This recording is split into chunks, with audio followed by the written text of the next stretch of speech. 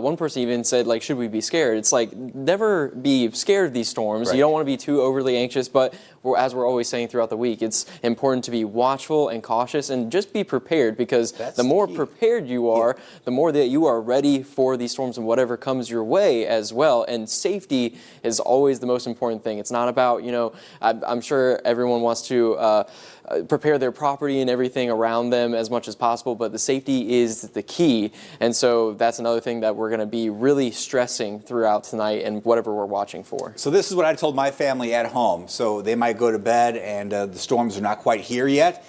I said, have a way to get warnings, that phone, and have that phone on just normal mode, not do not disturb. Turn that do not disturb off. So you get the alerts. And if you go to bed, when that warning is issued for your area, you'll hear the beep, beep, beep, put your ringer on high. And then at that point you wake up and then you flip on our live stream. Yep. And then you take your phone, ideally, into your safe place. If it's a closet, if it's a bathroom, underneath the staircase, and then you watch the live coverage. So here's the key tonight. If we're talking about your area, that's probably a bad thing. That means that your area is under threat. If we're not talking about Elba or Ashford or Wicksburg or Headland, that's good, because that means you're not being threatened. But we will focus on the areas being impacted the hardest as we go through tonight. Yeah, and I like how you mentioned that too. That's something I was seeing a lot more to the north. We're really focusing on those more impactful areas or impacted areas. And so, like David was saying, if we are mentioning your area, might want to listen up, because we are watching for something there. Not to say, especially when I noticed, we were watching for an area, we might come back and just say, all right, you're in the all clear, but we are really going to be watching out, because while one storm is on the ground, storms behind it or just down to the south can start to rev up. And so we're going to be very watchful of those areas too, and really talking with each other, communicating very well about what we're watching, what the latest developments are, and just keeping everyone in the know. That is the main game for us tonight. There might be times when two storms are ongoing that are very strong, so I'll be covering one, bounce it over to Ryan to cover the other one. We had two hailstorms, for example, back on Thursday, one in Dothan, one in Geneva County. So a lot of activity to move on through as we head through tonight. Kind of quiet right now, but we're going to stick with the live coverage, because this quiet period will give way to a much more active period, and it's just one of those nights that we have been gearing up for, and now it's here, pretty much on our doorstep. I'm really still thinking the main window, well, now until about 3 or 4 in the morning, but if we fine-tune that, probably 11 until 2:30. Yeah, that sounds about right. And the line, of course, we've been watching out for the lines. Some models earlier this week, I believe it was really our what we call the European model. It wanted to take some of these storms in even earlier. We were watching, 6, 7 o'clock this evening. One run in particular. One really run moved it earlier. Right, yeah. So we were watching that, and that was just a day out. So we've been watching out for that eventuality, but a lot of the other models have been putting around this timing. And of course, it's something about this area. It's always overnight events for us, always on the weekend. It is unreal. And we're always talking about this. It's on the weekends, or it's a Tuesday night, Thursday night. It's one of those days. If you've noticed that, we've noticed that for sure. A lot of nighttime events, and we've broken it down on Weather Extra, the number of tornado warnings that occur during that really midnight to 8 a.m. period. That's really the main time frame for us to see tornadoes. So coming in at night is not unusual. Some parts of the country, it's, the heating of the day and then the tornadoes form. It's different here, because usually that low-level jet, it actually intensifies a little bit late at night into the wee hours of the morning, and that low-level jet, I need to grab my tornado tube, that low-level jet is what really fuels the tornadoes as we go through situations like this. Yeah, and one thing about the energy, of course that always helps, and that's what's helping us tonight. We knew with the amount of energy that we would have, we were watching, and you've probably seen this on Weather Extra, we watched something called CAPE, which is Convective Available Potential Energy, and that is just the amount of energy within the atmosphere that storms can really use, allows them to grow very tall, and with that you can get hail. You add a little bit of those winds, it's rotation. This time of the season, it's really kind of a trade-off. You can get a lot of energy, maybe a little winds, still have tornadic activity, a little bit of energy, a lot of winds, still more of that tornadic activity as well. So in this season, that's why it's so it's so active this season because they're always working with each other. During the summer, you got a lot of energy, but that low-level jet's way up to the north.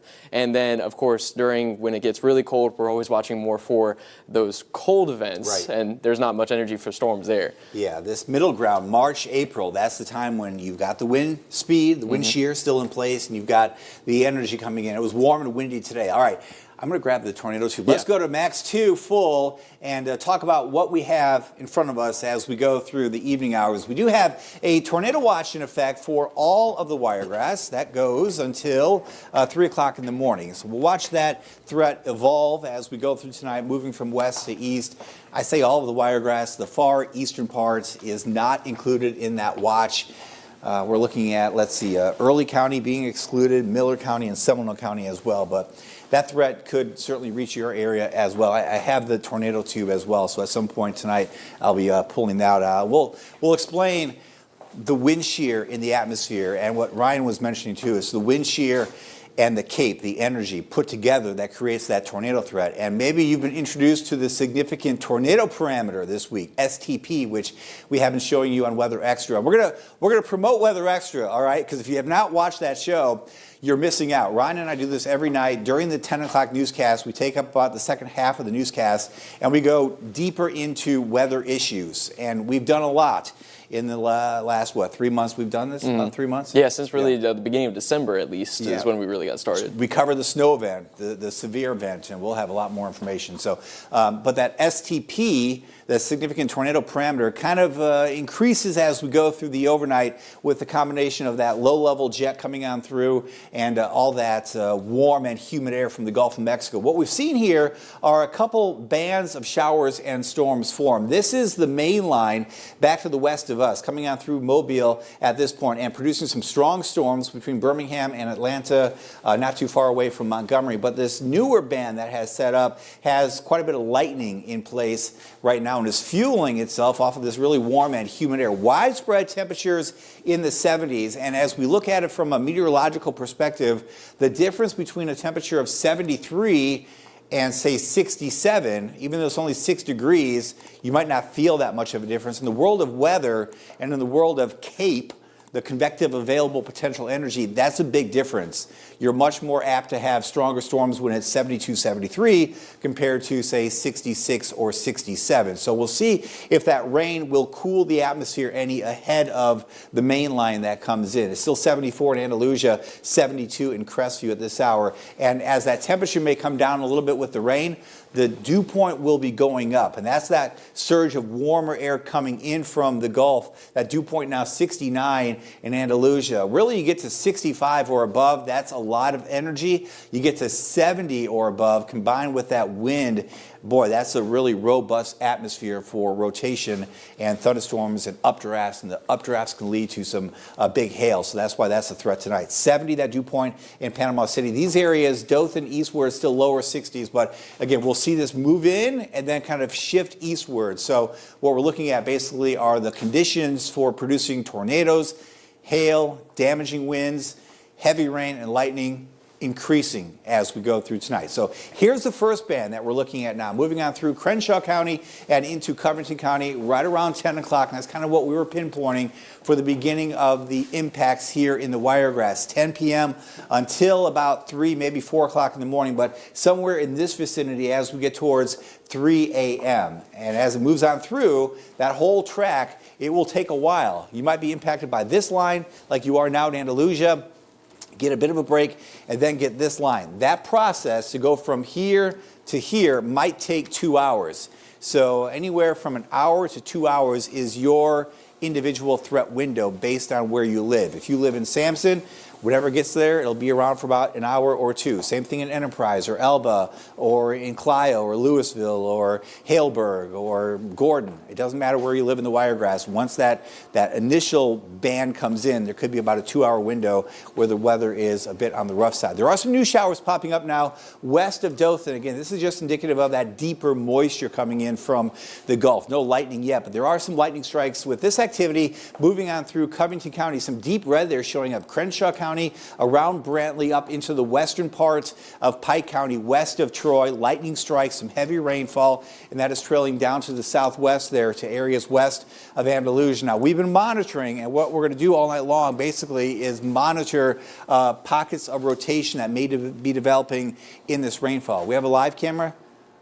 Is that what? Yeah. So that's Andalusia. So I want to introduce, we have my director, Jonathan Trawick, in the back, and he'll be talking to me in my earpiece. So if I stop, I'm listening to him because he might have something cool like this to show us in Covington County, in Andalusia. You can see the camera shaking. You can check out the winds there. Of course, the wind's really rocking the camera, and the flag and the lightning strikes in the background. What we hope we don't see tonight are any extreme winds, any hailstones, any power flashes that would indicate a lightning strike hitting something or a tornado coming on through. But we've got these cameras set up all across the wiregrass, so we will be monitoring as we go through the overnight. So this is the reflectivity. This is the radar that you normally see. This shows us how intense the rain is falling across the area. This is a look at the storm relative velocity, and this is a look at the base velocity. So if you're going to be with us for a while, we'll get introduced to some of these products. The base velocity is basically the radar, which is, in this case, the radar at Fort Novacell there in Echo, telling us what the raindrops are doing.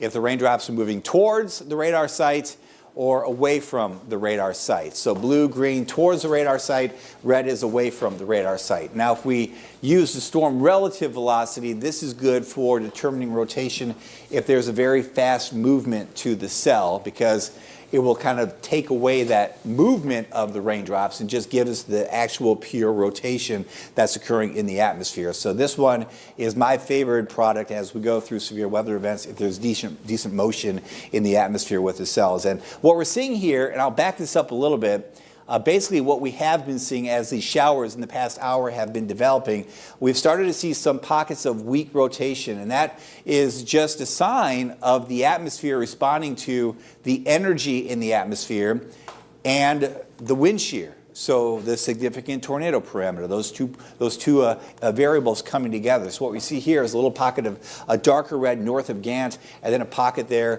off to the northwest of Carolina and actually just west now of Andalusia, of some green. So these are, just a little hint of rotation showing up right here, a little uptick in lightning strikes. That's something that we'll be looking for as we go through tonight. And then this area here off to the west of Andalusia, that's a little pocket of some stronger winds. If we switch back over to just the base velocity, sometimes this product will be best for showing us the actual winds, the straight line winds in the atmosphere. So we're going to use both products. With this product, you can see there's just a little hint of rotation here just around and north of Gant. That's in the northeastern part of Covington County. This is moving off to the northeast. And then what we're seeing here just west of Andalusia in blue, that's a pocket of straight line winds.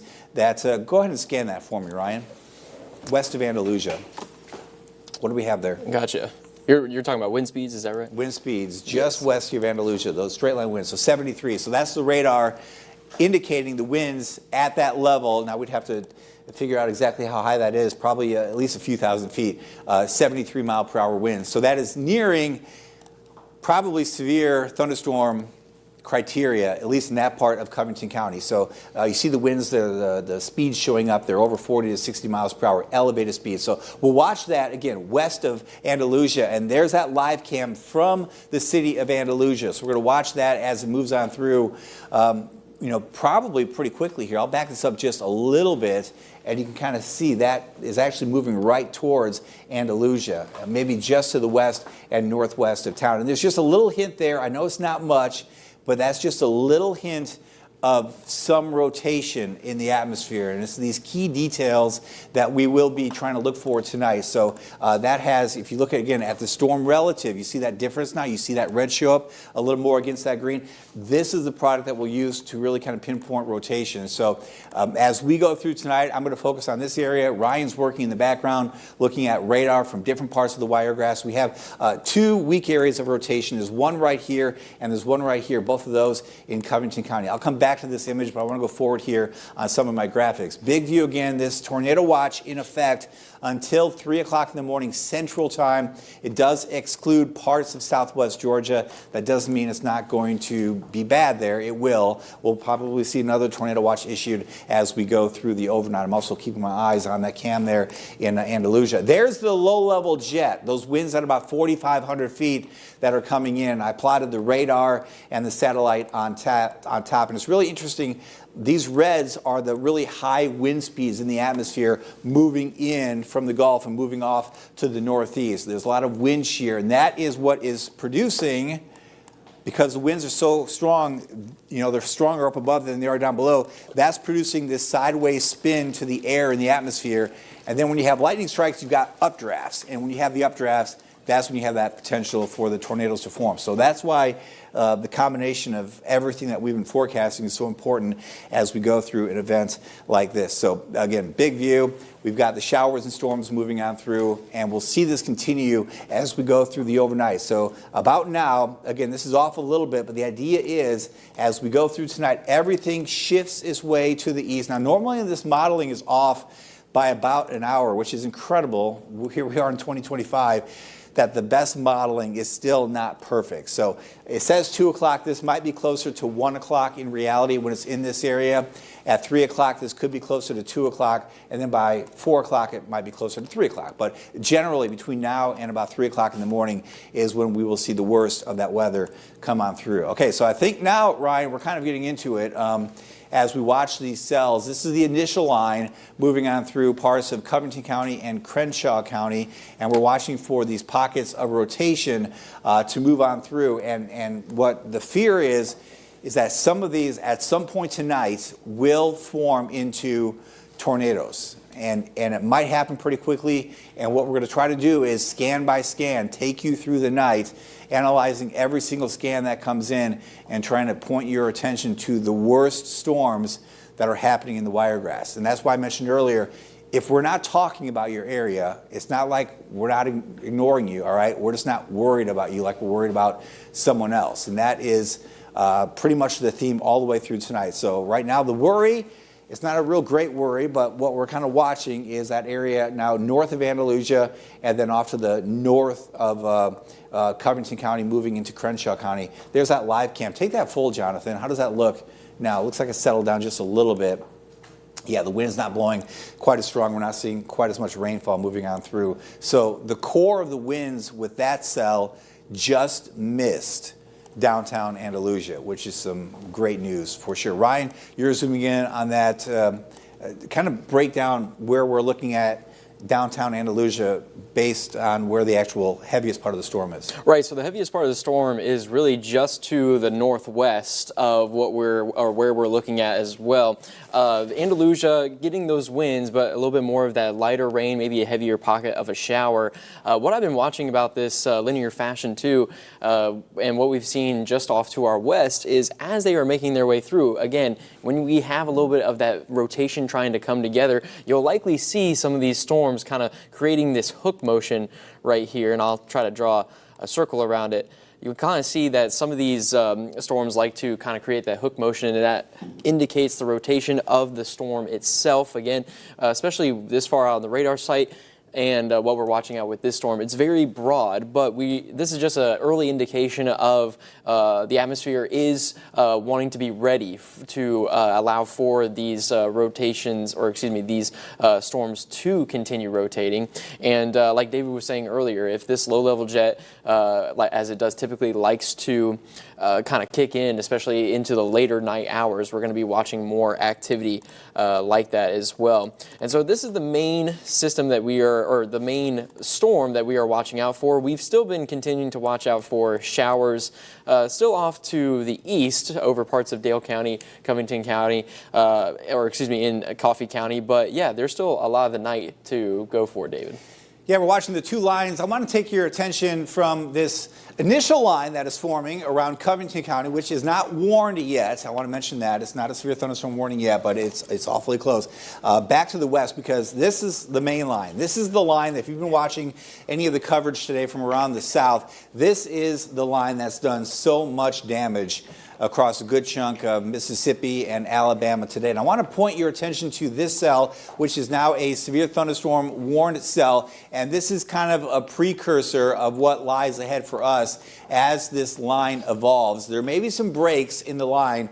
And if you were following me on social media, if you're not, you should. If you were, you were noticing I was talking about the fact that this may be kind of a broken line overnight with some gaps. So some areas, like for example, right here, this area kind of missed out on the main storm that was north, and then the other storm that was down to the south. So this is a cell, though, that is moving off to the east-northeast, and that is kind of now coming together a little bit more. There's a ton of lightning with this cell, very strong winds, and this one, if I punch it over to velocity, this is probably a storm that is going to start to rotate somewhere right in through here, and we'll see this probably evolve into a decent area of rotation as it moves up towards Atmore into the southern part of Alabama. So this is the concern as we go through tonight. You get one of these storms to start rotating, and then it kind of just feeds off all the parameters that are in place in the atmosphere, and we can see the potential for some long track areas of rotation, which could lead to long track areas of tornadoes. And I'm talking by long track 20, 30, maybe 40 miles long. I wouldn't take it off the table given the ingredients coming together for the overnight. But as I mentioned, it being kind of a broken line, I mean, there are some gaps. You see this gap right here. So if you're living right here, you're going to miss out on the worst weather and you're going to be fine. But if you're north or south, you're going to hit pretty hard as this line moves on through. And it's not just here. This line goes all the way up into the central part of Alabama around Montgomery. There have been some pretty good showers and storms. And farther northward here, this whole cluster, Alexander City, for example, just seeing some intense rain.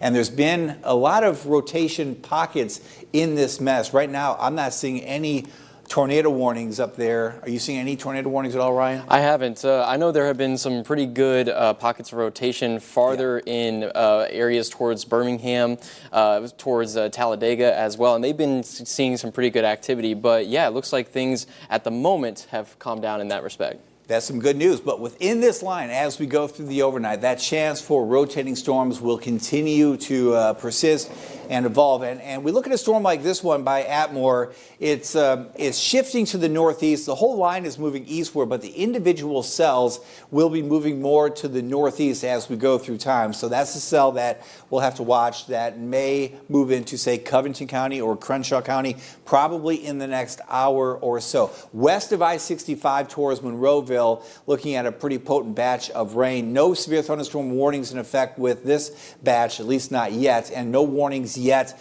for that batch in Covington County that extends up into Crenshaw County. But this is the area that has shown signs of some weak rotation.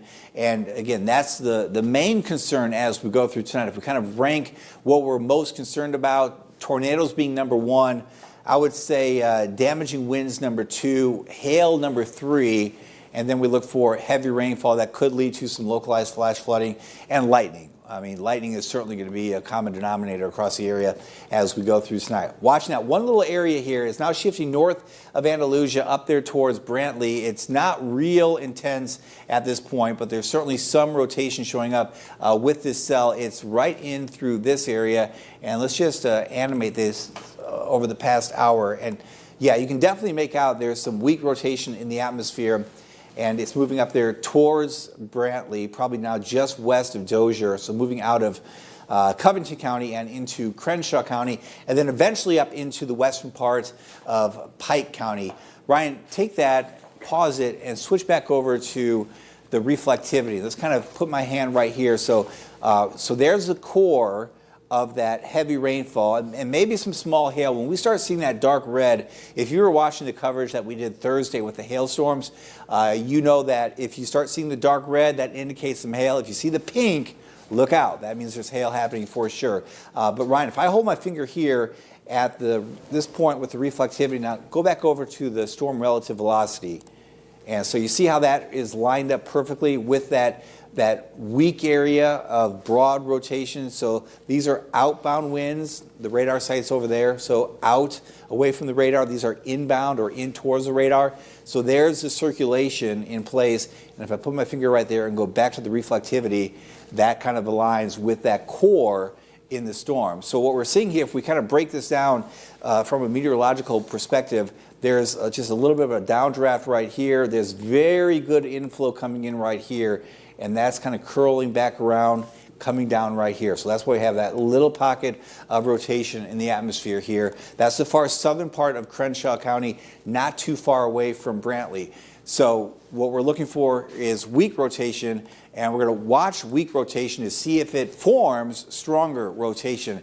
We get these scans, the radar should be in severe mode, so we should get these scans the lowest elevation, tilt 1, every minute or 2 minutes.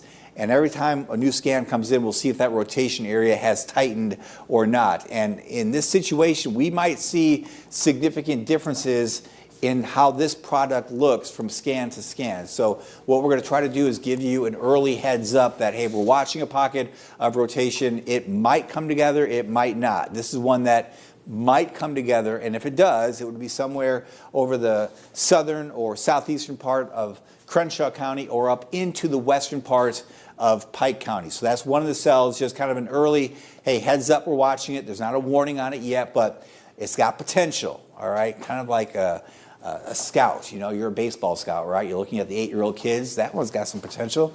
That's kind of what we're looking at right here. We'll see how it matures as we go through time. And then as we go down here, this is that other cell now approaching Atmore. This one, this is using storm relative velocity. This one has a very strong pocket of wind blowing towards the radar site, and there's just, you see that little bit of green? That's just a little bit of an outflow showing up. So away from the radar sites, we have a new severe thunderstorm warning in effect. This is one that I think will turn into probably a rotating storm, and this one probably has the best chance to produce rotation that leads to a tornado warning. We'll see how that pans out. That's my prediction. But this has a lot of the ingredients in place, and this is, again, your early heads up. If you live anywhere west of Andalusia, west of Covington County, Bruton over towards Atmore, if you know anyone in that area, have them pay close attention to this cell. Now, this is the polygon put out by the Mobile National Weather Service, a pretty good polygon as far as the future track of that cell. It's a severe thunderstorm warning because that's the potential now. But again, this is one of the storms that might spin up and feed off all that energy and all that wind shear in the atmosphere and produce rotation that leads to a tornado somewhere down the road. That's just kind of the setup that we're looking at for the overnight period. Ryan, that one, you're looking at it as well. You see the lightning strikes also indicative of a pretty good updraft. That one's got some potential. I was about to say, and I was actually looking a little bit at the hail tracker. Just a couple of scans ago, it was some pretty good returns right there.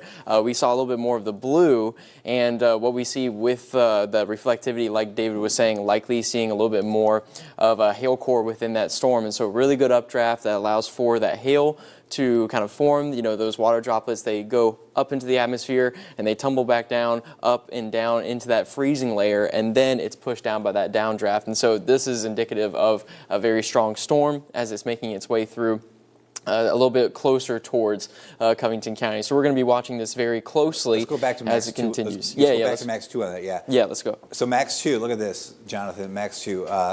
So if you were missing us again the other day, I mentioned if you start seeing purple on this radar view, that's when you want to take note for hail. So that aligns with what Ryan was just showing, that hail core showing up right there. That is still well away from us. It's in the far northwestern corner of Florida. So here's Alabama, Florida right here. So the northwestern corner of Alabama. And these lightning strikes show you how intense that updraft is. So I go back to my tornado tube. You can have spinning air sideways like this. It's not going to do anything. It's not going to produce a tornado. But if you have an updraft that sucks that up right, that's how you get the tornado formation to form.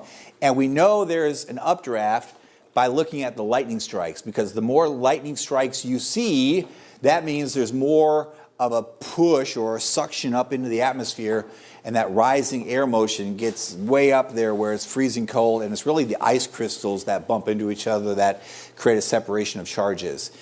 So, bottom line, more lightning, means a more vigorous updraft, which means a higher potential for this to evolve into a tornadic cell. So there's a new scan that just came in. I'm going to punch off of that and then punch back to it to kind of clean it up a little bit. And there's that hail core now, that rain core, moving right on through Atmore. And it's moving pretty quickly. This is one, it's at the tail end of this line. This one may have the potential at times to move a little bit faster. This part might go slower. That part down there might go slower. But where the actual storm is, this may surge forward. So this is a storm that will produce some hail, it'll produce some damaging straight line winds, and it might evolve into a tornado threat at some point just west of our area of coverage, west of Covington County, but it might evolve into a storm that carries into the Wiregrass. So this is one of those cells that we're going to watch very, very closely. That's the storm relative velocity. I'll go back to the base velocity, and what you're looking at here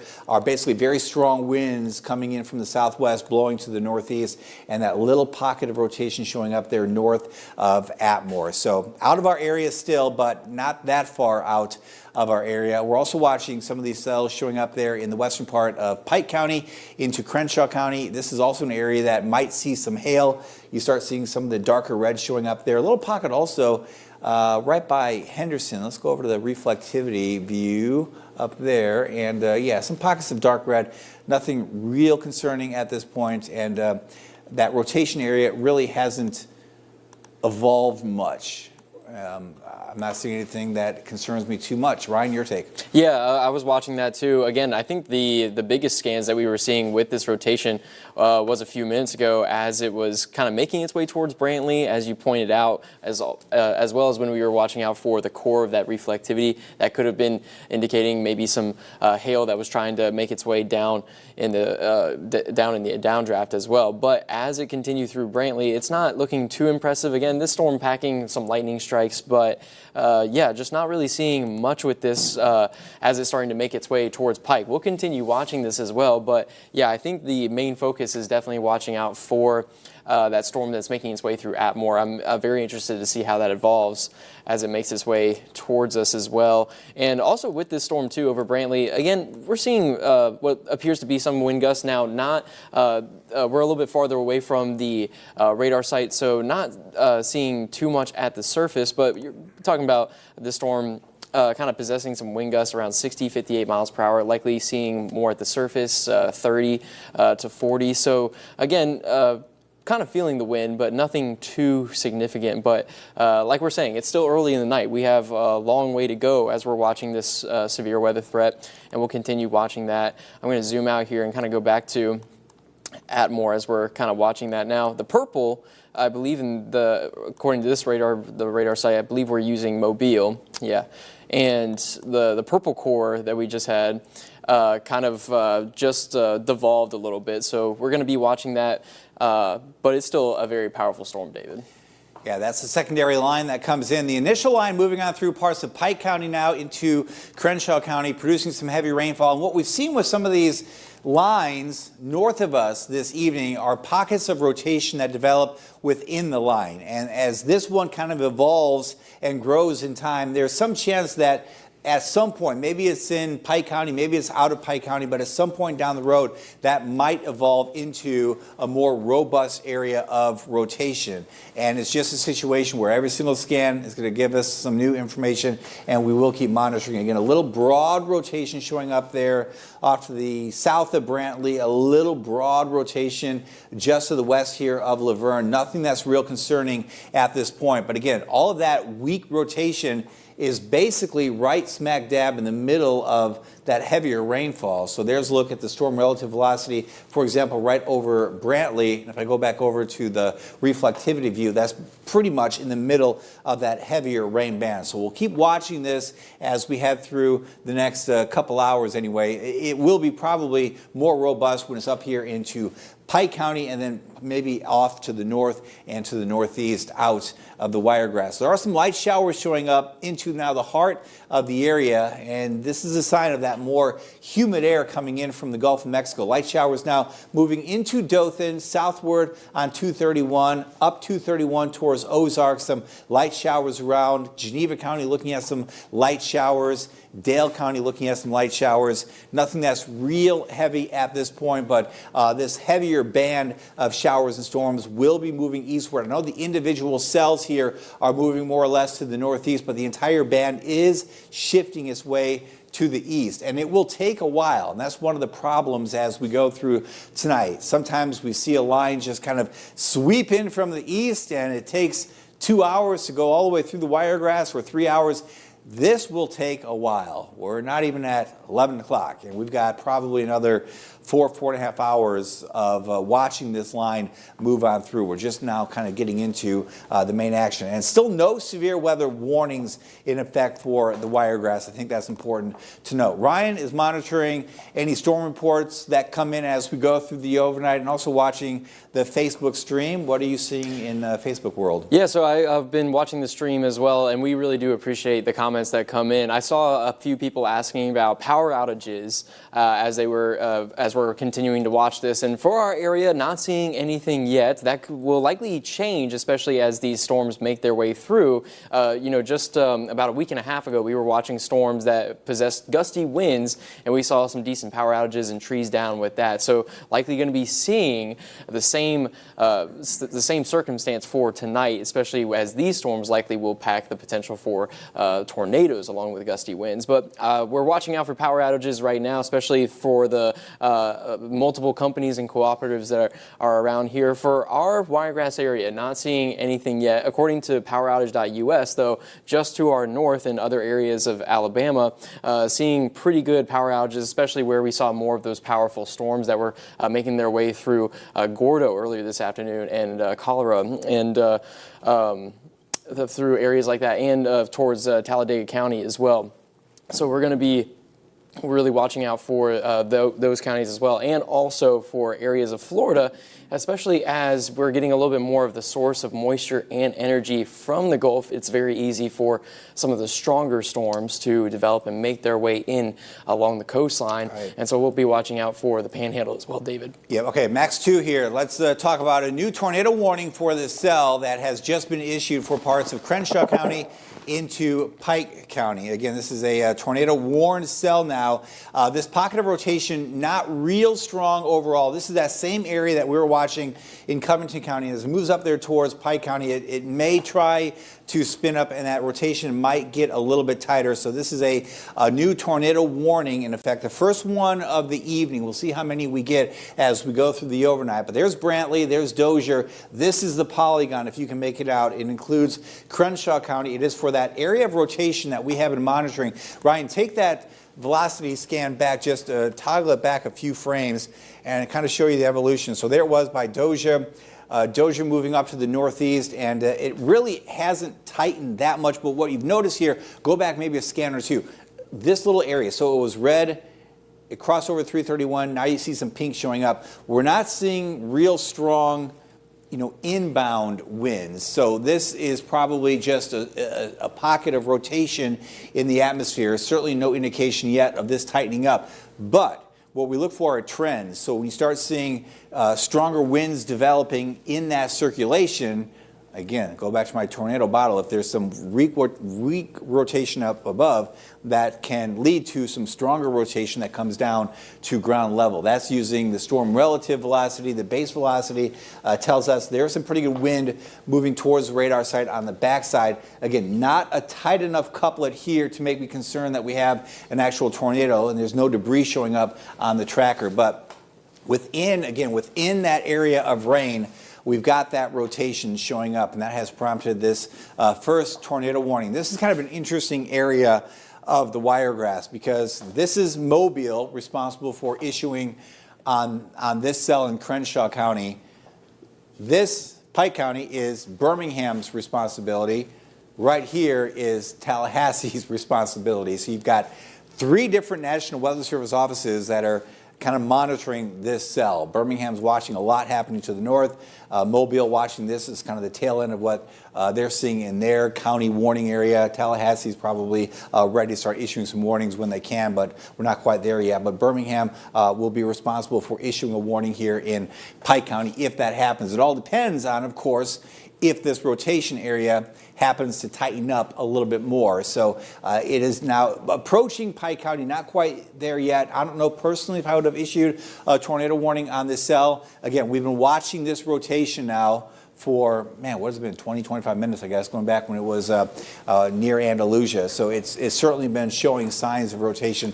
We're going to wait here and see as this new scan comes in if it tightens up. And if it does tighten up, you really need to pay attention here. The western and southwestern part of Pike County from Henderson off to the west. That rotation area is coming into your neighborhood here before you know it. I mentioned earlier the lightning strikes. We look for the number of lightning strikes to show us how strong the updraft is.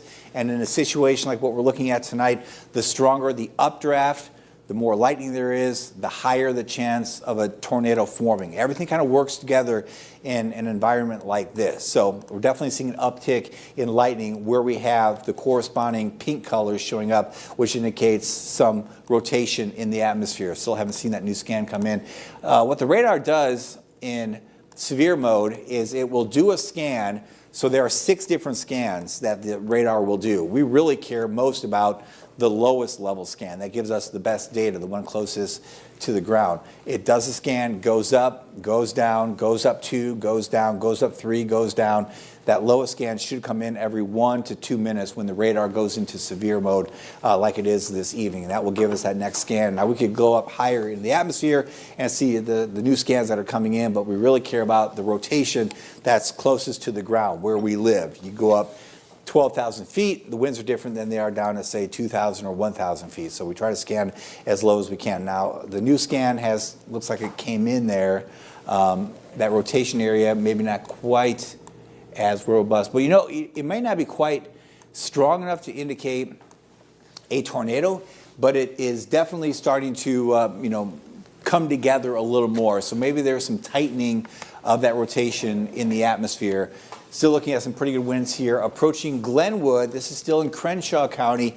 This is the line that goes into Pike County. So approaching Glenwood in Crenshaw County at this point. This area of rotation moving more or less to the northeast, and it will continue on that track as it moves into Pike County. Again, not a real strong area of rotation.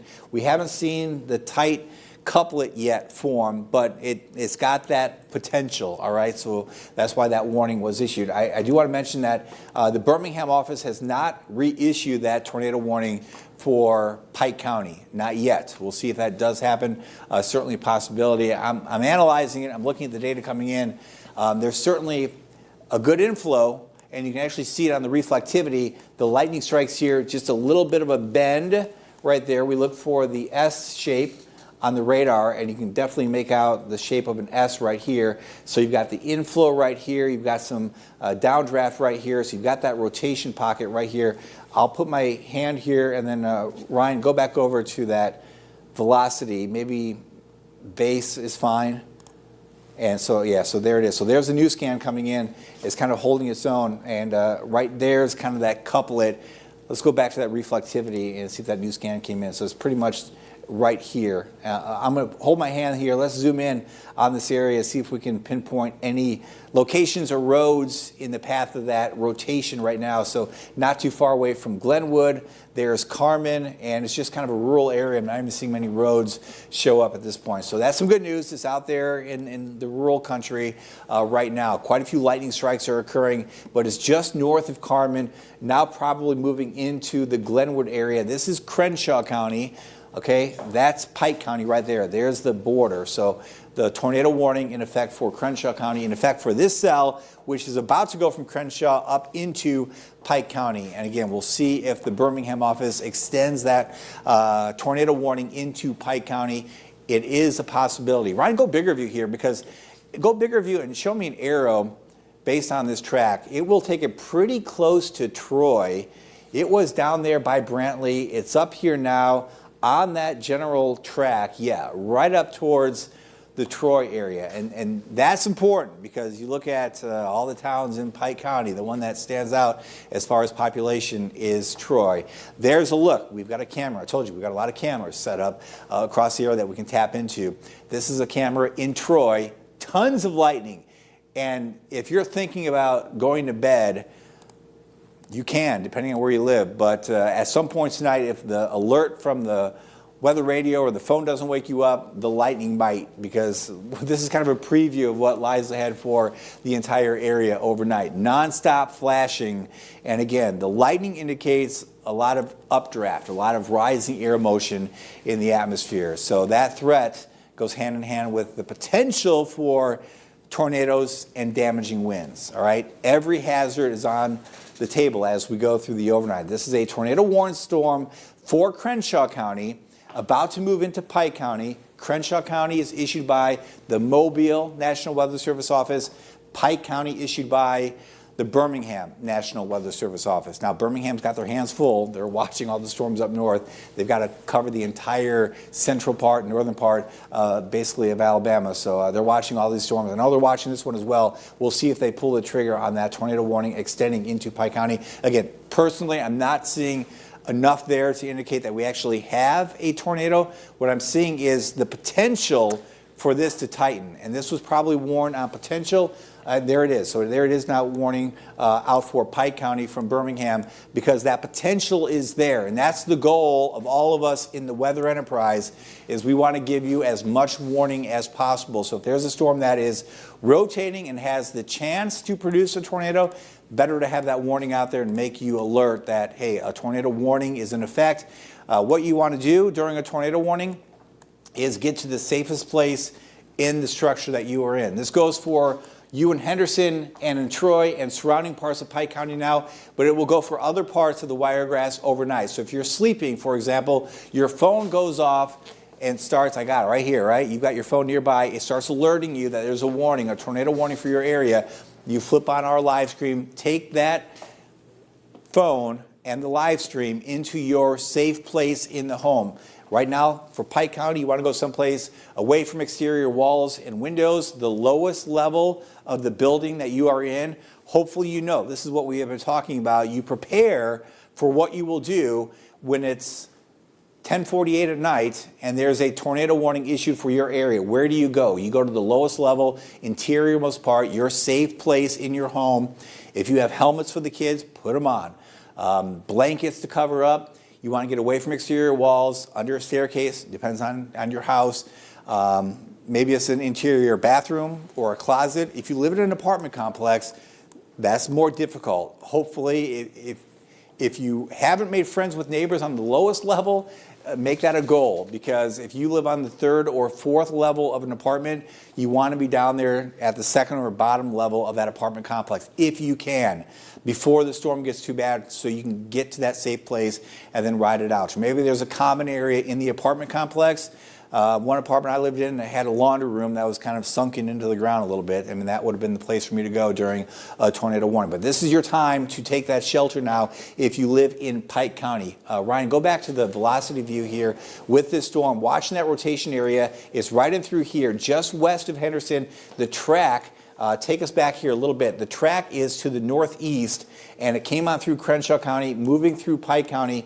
And you can kind of tell it's not real tight yet, but it's got that potential. Go back several frames and go forward in time and just see how it went from that weak area of rotation that we were watching to a much stronger area of rotation. And notice how on the backside, right in through there, you start seeing a little more green, light green show up in blue. That just indicates that the wind flow in the atmosphere is increasing. And given the trend that we're seeing, there's no reason to think that this won't continue to tighten as it moves up into the central part of Pike County. So listen, central Pike County, the Troy area, if you are watching us from there on TV, WTVY, WRGX, or on one of the live streams, get to your safe place right now, because this has the potential to tighten up and produce a significant tornado. Not saying that is happening right now, but what we are going to do tonight is basically warn you and let you know that a certain storm has the potential to turn a whole lot stronger. And this one, as we get every new scan to come in, we start seeing the rotation area get a little bit stronger. What we're looking for here and what we're starting to see with every scan that comes in is a little bit of a curling here of this green and this pink. And by that I mean what we're going to look for is instead of an L, all right, we'll look for the shape of an S to form. And when that starts to happen, that's indicative of that rotation area tightening and that funnel cloud trying to come down to the ground. That's using the base velocity. I'm going to switch back over to the storm relative velocity here. It's the same thing. So we're looking at that area not too far away from Goshen at this point. There's so much lightning. I'm going to turn off the lightning and just kind of focus on the actual velocity in the atmosphere. So there's Goshen right there. Just south of Goshen is where we have this area of rotation. Still broad, all right, not strong enough to indicate that we have a tornado, but it is starting to get together a little bit more, a little bit tighter rotation approaching Little Oak, Sanders Hill as well. Some of the areas that really need to take cover as the cell moves in your direction. That is also an area where the radar returns are carved out, and that indicates, again, a very good inflow into that storm. And oh, Ryan, watching this thing evolve, I mean, you're seeing it as well. It looks pretty impressive. You know, it does. It's been tightening up just the past several scans. And one thing I've also noticed, too, as it's tightening up, we're seeing a lot more lightning. I've been tracking a little bit more of the hail tracker. Now, I know we have a little bit more of these grays here. Sometimes we can get the blues. But over the past several or a few scans, we have seen it grow a little bit stronger. And so likely what's happening with this storm is the updraft is becoming more powerful, getting more energy in it, and that's why it's packing a little bit more of the returns for those winds as well. And so that's why we're definitely watching this as these returns have continued to tighten, and now we're seeing a ton of lightning with this. So yeah, just as David was saying, as you're watching this, we're going to be watching out for the potential of a tornado on the ground. Definitely want to get to your safe place to be safe. All right, we're going to focus on this storm. I'm going to focus on this storm. Ryan, I want you to focus on the storm by Bruton, Alabama, which is approaching the western part of our area. That's the other storm that we were watching that was showing potential. That one, glancing at it, has some serious potential with it as well. But this is a tornado-warned storm here, so we're watching two. This one in Pike County in our coverage area. The other one is approaching our coverage area. Ryan, get that set up. I'm going to give you about 30 seconds to cover that and touch on that once you have it set up. I want to show you here the debris tracker. We're not seeing any signs yet of debris, and we will probably at times tonight be able to radar confirm tornadoes, and we'll do that by using the debris tracker, and we'll first of all see the rotation area really kind of tighten in the Wiregrass, and then kind of see that that rotation area really show up. So this is now starting to evolve into, we definitely see the S now. All right, there's the S. Like that. Hopefully you can see it at this point. Right here, and right here in particular, is what we're looking at for that rotation area. Ryan, 20 seconds. Cover that storm real quick. Yeah, so we're still watching that storm coming through Bruton right now, too. Really packing a lot of rain and also seeing a lot of returns for reflectivity, some lightning. Not seeing much in terms of hail tracker, so that's been kind of weakening. So maybe the updraft is trying to recuperate a little bit as it's making its way towards Covington County. And the winds, pretty good wind gusts, but not seeing anything yet, but we're going to keep our eyes on this. All right, thanks, Ryan. So here's the cell now. This is in Pike County, a tornado-warned storm. This one has really come together. Little Oak, southward to Henderson. In between is this little notch. This is a hook now that has developed, and that is the area of rotation. The storm relative velocity shows us a good little appendage here sticking out just north now of Henderson. This is the area. Ryan, from here, take that map northward a little bit for me, and then I'm going to put my finger right. Go ahead, move it up to the center of the screen for me, actually. Yep, yeah, there you go. Put that in the, now zoom in. I'm sorry. Actually, I'm going to do it myself. Sorry. Yeah, so I'm looking for this to go in.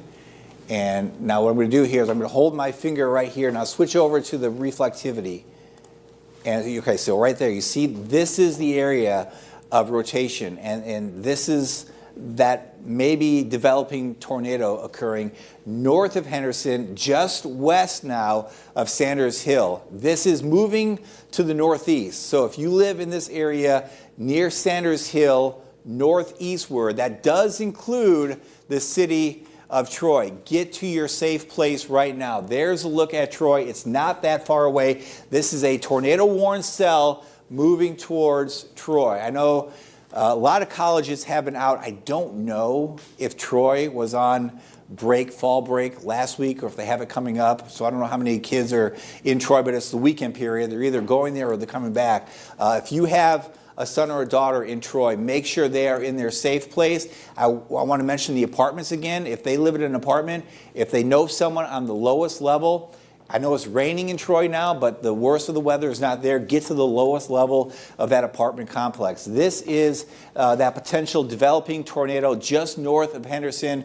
There's a look at the velocity scan coming in. This is the area that I'm watching. That little pocket right there, that corresponds with that, that little hook that we've been watching on the reflectivity. And that's a pocket of rotation that if we see a debris signature show up, it will be from right there. That, I know that looks ominous down to the south. That is not debris, but this is the area right here that could potentially at any point produce a debris signature.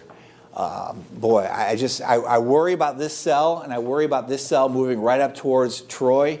There's all the lightning flashes occurring in the city of Troy right now. It's a light show for sure. Just tons of lightning strikes occurring as this cell really comes together. A very distinct hook showing up here on Doppler radar. The velocity is not, okay, tell me again, Jonathan. So they've been on spring break. So Troy has been on spring break.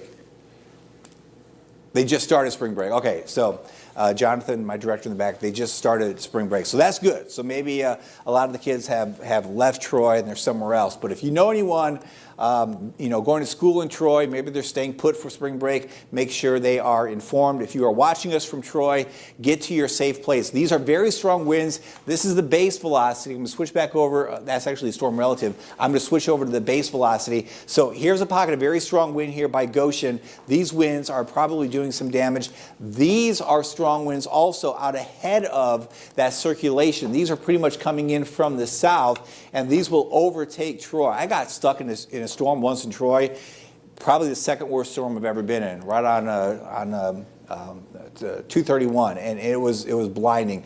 This is probably going to be similar to that. Heavy rainfall, very strong winds, and a ton of lightning. That is like a strobe light happening right now in the city of Troy. That pocket of rotation is right in through here, but the actual pocket is right there. Again, it's not tight enough looking at the velocity yet to indicate that we have an actual tornado. If we go back over to the debris tracker, not seeing anything show up yet. We're watching for every scan to come in, and every scan that comes in, what it's showing me is the evolution of a tornado forming in the atmosphere. You've got very strong winds. You're going to have a period of very strong straight line winds come into Troy from the south. The winds are going to blow like crazy, and then following that, now to the southeast of Little Oak, right here, that is the pocket of rotation. Ryan, do me a favor and just take that zoom tool and make this zoomed in a little bit there, right where that center of rotation is.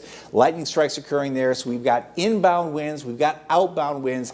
This is the pocket of rotation just north of Sanders Hill. This is in Pike County, Alabama. You want to be in your safe place if you are watching us from the central part of Pike County. This is a tornado-warned cell, and looking at everything that's coming together, I would not be surprised if we see a debris signature show up at some point here very quickly in that part of Pike County. Very distinct rotation. That's base velocity, that's storm relative velocity. This cell is wrapping up and it's moving right up towards Troy. Toggle that timeline, and let's go back just a little bit and show you where it was and where it's going. So it was starting to come together. And just notice here, over the last couple frames, this area in particular, right there, I'm going to go back on that. And yeah, see, it wasn't much. Right there was nothing really. And then right there, you see how that green starts undercutting the pink? That's the rotation kind of congealing into one funnel, basically. You've got a very wide circulation in the atmosphere, and by wide I mean several miles. Let me show you this. So from here to here, that's 10 miles, but your actual rotation area, I mean it's under a mile. So you got a big broad 10-mile pocket of rotation. Within that broad rotation, there's a very small area of rotation, and that strong wind now is about to overtake Troy. It's really strong on the south side of Troy. The city itself might miss the worst of this wind, and there's a pocket of rotation. These greens are starting to brighten up a little bit, which tells me that rotation is getting stronger, and there's probably a funnel trying to come down somewhere south of Troy. It'll pass probably just south of Troy there on, what is that, Highway 87. So south of Troy on 87, that's about, 2 or 3 miles away. Take that full in front of me, Jonathan, if you can. Yeah, take it full screen. That is a look at Troy at this hour and all those lightning flashes. I want to kind of see what's happening behind me, if you can. Can you take that full? Okay, he's going to take that full. I'm looking for that cloud base when the lightning flashes so I can kind of see what is happening. So every flash kind of allows us to see that cloud base. I might just get out of the way then yeah, that might be a little bit easier. So every flash there is going to reveal that cloud base, and I mean, there's a chance we see a funnel show up on this view. Ryan, that's pretty incredible. That is really wild, and seeing it light up that cloud base is really great too. And again, I was okay, cool. And the thing that I really liked is that we found out that spring break for this campus really started. So hopefully, not too many people are around there. Wow, just take a look at the light that we're seeing out of here. The lightning is intense. We were seeing that with the storm continuing to grow over the past several minutes. And yeah, I'm curious to see what more we can see as this continues to make its way towards Troy campus. Yeah, okay, check this out. Okay, bring me back on key here. Have you seen this smokestack? You all paying attention to that? Mm-hmm. On the left side, go back to that full screen. I'm going to make Jonathan work tonight. Loosen up those fingers and get ready, all right? I'm going to have you hopping. Look at that smoke coming out of that, and just watch it kind of shift direction. So, man, a really cool lightning strike there. Rain-free cloud base. That looks to be the mesocyclone. I mean, it really does. At least this is shelf cloud. I'm assuming we're looking to the west or southwest. I'm thinking that's the southwest. And we're going to see how this kind of changes as we go through time. So it looks like the signal cutting in and out. Okay, let's go back to Max 2. You can pop that up back in the corner. Max 2 showing us, we have Max 1 and Max 2. They're not people, they're computers, all right? So the Max is a system that we use, just so you kind of know, because you're going to hear Max 1, Max 2 a lot tonight. There's a look at the strong winds, storm relative velocity, the pocket of rotation here and here, the coupling of the winds, the actual funnel is forming right here. It'll pass south of Troy. It'll cross over Highway 87. There's that picture back again. And boy, there it is. So just like that, that scan came in. This is probably now a tornado. I'm going to go back over here and let me see my wind speeds here. So different wind speeds, 76 versus 23. We've got 99 miles per hour shear showing up with that cell. So just like that, I would say this is now probably a tornado here just south of Troy. I'm going to zoom out here just a hair. Come on, computer.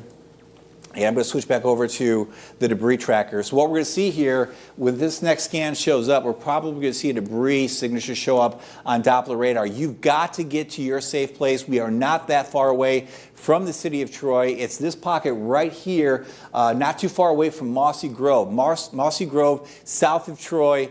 We've got a tornado forming, and it is moving into your area shortly, if not happening right this second. That is 4 miles south of downtown Troy. So 4 miles south of Troy, we've got this more than likely tornado that is ongoing. We're going to wait for confirmation to see if we get that with the debris tracker, but looking at the velocity scan here, the storm relative velocity in our part of the country, if you're watching the stream from somewhere else in the U.S., in this part of the country, near the Gulf Coast, this is what our tornadoes look like. They usually have a couple strong inbound and a couple strong outbound pixels, and that even, this is 2 pixels, but even 1 pixel is enough to indicate tornado in our part of the country.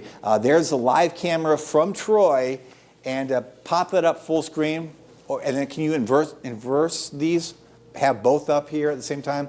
Not seeing a funnel with that live shot.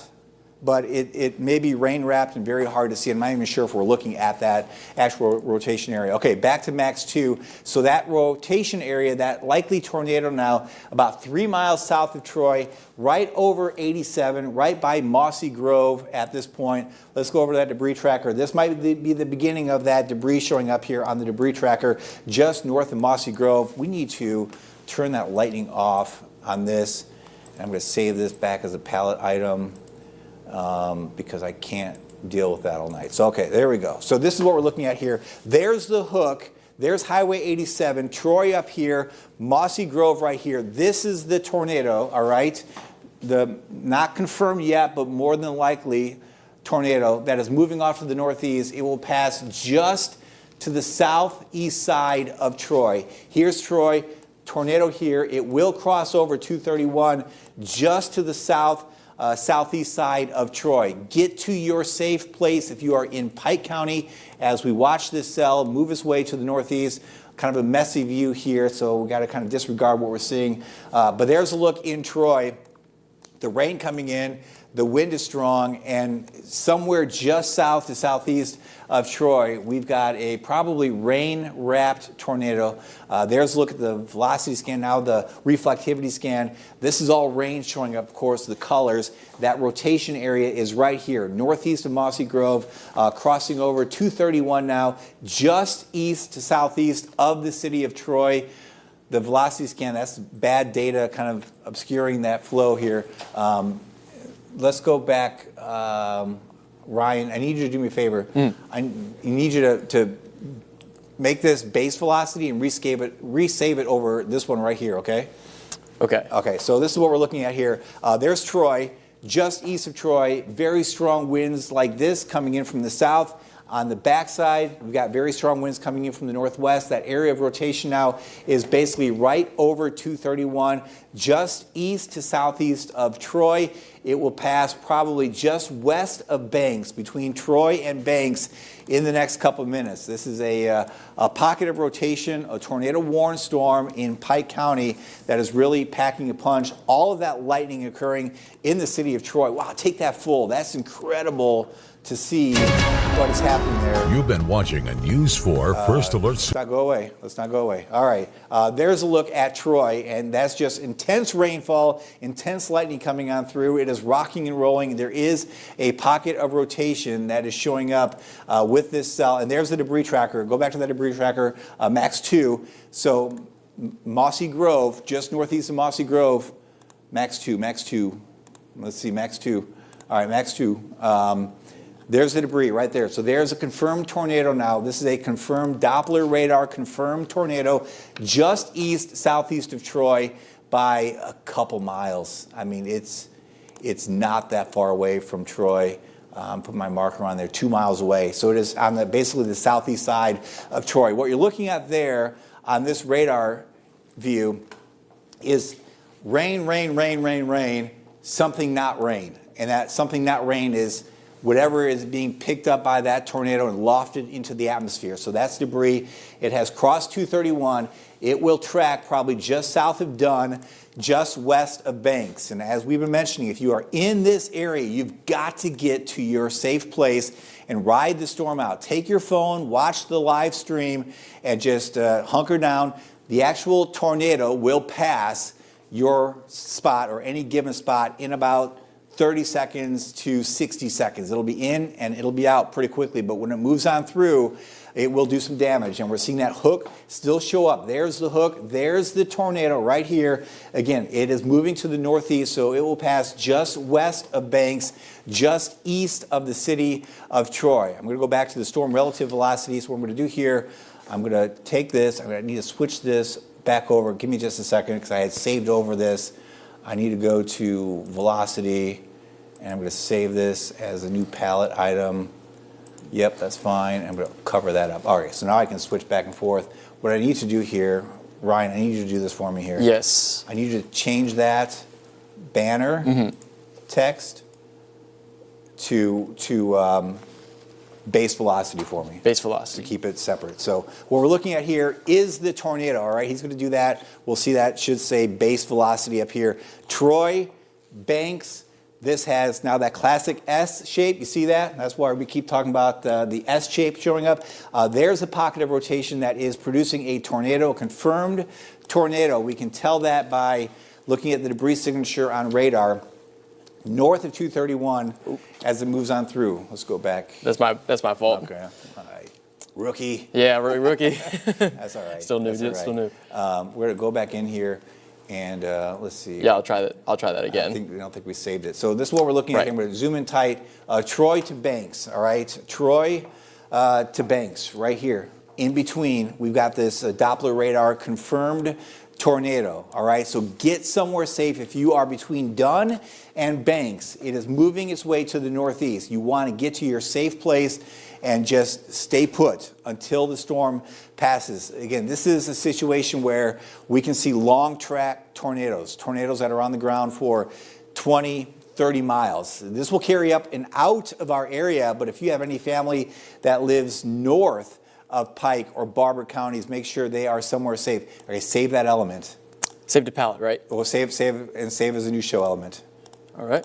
Yep, perfect. Okay, Perfect. I'll take it from there. Awesome. Oh, All right. thanks. Okay, so there's a big view. What we're watching here is a tornado-warned storm in Troy. This is the first line of storms that we're watching. Also watching more storms back to the west and southwest and more cells popping up there in the Florida Panhandle. But the ingredients have come together to produce this tornadic cell in Pike County. And this one is going to move off to the northeast and move into areas probably just north of Barber County. That area of rotation has been pretty strong now for about 45 minutes, and really in the past 20 minutes has come together. And there's a look at the storm relative velocity. And we are now seeing a pretty good debris ball with that too. Yeah, let's go back to that debris ball. Wow, look at that. That's bad. That's significant. A significant debris signature showing up. Banks to Troy, going back again to the storm relative velocity here.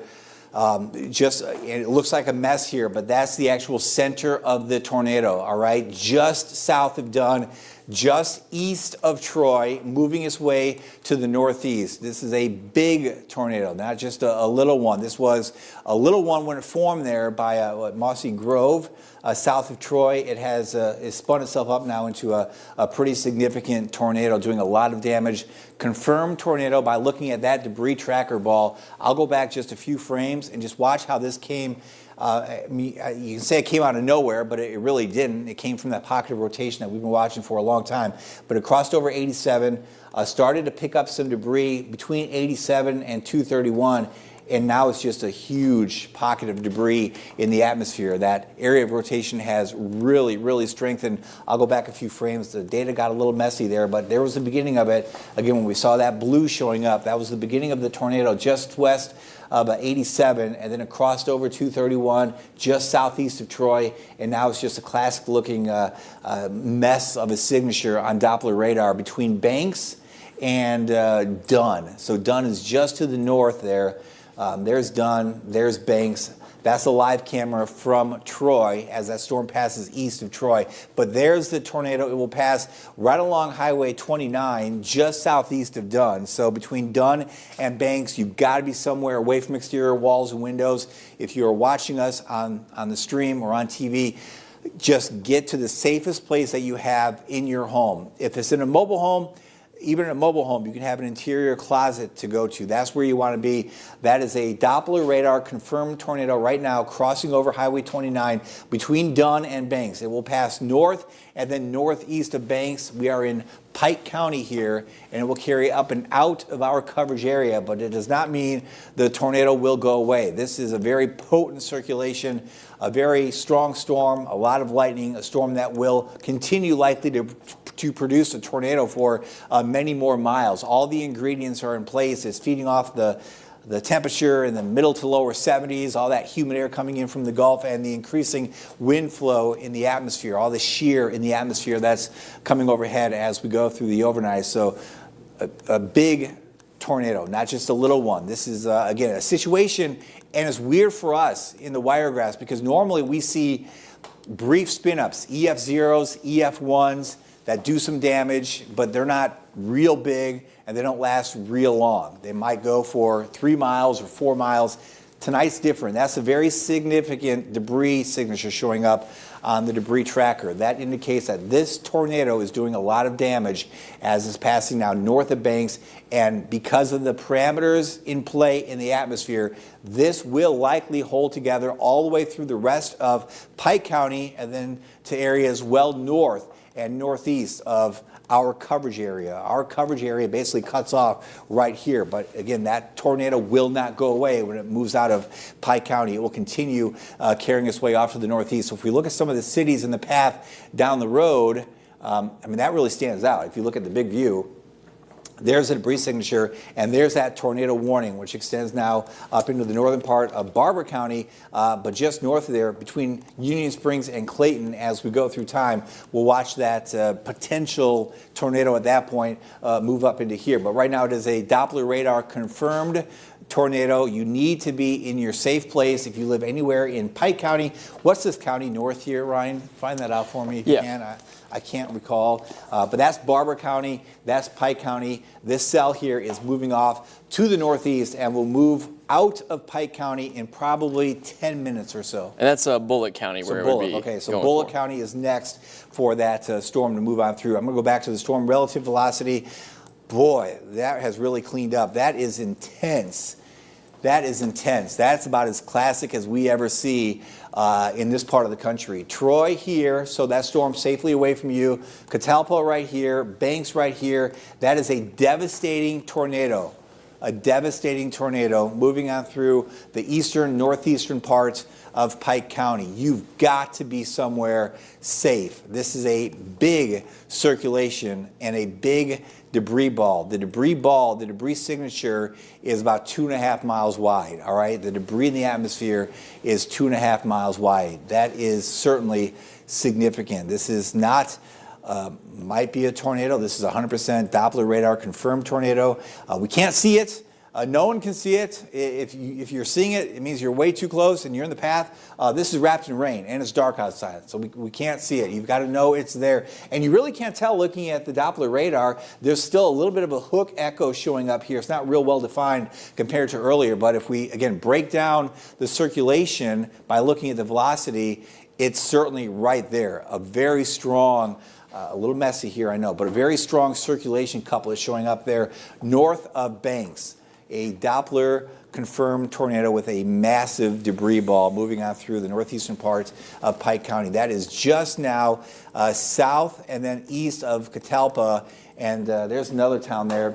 That's Sandfield. That will pass probably just south of Sandfield in this area, east of Catalpa, south of Sandfield, and then it'll carry up to the east of Sandfield and then move up into Bullitt County. You need to be somewhere safe with this storm. That's storm relative velocity. We still have this other velocity product showing up. I'm not quite sure why. That is velocity. So I'm going to go back up here. I just want to clean this up because we're going to be using this product quite a bit tonight. And this is just not quite sure why that didn't say when Ryan did it earlier. Right, exactly. And actually, David, I can go ahead and real quick, while we're watching that tornado too, I've been tracking the storm that's making its way towards Covington County now. Earlier, it was making its way through Bruton. We saw that it had some pretty good power through Atmore, and now it's starting to make its way through. But what we were watching out with this right now is there is some broad rotation high up in the cloud, and nothing too significant yet. But again, what we've been, or I'll go back to one of the scans right here. And if you take it back a little bit, you can kind of see as it was making its way north of Bruton, we saw a little bit of that velocity couplet. Again, this is very broad, high up in the atmosphere, so it's wanting to rotate, and we're going to be watching that very closely as it makes its way. It's making its way kind of to the northeast, so likely with the general path, it might be grazing.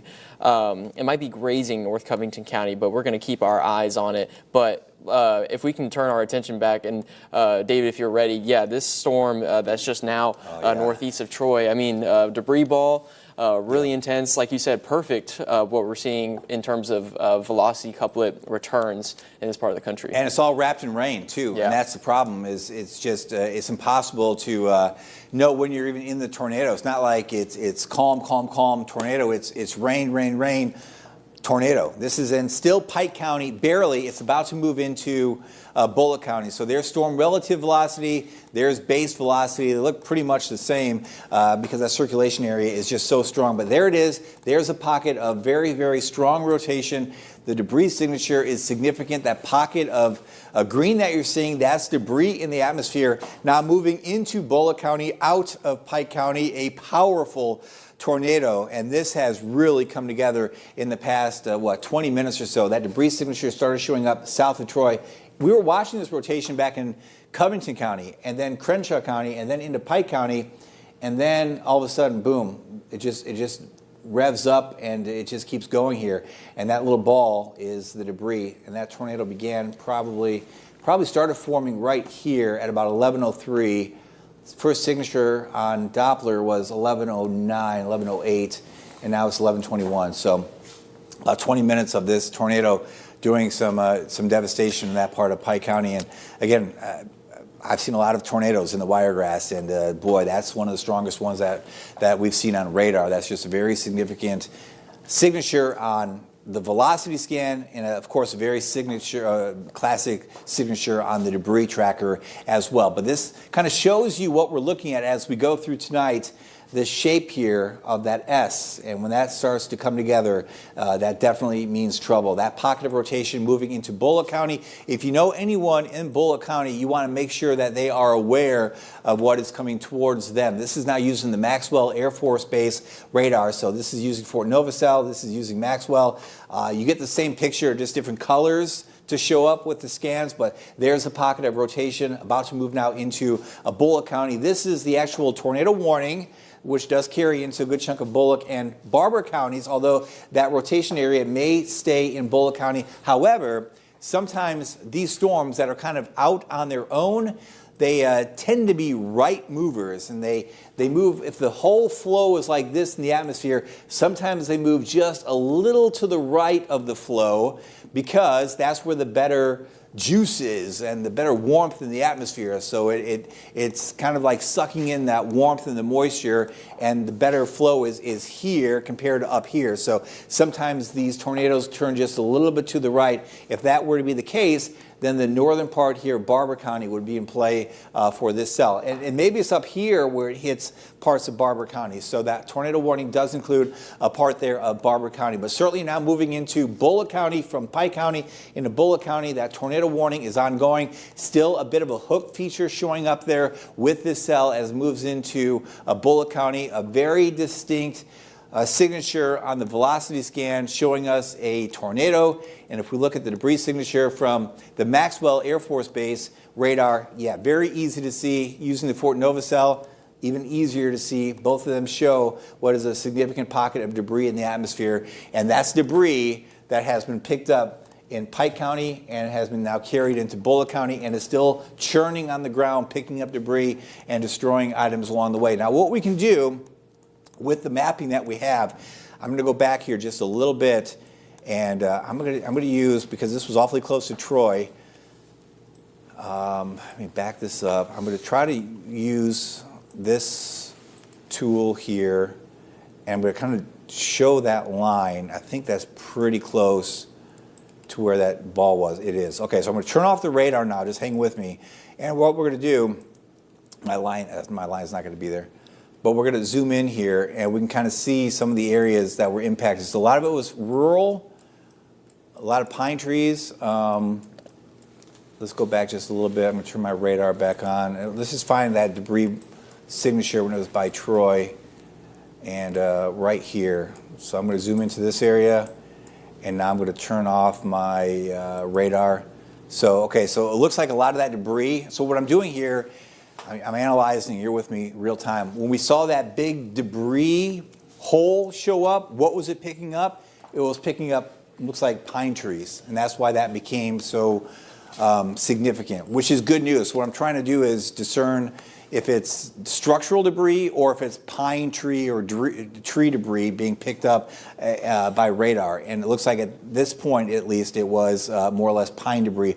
We'll go back a little bit when that rotation was crossing over 231, and we'll do the same thing. Turn off that sweeping radar, and zoom back in. So here it looks like it did come across.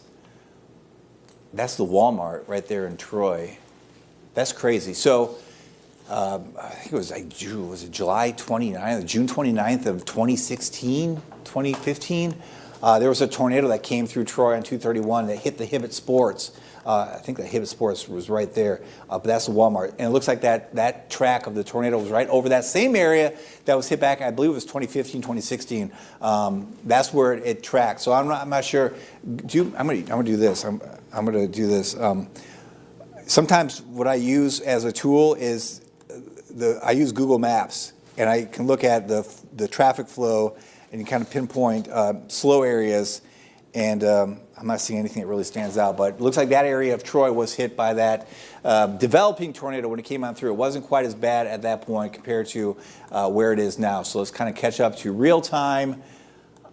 This storm is now moving out of our area. It looks like that debris signature has waned a little bit, but that is still riding a pretty potent circulation. That's a big storm to kick off the night. Yeah, it really is, and it's really amazing how we were tracking it and seeing how it was strengthening, because we've been tracking this really for the past likely 45 minutes to an hour as it was making its way through Crenshaw and then through Pike, and as it was making its way towards Troy, it was about 18 miles out. We noticed that there was a little bit more of the lightning strikes, a little bit more of that updraft starting to take shape, and it only took a few more scans for that velocity couplet to really, like David was saying, congeal. And yeah, this has been very potent as it's made its way through, still containing a lot of lightning strikes. Earlier had a really good hook once we saw that velocity couplet make shape.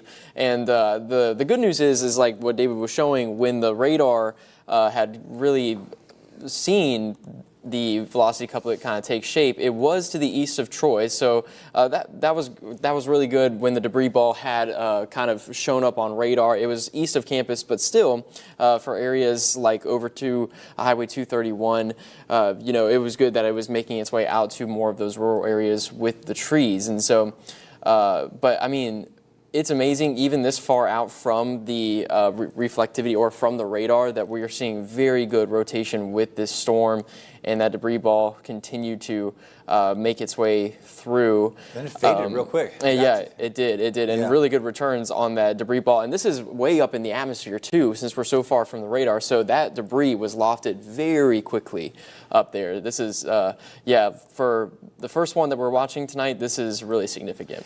Let me take you to Max 2. I want to show you the velocity scan from Maxwell Air Force Base here. So there was the rotation when it was in Pike County, and then when it got into Bullitt County, you can tell it's really, in the last couple scans, it's gone from very strong rotation to weaker rotation. It may just be cycling, and it may not be done, because again, the environment is favorable for long track tornadoes. So this may be just kind of a lull in the action, but regardless, it is moving now away from Pike County into Bullitt County, which is again out of our area of coverage and concern. I say concern, but because we're still concerned about everyone up here, but it's kind of out of the area that we cover as a television station. So if you know anyone in that area, we'll keep watching this to see if it kind of skirts back into Barber County by chance. But there is some good news that has weakened compared to where it was when it was coming on through Pike County there. South of Troy, it formed a tornado. Southeast, it was tornadic. East, it was tornadic, all the way through the rest of Pike County, and then it weakened a little bit here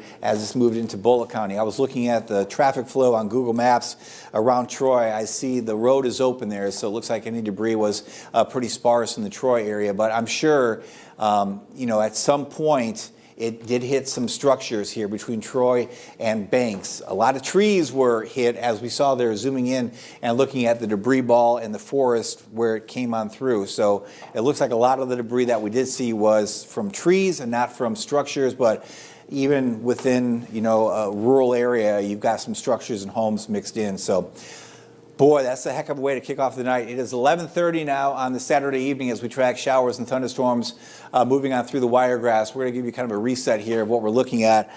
Until 3 o'clock, we have a tornado watch in effect for a good chunk of Alabama, parts of Georgia as well, Atlanta to Dothan, all of us under that same tornado watch. Just a messy day all across the South that continues here through the overnight as this line, actually multiple lines of showers and storms move off to the east of us eventually in time. The back edge of that line now is through Birmingham, almost through Montgomery. In fact, Montgomery is seeing some light rainfall, but the worst storms now are east of Montgomery. But for our area, kind of moving into the northern part and the western part of the Wiregrass, the tail end of that is right along I-65 right now. It is warm and it is humid. Even with that rain in Troy, it is still 70 degrees. So the temperatures come down just a little bit, but again, a lot of moisture and a lot of warmth in the atmosphere to fuel these showers and storms overnight. That dew point is climbing. That is a key ingredient. Up to 70 now in Andalusia, 70 in Crestview. That dew point 68 in Enterprise and Geneva, and Ozark 65 for the dew point now in Dothan. It was 63. So the atmosphere is moistening. Key ingredients for severe weather: warm air, moisture, winds. You put those three things together and you can have severe weather. And we've got all of that coming together for the overnight. And what it does is it leads to vigorous updrafts, and that helps produce some hail, helps produce some heavy rainfall, and can produce very strong straight line winds also. All of the severe weather variables that we identify and track are on the table for tonight. At some point, we'll probably see everything. Well, I guess we already have. We've seen a lot of lightning. We've seen a lot of heavy rainfall. We've seen a big tornado. We've seen some hail already. And we've seen some damaging straight line winds. So we've seen it all, and it's only 11:32. We will be doing this until probably 3 or 3:30 in the morning. Maybe that's the worst storm we see. Maybe. Maybe we don't see anything quite that bad for the rest of tonight. Or maybe that's just the appetizer and the rest of the courses lie ahead. We're going to keep watching it here frame by frame as we go through tonight. If you're watching us, tell a friend that they can get live coverage all the way through the overnight by just flipping on WTVY TV or WRGX TV, or better yet, take your phone out. You can watch on the Forewarn Weather app. If you go to the bottom of the Forewarn Weather app, it says Forewarn. I know it's First Alert now, but it's Forewarn Weather app. Hasn't updated yet in the app or the App Store. Scroll down. It'll say, watch live. Click on that. Great way to watch on your phone. WTVY.com. Go there. You can get the live stream and watch us. Our YouTube channel, WTVY News 4 on YouTube. Our channel there is streaming it. Facebook is streaming it as well. So we've got multiple ways to get the signal out to you. And what's so cool is when you're, for example, if you were watching from Pike County, if you were in the closet, you can take that mobile device with you. What I have too, a piece of advice, I'm going to walk up to the camera. This is an Anchor mobile charging pack. This will charge my phone about 4 times. And I've got that going tonight. And if you don't have one of these, they've come down in price. They're maybe, it depends on the brand you get, anywhere from 20 to $40, depending on the size. Definitely worth the investment, because if you lose power, again, you'll have several charges for your phone based on that portable power pack. So a good tool to have as we go through the overnight. So again, as we keep watching these showers and storms, the initial line here coming together a bit more as we look at, say, Coffee County into Geneva County, Covington County into the Panhandle. The better severe chances may actually be from the border northward. It's a kind of a balancing act as we go through the overnight. The better wind shear is going to be up here. The better energy will be down here. So the sweet spot where it all kind of comes together will be somewhere across the southern part of Alabama. So as these cells form, we're going to be watching for rotation. Let's get that image out of here, because that is now long gone. The next one here is pretty much done too. So I'm going to go back here and fast forward to this image, which shows us that big tornado watch. Again, most of us under that tornado watch until 3 o'clock in the morning. Where's that live cam from, Kenneth or Jonathan? That's Columbia. Okay, that's our live truck that we have set up in Columbia. So we'll watch that overnight as well. Okay, low-level jet plotted here. On top of that, I've got the clouds, and I've got the radar, and I've got the lightning strikes. This low-level jet is key. So as I mentioned, the stronger winds here showing up in red, that's the better wind energy to produce tornadoes. That's northward. The better energy, the better moisture coming in from the Gulf is southward. So we're kind of watching the zone in between where many of us live for the better chances for rotating storms, able to have enough energy and enough wind shear to produce rotation. Now, there is a little bit of weakening of the winds in the lower part of the atmosphere. That's good. That's definitely good. But you notice here at the very tail end of that, there's still a little sliver of a pretty good wind flow in the atmosphere. And that's the sliver that will be the main severe weather maker as we go through the overnight. Low-level jet is key. The timing on this is off a little bit. I'm still amazed that the computer modeling is not better than it is. And it makes it hard for us to kind of tell you, looking out a day or 2 days, exactly when the timing will be. That's why we have these windows, because it's really hard to pinpoint. And we see the comments, what time will the storm hit Op? I can give you a window. I can't give you the exact time. We just don't have that precision yet in the science. But generally, as we go through the overnight, the progression will be from west to east. The worst of the weather will take about an hour to 2 hours to get through your location, and then it's off to the east of us and gone probably by about 3 o'clock in the morning for most of the wiregrass. Now, if you want to go to bed, I said this earlier, maybe you're still watching us. If you want to go to bed anywhere in the wiregrass, go ahead, but just make sure that you have a way to get weather warnings, a NOAA weather radio, an app, again, the Forewarn Weather app in your app store. The Red Cross emergency app is a good one as well.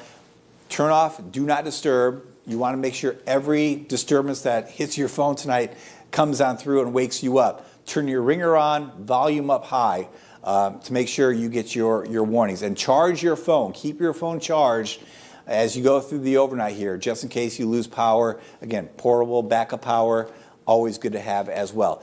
If a warning is issued, for example, you're watching in Pike County, that warning was issued, you flip on the TV, flip on the live stream, watch us live, we'll cover it, go back to bed. It will take a while for these storms to get here, another 2 or 3 hours. If you want to stay up with us all night long, welcome along. I've got some coffee and some water with me. Get yourself comfortable at home. We'll be here covering this storm for the duration. We're not going anywhere anytime soon. Okay, then we'll go back here to this big view, and Ryan and I are going to ping pong off each other here as we track these showers and storms. We were watching that cell that was by Bruton, and surprisingly, I'm a little surprised, it has weakened as it moved on through Bruton. It kind of disrupted the circulation, and it's not as intense now northwest of Andalusia. But on the flip side, these cells now coming on through Coffee County are a little more robust. Same thing for the western part of Geneva County, and then southward into Walton County. We'll keep watching these cells, but especially the cells here, Covington over towards Geneva and Coffee County. Again, the better combination of wind shear and energy right along the southern tier of counties here in Alabama. And some of these at some point will likely start rotating again. We've got base velocity, we've got storm relative velocity set up. The base velocity showing us just unidirectional winds. I'm not seeing any signs of rotation at all coming in from the radar returns that we're seeing now over parts of Coffee and Geneva counties. Some good news. Ryan, you're watching the chat. You might want to hop into that Birmingham chat as well to see if they're saying anything about the tornado that came out through Pike County. Have you seen any reports or any comments on Facebook? For Facebook, a lot of people have just been asking a little bit more about our area. So now that tornado threat has moved on from our area, we're going to be focusing on these storms as well. And for areas still into the farther eastern areas of the Wiregrass, we're still seeing those showers. Now starting to see more of those storms organized for parts of Geneva, Coffee, and Covington County, starting to organize a little bit more there. I agree with David. Watching that storm that was making its way through Bruton as it was making its way towards McKinsey, or some of the circulation was making its way towards McKinsey, it really broke up. And so not seeing very impressive rotation with that as well. I have been checking out for storm reports through Pike County. Haven't seen anything come out of reports there yet, but I did notice that as we were tracking that debris ball, the power outages for Pike County actually shot up, and I've been using poweroutage.us. It's a great resource that you can use where it tracks multiple companies and cooperatives for power outages such as that. So out of 10,059 309 customers that poweroutage.us tracks. 3,572 are without power right now, and that's customers. So likely what happened with that storm, as it intensified, it was putting out those winds, and then for any power lines that were in the way of that tornado as well, likely took power out for sure. And so that really packed a punch for our area. Now, for other counties in our area, with these storms ramping up, there could be more power outages. Then I'll be keeping an eye on that. But we haven't seen anything significant yet, especially for even areas farther south in parts of Florida, where we've seen more of those showers developing into those thunderstorms. But again, we still got a little bit of time for watching this event and to see if winds can kind of make their way back to really strong standards. And looking at base velocity again, these storms are still trying to organize. Not seeing anything in terms of big winds coming through or any rotation, but we're going to watch these cells very closely, and I'll be sure to watch out to see if we can get some storm reports in from Pike County or other areas. All right, if you want to pull up the power tracker over on the BAM, you can do that too. So here's a look at the last of the line that is now south of Evergreen and over towards Bruton. And within this area, there's some really heavy rainfall. Again, there's a little sliver here of some stronger winds in the atmosphere that will help the rotation potential as we go through the overnight. All of this will be shifting eastward.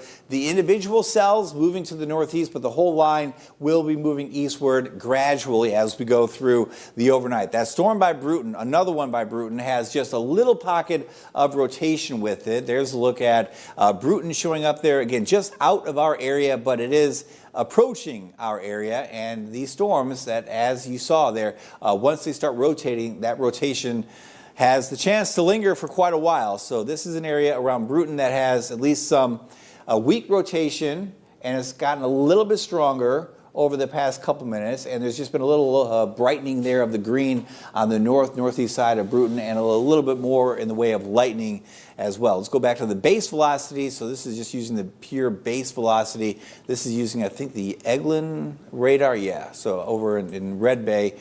And what we're looking at here are winds blowing towards the radar site, and then winds away from the radar site. So there's just a little hint of circulation showing up there, and there's a little bit of a brightening that's occurring here. So scan by scan, what I'm seeing here, my trained eyes, is I'm seeing a uniform green color start to change a little bit, and I start seeing some brightening of these colors. So that's indicative of a stronger storm, a storm that is strengthening. I'm also looking at these lightning strikes, and every white dot is a new lightning strike that is occurring. And there are a bunch, just watching this in real time, just a ton of lightning strikes occurring. That also indicates a strengthening storm. So where is this one going down the road?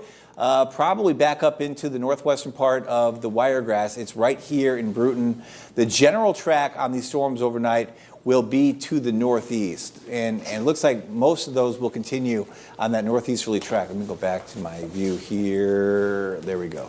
I'll try to find my arrow. Sometimes I click on an item and it doesn't really stick. So, I mean, not what you want to see if you just went through that in Troy or in Pike County. But that general track will likely continue with this cell up into maybe the northern part of Covington County, and then perhaps up into Crenshaw County, and perhaps up into Pike County again as we go through the next hour or so. Watching the potential for this cell. We were watching that cell earlier. That was right here. That now is into the northern part of Covington, the southern part of Crenshaw County.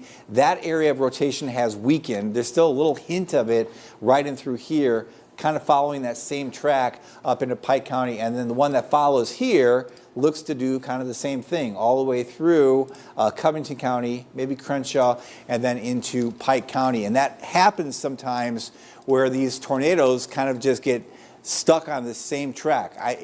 You would think it's so weird that you have one tornado threat, you're not going to be hit again. It doesn't always work like that. For example, my parents live in Mississippi by Tylertown. Maybe you saw Tylertown on the news today.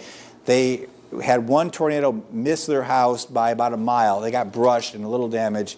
And then the second tornado came right at their house and hit their house today. And I was on the phone with them watching radar and telling them to take shelter. And it was, I think they were in shock from the first storm hitting their house and then having another one come right at them. And they're okay, thankfully. Thank God they're okay.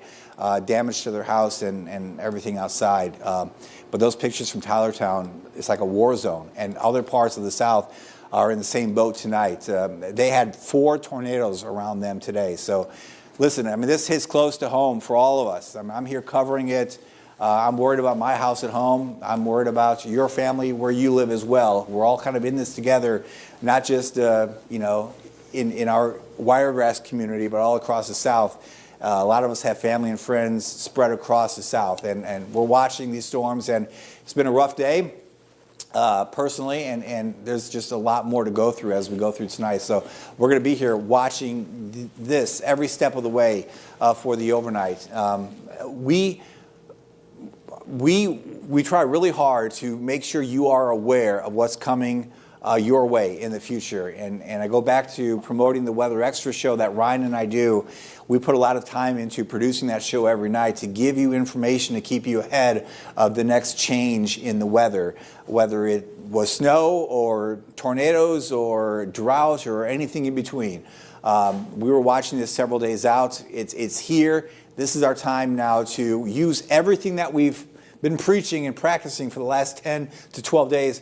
Put it into action tonight. These cells that are developing that you see here across the Wiregrass will have that potential overnight to produce tornadoes, damaging winds, hail, heavy rainfall, and a lot of lightning. And again, it just takes one storm to make for a very bad night for you if it hits your place. If it misses your place, great. If it hits your place or your parents' place or your brother's place, it's a bad day, all right? So keep with us as we go through the overnight. We're going to keep watching every single cell that we see popping up across the Wiregrass. We have multiple means. I mean, I'm looking here, I'm looking at a screen, I'm looking at this. We're taking in a lot of information. We're trying to use our expertise and our experience and relay that information to you as we go through the overnight, because there is a lot to take in now and a lot more to take in as we go through the overnight. And this is one of the cells that we're watching, that one that is just west of us now, near Bruton, now moving off to the northeast. That is one that has some rotation with it. I'm also keeping my eyes on what is happening in Coffee County, in Geneva County, southward into the Panhandle. This is a look at the velocity scan, the storm relative velocity scan using the Eglin scan. That pocket of rotation shows up pretty clearly.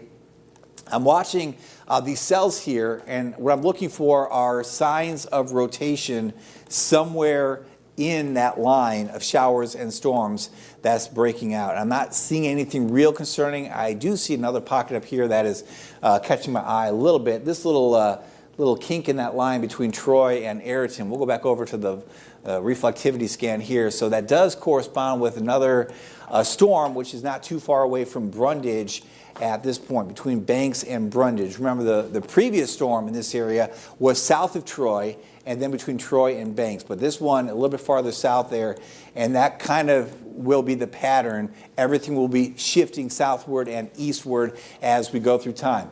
Again, if we're not talking about your town, that's good, all right? We're going to focus tonight on the areas being most impacted by bad weather. Right now, locally, that is Brundage in Pike County. That area around Brundage has a little bit of weak rotation showing up. Nothing real concerning. There's just a little hint of some broad rotation showing up here right over Brundage, more or less. This is moving its way off to the northeast. A lot of lightning strikes lighting up the sky there. Banks southward to Brundage and points eastward. We'll watch this as it moves towards Barber County. So early heads up as we just scan the radar. That kind of caught my eye here a little bit. That one pocket that came on through Pike County is now up into Bullitt County. Looks like that has probably, maybe weakened just a little bit. It's still wrapped up pretty good, so that's definitely worth watching, but that is going to stay north of Barber County. But this next area, just watching the evolution, that, looking down the road a little bit, at least has some potential to kind of wind up at some point in the western part of Barber County. So no tornado warning on that at this point, but it's, again, something that we are watching for sure.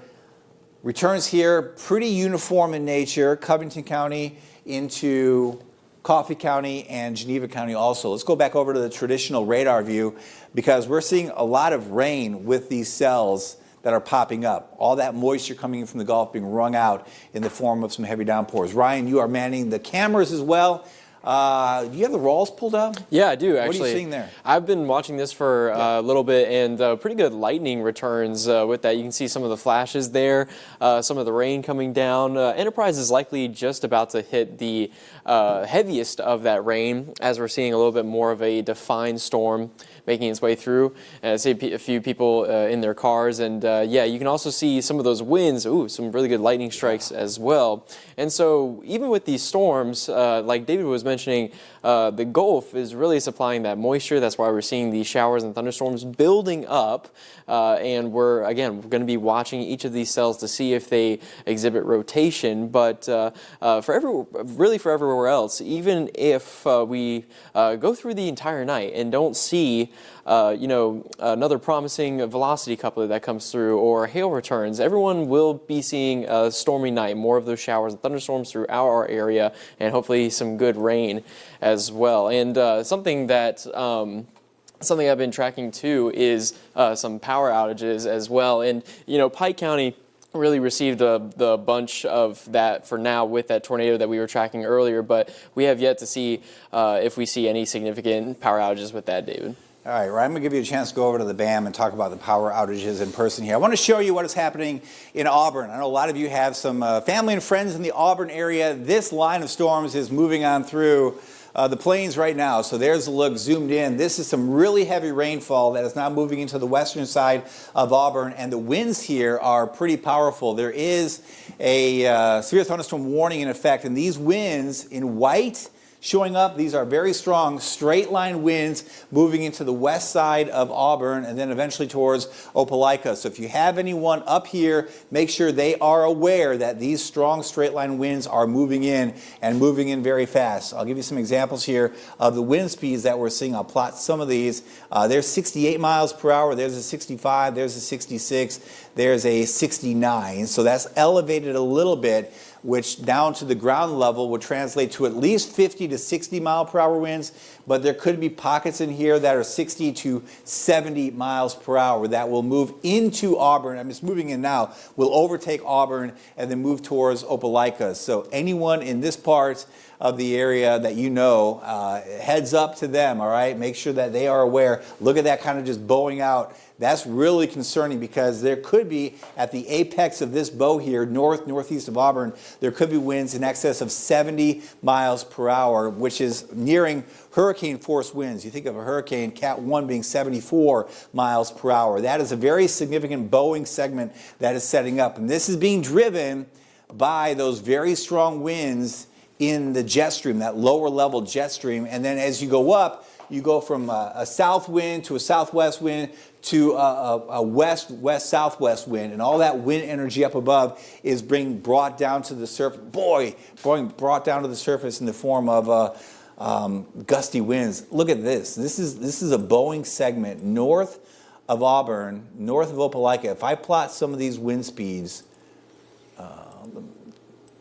look at that, 73, 70, 67. So that little pocket, that is some intense wind. That is probably legit 60, 65 at ground level. That is just north of Auburn and Opelika. So there's North Auburn, there's Farmville, just northeast of there, moving up towards, let's see, Oak Bowery and Mount Jefferson, if you know anyone up in that area. So that's north of our coverage area, but I know a lot of you have a lot of Auburn connections. I know I do. You probably do as well, someone in your family or your friends. So we're watching that as we go through time. All right, I'm going to toss it back over to Ryan here. We were watching that cell that came on through Pike County. A confirmed tornado came on through Pike County just south and then east and then northeast of Troy. And Ryan, you're seeing that reflected in the power outages right now. Yeah, as soon as we saw that debris ball kind of pop up on radar and as it makes its way towards Bullock, I was checking power outages. And again, we haven't seen much for the Wiregrass tonight, but for Pike, we saw the number of outages jump up, and you can see that color right there for orange. And again, this is a resource that we use a lot for coverage, poweroutage.us. It tracks multiple companies and cooperatives, electric cooperatives that are within counties. And for Pike, they track about 10,000 customers, and within that there's more than 3,000 customers without power right now. And again, we saw that number really jump up, especially as that confirmed tornado made its way through, likely took out power lines, and also we were tracking that debris ball through more rural areas along with trees as well. But as we watch for more of these storms, especially through our area, we can see more of these winds kind of enhance a little bit or strengthen, and maybe even knock down some trees and also power lines. So we're going to keep our eyes on power outages throughout our area tonight as well. I've been checking Florida as well. Now, they've been getting a little bit more of that shower activity making its way through the Panhandle. Then, as it's getting closer to Alabama, into our areas, we're starting to see a little bit more of those thunderstorms developing, but we are going to be watching out for areas of the Panhandle tonight to see if they also share some power outages as well. We also look at Wiregrass Electric Cooperative. Their website is a pretty good resource. This power outages here, these are confirmed a little bit towards the northeast of Florala, and I was watching these. These were not particularly associated with the storms. These have been popped up for really the past hour, and so my guess is maybe a weak limb or maybe even a power line that was starting to become a little bit weaker. You know, sometimes that wood that they that can use deteriorates a little bit. So you get the right wind gust, maybe it can knock that down. So we have a little bit of a pocket for some of those customers there that are out. We're going to be watching this map as well. As we get closer to Dothan, I've got Dothan Utilities, also a really good map to use. Haven't seen any outages there because we've just really been getting some of those calm showers, but I'll be watching out for that. Lastly, also Alabama Power. They've got their own little power outage map here, and a reason I have it a little bit more zoomed out, we are still watching that really good thunderstorm right there. David was just talking about that Boeing segment also making its way towards Auburn, and so within this line we're seeing a little bit more of those power outages, and I'm going to zoom in right here. This is the cell that hosted that tornado that we were watching making its way through Pike County, and for these areas this is 2 outages, but it also impacts many more customers. 23 for this area here, just getting behind that line, as you can see shaded, and then towards a little bit closer towards Midway, I believe that is. Yeah, just a little bit towards Midway, we're seeing 2 outages, only 9. But when we see those numbers here, that affects more customers, just the amount of power outages for those areas. So we're going to be watching out for these outages, and especially with storms like these, you know, even if we're not seeing much rotation yet, again, those winds can strengthen, and as they do, and as those storms can get taller, they put out more winds in the downdraft that can easily knock down trees and power lines, and it's especially a really good idea to if you have to be on the road tonight, I wouldn't recommend it, but if you had to be, especially before these storms really kick up, just be mindful on the roads, especially where you're in more of those rural county areas. And if you're driving around corners, it can be very easy to spot, especially at night, if trees and power lines in the way. And definitely stay away from power lines if they are down, because they could still be live, and you don't want to be close to that either. So we're going to be watching out for these power outages throughout the night as we continue to watch out each of these cells. And David, I wanted to toss things back to you. Have you been seeing anything on the radar? Yeah, watching these showers and storms over the western part of the Wiregrass. They are certainly on the strong side. They're not severe yet, but there are some pockets of some gusty winds mixed in, and there's just a lot of red showing up. So that shows you that there's been some development in the vertical growth of these storms. That cell to the west is still worth watching. That's probably the most robust one that we're watching, approaching the western part, northwestern part of Covington County. A lot of heavy rainfall from Andalusia over towards Kinston, over towards Jack, Enterprise, also up into parts of Barber County and Pike County, looking at some heavy rainfall. That extends northward. That old area of rotation is still up there over Bullock County. And then this Boeing segment up by Auburn is something else. It is really ripping its way through areas north of Auburn and areas north of Opelika. This pocket here in, I guess it's kind of like an orange color really showing up, yellowish. These are winds over 60 to 70 miles per hour, just bowing out, just moving on through areas north of Opelika right now. North of our area, but boy, that's just from a meteorological perspective, pretty impressive to see that bowing segment, how that's just moving on through. That other area to the south is not as robust, the circulation not as robust as it was. That's the old circulation that came on through Pike County, and it is moving up to the northeast here. Still some semblance of rotation, but it is not strong like it was earlier, and that's some good news. That's been the strongest storm that we've seen so far today or tonight in our area. Southward, we're looking at the velocity scans here. There's one little area. Can you point it out? Can you see it? It's right there, west of Enterprise. All right, that little pocket is something that is worth watching. Every different radar view will give you a different perspective on that, and that's what's kind of cool about where we live. It's always good to look at a storm, if you can, from every different angle. Sometimes you get one view of it and that's it, but we're blessed to have multiple views of these storms. So let's go to that storm there in in Coffee County. I also want to show you that storm back to the west here. That's just west now of Covington County, because that one bears watching as well. So, okay, let's go in here to, we'll focus on Coffee County for now, because really the worst storm locally is at this point now in Coffee County. The one in Pike County is kind of lifting off to the northeast, but there's some pretty good rainfall now around New Brockton and Enterprise. Some lightning strikes, but notice the lightning strikes are not nearly as intense in this area. That's good, okay? As we go through tonight, more lightning means more severe threat, because it means a stronger updraft, which means a better potential for tapping into the wind shear, which means better tornado potential. So if you want to take away one thing from what I just said, watch for lightning strikes. More lightning, bad news, all right? Some pretty good rainfall, and that's going to be a concern in some of the lower lying spots. As we go through the overnight, there could be some ponding on roadways. If you have to be out and about early tomorrow morning, that could impact you, but hopefully you're just staying put as we go through the overnight. So as we look at that little pocket I was showing using the Norvacell radar, it's not really showing up as anything real impressive. Now, if we go back out a little bit and switch radars, so there it is using the distant Eglin radar. It's right there. And then as we zoom in, it's right here, but we're really not seeing anything as we get closer. So what that means is basically there's just a little bit of rotation higher up in the sky. It could be 8,000 to 10,000 feet up in the sky. It's not down at 2,000 or 3,000 feet, which is good. But rotation aloft sometimes makes its way down lower into the atmosphere, sometimes all the way down to the ground, and becomes a tornado. So it's, again, early heads up. It's an area of interest, we'll say, in Coffee County, west of Enterprise, off to the south there of New Brockton. It is moving to the northeast, like all the other cells are tonight. Individual cells moving to the northeast. The whole line is shifting to the east. That live cam is from Enterprise, downtown Enterprise, and that heavier rainfall came on through. It is now moving to the east of town, but the camera is shaking there, and the lightning is still flashing as we look northward. So what we're looking at are the lightning strikes happening up to the north of Enterprise.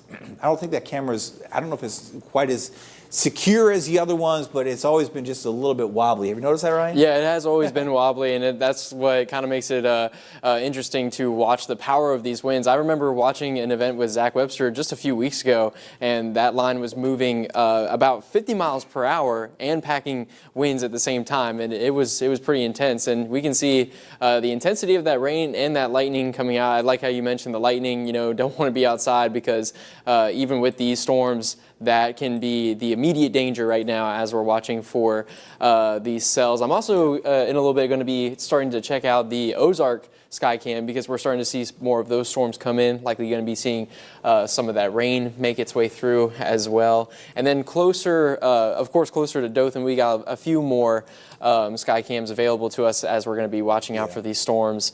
So yeah, we got a lot of resources to use. Yeah, a lot of resources. Those cameras in the Dothan area will come in handy as we go through time. That cell there is producing a little more lightning now, a little more flashing. We saw there with the live cam in Enterprise. Maybe use the Ozark cam, look westward, see what you can find out. A little more lightning, okay? So again, as I mentioned, number one, you start seeing some lightning, all right? Number two, that usually means maybe some hail potential or maybe some rotation starting up. So a lot more flashing occurring there. Ryan is panning that camera in Ozark. So this is a cell that's kind of on our radar as we're watching it now, north of Enterprise, west of Ozark. Again, it's in that sweet spot where it's got enough energy and moisture coming in from the Gulf, and it's got enough wind shear in the atmosphere to start to rotate. I would say the central and northern part of the Wiregrass has a greater severe threat than areas southward. Sometimes it's the opposite. Sometimes it's the closer you are to the coast, the more intense the storms will be because there's better moisture and better energy. But tonight, the better energy and moisture is kind of widespread, and the winds are a little bit better central and north. So watching that uptick in lightning, that's in Coffee County. That's part of the same more or less line or broken line that extends up into Pike County, into Barber County, and then up into Bullock County. A lot of heavy rainfall, a lot of lightning in that area west of Louisville and east of Troy. I'm going to animate this over the past hour and just notice, I'll put my finger right here. So that's 1 hour of red, of 2 to 3 inch per hour rainfall. So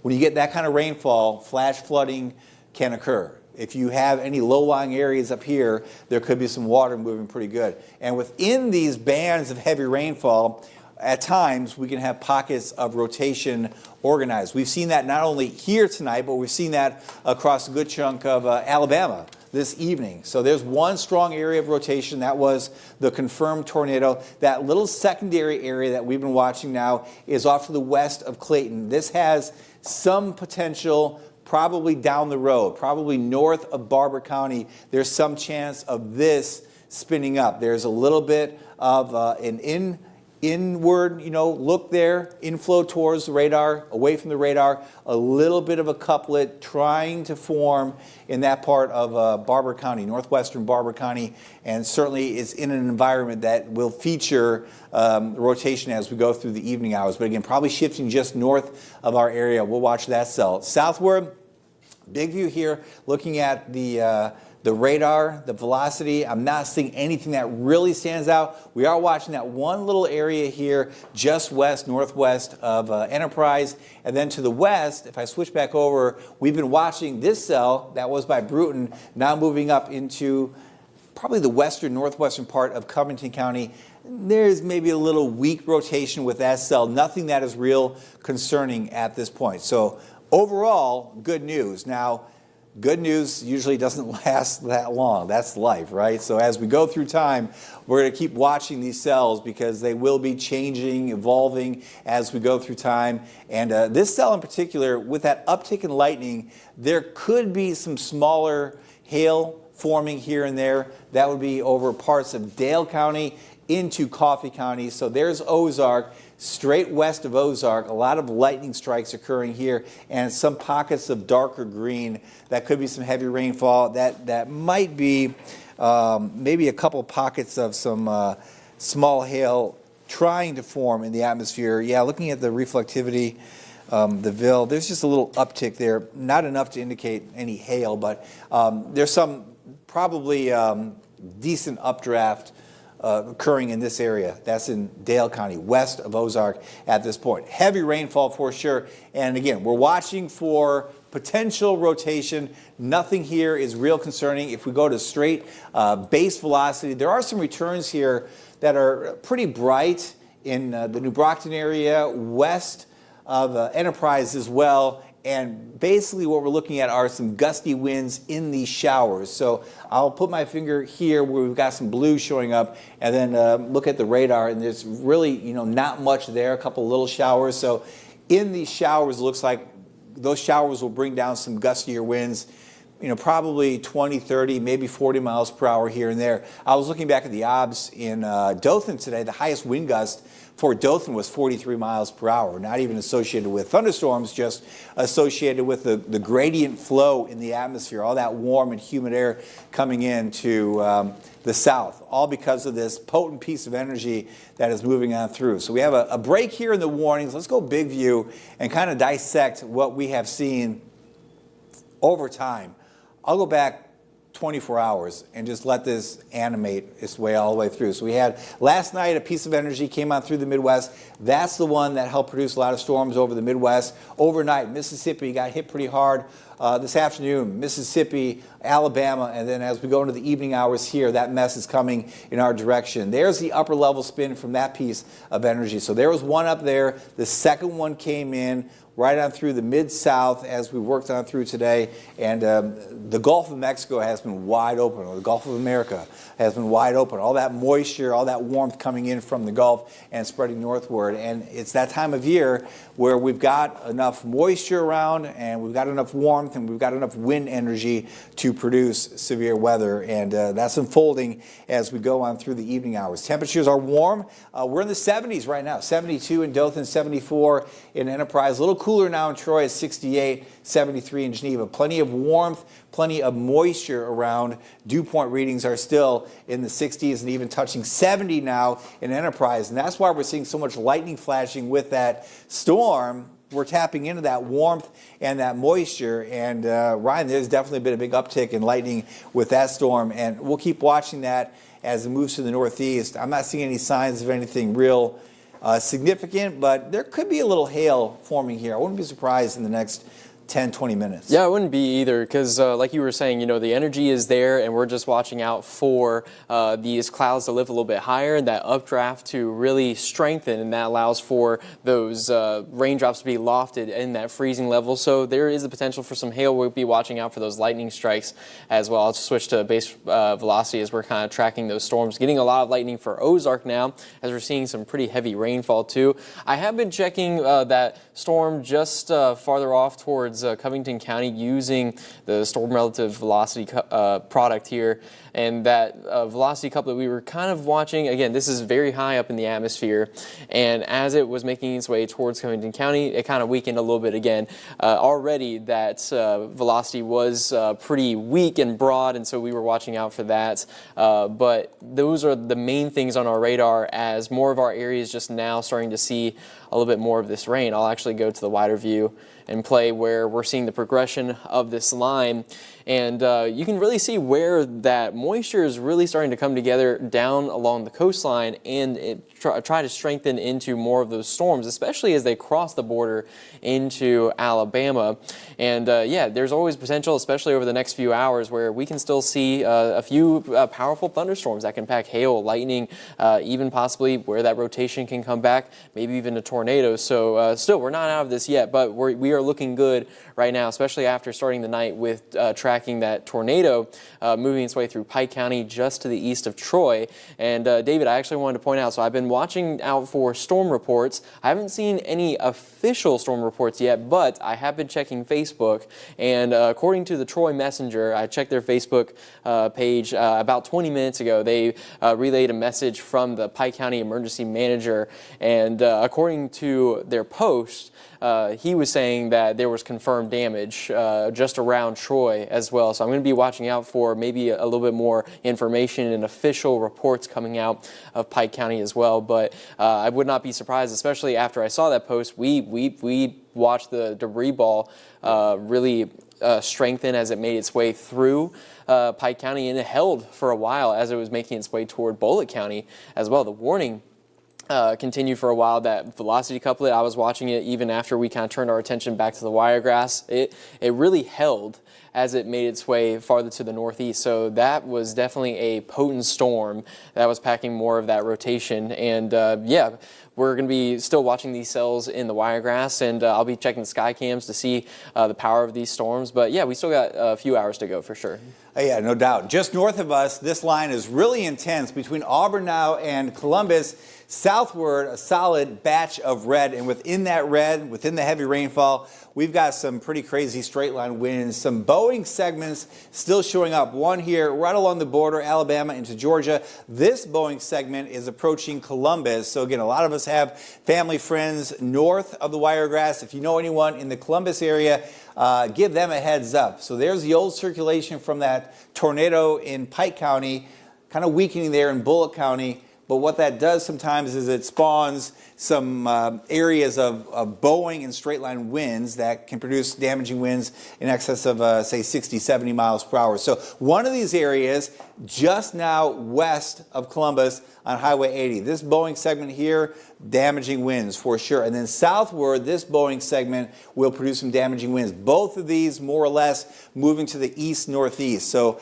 heads up to anyone watching or anyone that you know around the Columbus area. That storm is moving in your direction around Crawford right now. And there's also a little bit of a notch. Again, we look for S's in the velocity scan. So there's an S shape. This is a pocket of rotation that may come back to life. If that were to occur, I'll back this up just a few scans. If that were to occur, it would occur probably somewhere between Columbus and Fort Benning. A lot of people up in this area, so kind of an early heads up. I know it's out of our area. We're not seeing anything quite this intense locally in the Wiregrass. We'll cover what's happening just north of us, but this bowing segment, winds in excess of 50, 60 miles per hour. This one maybe not quite as strong, but this has the potential to spin back up into maybe a tornado. A little more wind there showing up on that new scan coming in. There's a look at Auburn right there in the wake of what was a pretty bad windstorm. Those winds there were over 50, 60 miles per hour in Auburn, and maybe you can check that power map. Is that current? That's updating, Ryan? I don't know if that's... I can go update real quick right now. Maybe a few more power outages up there. I would think so with winds like that. All right. Through Barber County here, we're looking at the winds, the base velocity. We're looking for pockets of concern as these showers and storms move on through. Nothing really stands out as I analyze. A lot of rain, a lot of lightning across the northern part of Dale County from Ozark northward into the southern part of Barber County. All that yellow and red, that's moderate to, at times, heavy rainfall. And there's been a clustering of lightning strikes here just northeast of Troy, pretty close, or Ozark, I should say, pretty close to the radar site. Still, though, not seeing any indication of hail with that cell and not seeing any strong rotation with that cell. The winds look pretty good in the atmosphere. But when we see that uptick in lightning, we keep monitoring for maybe some strengthening and maybe some rotation to occur, because the higher these storms go up into the atmosphere, the more they can utilize the turning of the winds with height and the increasing of winds with height. There's a lot at play across the atmosphere tonight, and it takes a vigorous updraft to really maximize the severe potential in the atmosphere. And we're hoping that it doesn't happen across the whole area tonight, but there is that potential. That's why we're live all the way through the overnight, because any one of these cells can hit that sweet spot in the atmosphere and grow vertically and start to rotate and produce hail, damaging winds, and tornadoes. Again, that threat looks to be, as we look at the whole picture, a little bit higher for the southern part of Alabama northward as opposed to the panhandle. You can kind of see it as we look at the products right now coming together. I'm going to animate this over the past hour. This product in particular, at least in the short term, there's not as much intense rain southward as there is northward. Now, I will tell you, I've been analyzing, you would not believe how much time I spend analyzing computer model data in any given day, and especially over the past week. There's been indications in the modeling today that as this line came towards us, that there would be a little bit of a lull, a little bit of a period where the returns are not as intense. And then as we get deeper into the overnight, I'm saying towards 1, 2, 3 o'clock in the morning, that there will be some re-intensification across the central part of our area that will shift to the east into Georgia, into, say, the Tallahassee area as we go through late tonight, early tomorrow morning. So just because the radar returns are kind of quiet now in the panhandle doesn't mean it will stay like that as we go through the overnight. And the main reason is the farther south you go, there is going to be an endless supply of warmth and moisture coming in from the Gulf of Mexico. All right, we've been watching these cells move on through a good chunk of Alabama, including northward here. That line whipping on through Auburn, Opelika, over towards Columbus. Ryan is on power duty tonight. What are you seeing as far as outages up there? Anything significant? Yeah, David, I've been actually watching a little bit. Now, PowerOutage.us, again, it's limited to the amount of customers it can track for certain counties. And Lee County, we're not seeing a ton of power outages just yet. But when we switch over to Alabama Power, that's a little bit of a different story. But we'll start off with PowerOutage.us, looking at first Macon County. That's just a little bit outside of Auburn. Auburn is in Lee County, but seeing customers out in the hundreds there, and they track about 9,000 customers. So seeing a little bit more of those power outages start to gain some traction there. But let's go over to Lee County, where Auburn is, where we were seeing more of that line. And I believe actually that number has just jumped up. It was just a minute ago at around 600. Now 1,440 customers out of 95,000. So this is one of the counties where we do have a big population and a lot more customers to track, and we just saw that number really jump. And that's what I was going to get to with the Alabama Power map as well. So these winds, especially pushing through that area, it's likely really bringing around damaging wind gusts, especially for power lines, knocking trees down. So yeah, even though we're maybe not necessarily seeing a tornadic activity up there, the damaging straight line wind gusts are never a joke. Also going over to Alabama Power, this is the map I was watching out before. Now again, with these numbers, it can kind of look few, especially with that line making its way through Opelika, where Auburn's getting a little bit more on the backside. But that's just the number of outages, but it can affect a lot of customers within it. So take, for example, around Auburn here, there's 4 outages, but that's 776 customers affected by that. A little bit farther to the south of Beauregard there, number of outages, 3. Customers affected, 377 there.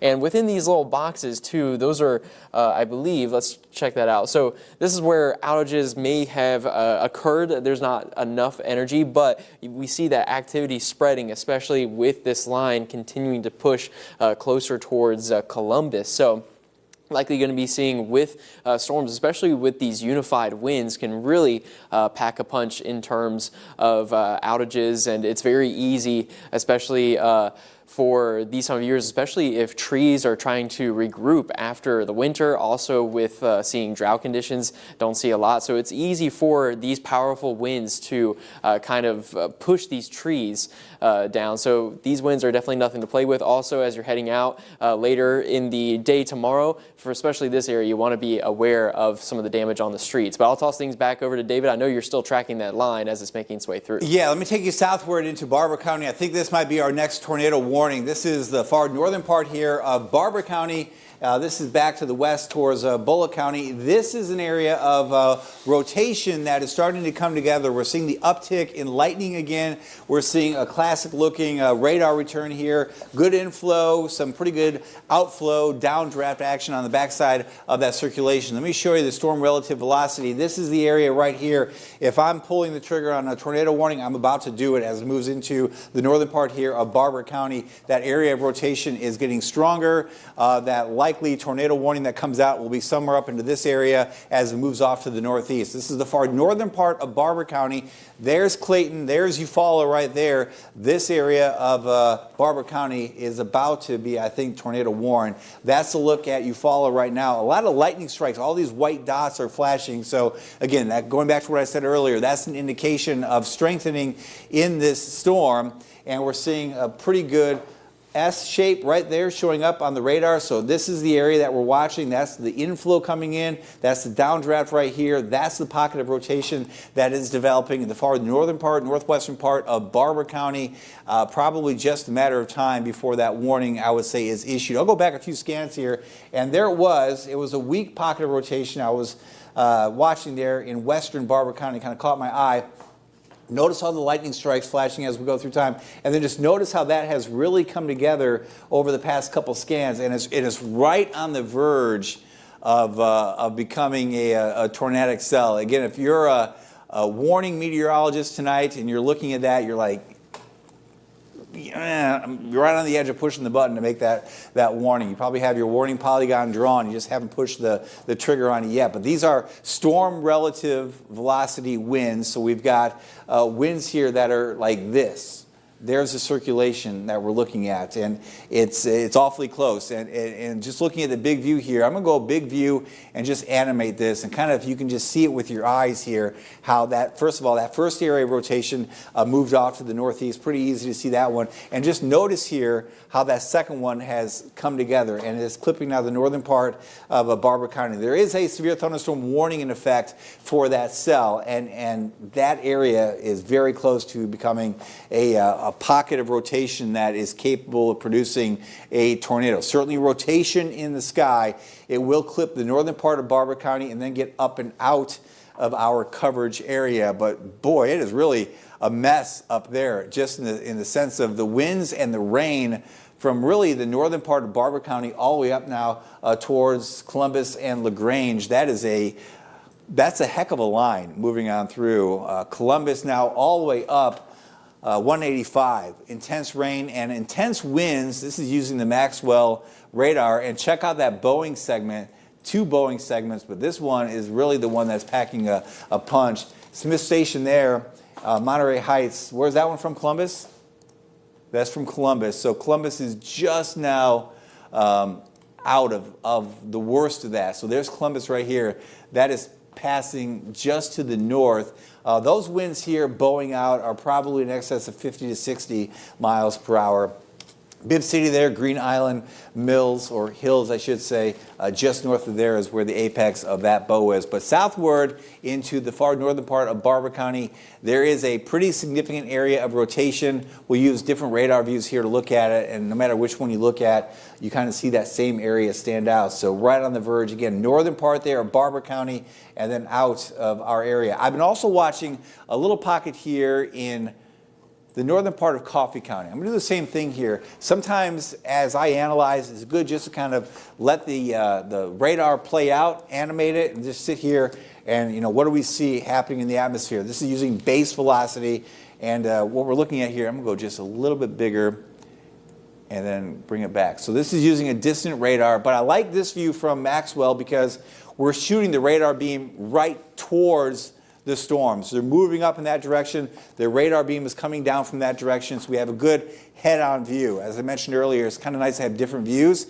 It's really good to have a straight-on view of the storm here, moving here, radar shooting back, and looking at it. So what we're looking at, just a little surge here of wind coming on through part of Coffee County and then the southern part of Pike County. A little uptick in lightning there. A little funky. Looks like maybe a little circulation trying to start there in the northern part of Dale County that will go up into Barber County. What else are we looking at? Some pretty good wind here, just general wind on through Covington County, southward into Coffee, southern Coffee and Geneva. Nothing that really stands out. So let's identify these pockets of interest, we'll call them, in, first of all, the northern part of Coffee County and then the northern part of Dale County. So I'm looking, if you're not paying attention to what I'm paying attention to, it's in my mind, but it's right here and then it's right there by Ayrton. So let me go over to the reflectivity and I'm going to bounce back to the storm relative. So this is the one area just now east of Ayrton, and then here's the other area just to the west of Jack. Where's that camera from? We're getting... Okay, US 29 north of Troy, power lines down, and then debris east and south of Troy, which is what we saw on Doppler radar for sure. A lot of debris was lofted up into the sky from that tornado as it came on through. All right, so two storms here that I'm watching. That one north of Ozark, do you have that on the camera? Yeah, so this was still Ozark right here, looking farther to the north here. I'll go ahead and switch it over here. I believe this is a warning on that cell now. Okay, gotcha. Yeah, so you're seeing a lot more lightning a little bit farther to the north here. You can kind of see that cloud base with each flash as well. That's an interesting warning. Mm-hmm. So, okay, let me go back to what we're dealing with here. Tallahassee covers right here. Birmingham covers up here. The actual stronger storms are up here but Tallahassee issued for way down here. So if you're watching from Enterprise, severe thunderstorm warning, or this part of Dale County, I wouldn't be too concerned about that warning being issued. What we're watching is the area north here of Ozark. So there's a look at Ayrton, there's a look at Ozark, and there's a look at the storm relative velocity. I'm going to go back here just a little bit, and it's not much, but there's just a little difference in color there, which kind of correlates to this right here. So you're looking at, let's see, I'm going to go straight base velocity. You've got outflow here, which is wind blowing in to the storm, and then you've got just a little bit of a downdraft right here in green blowing towards the radar site. So this is base velocity. This is just pure air motion in the atmosphere.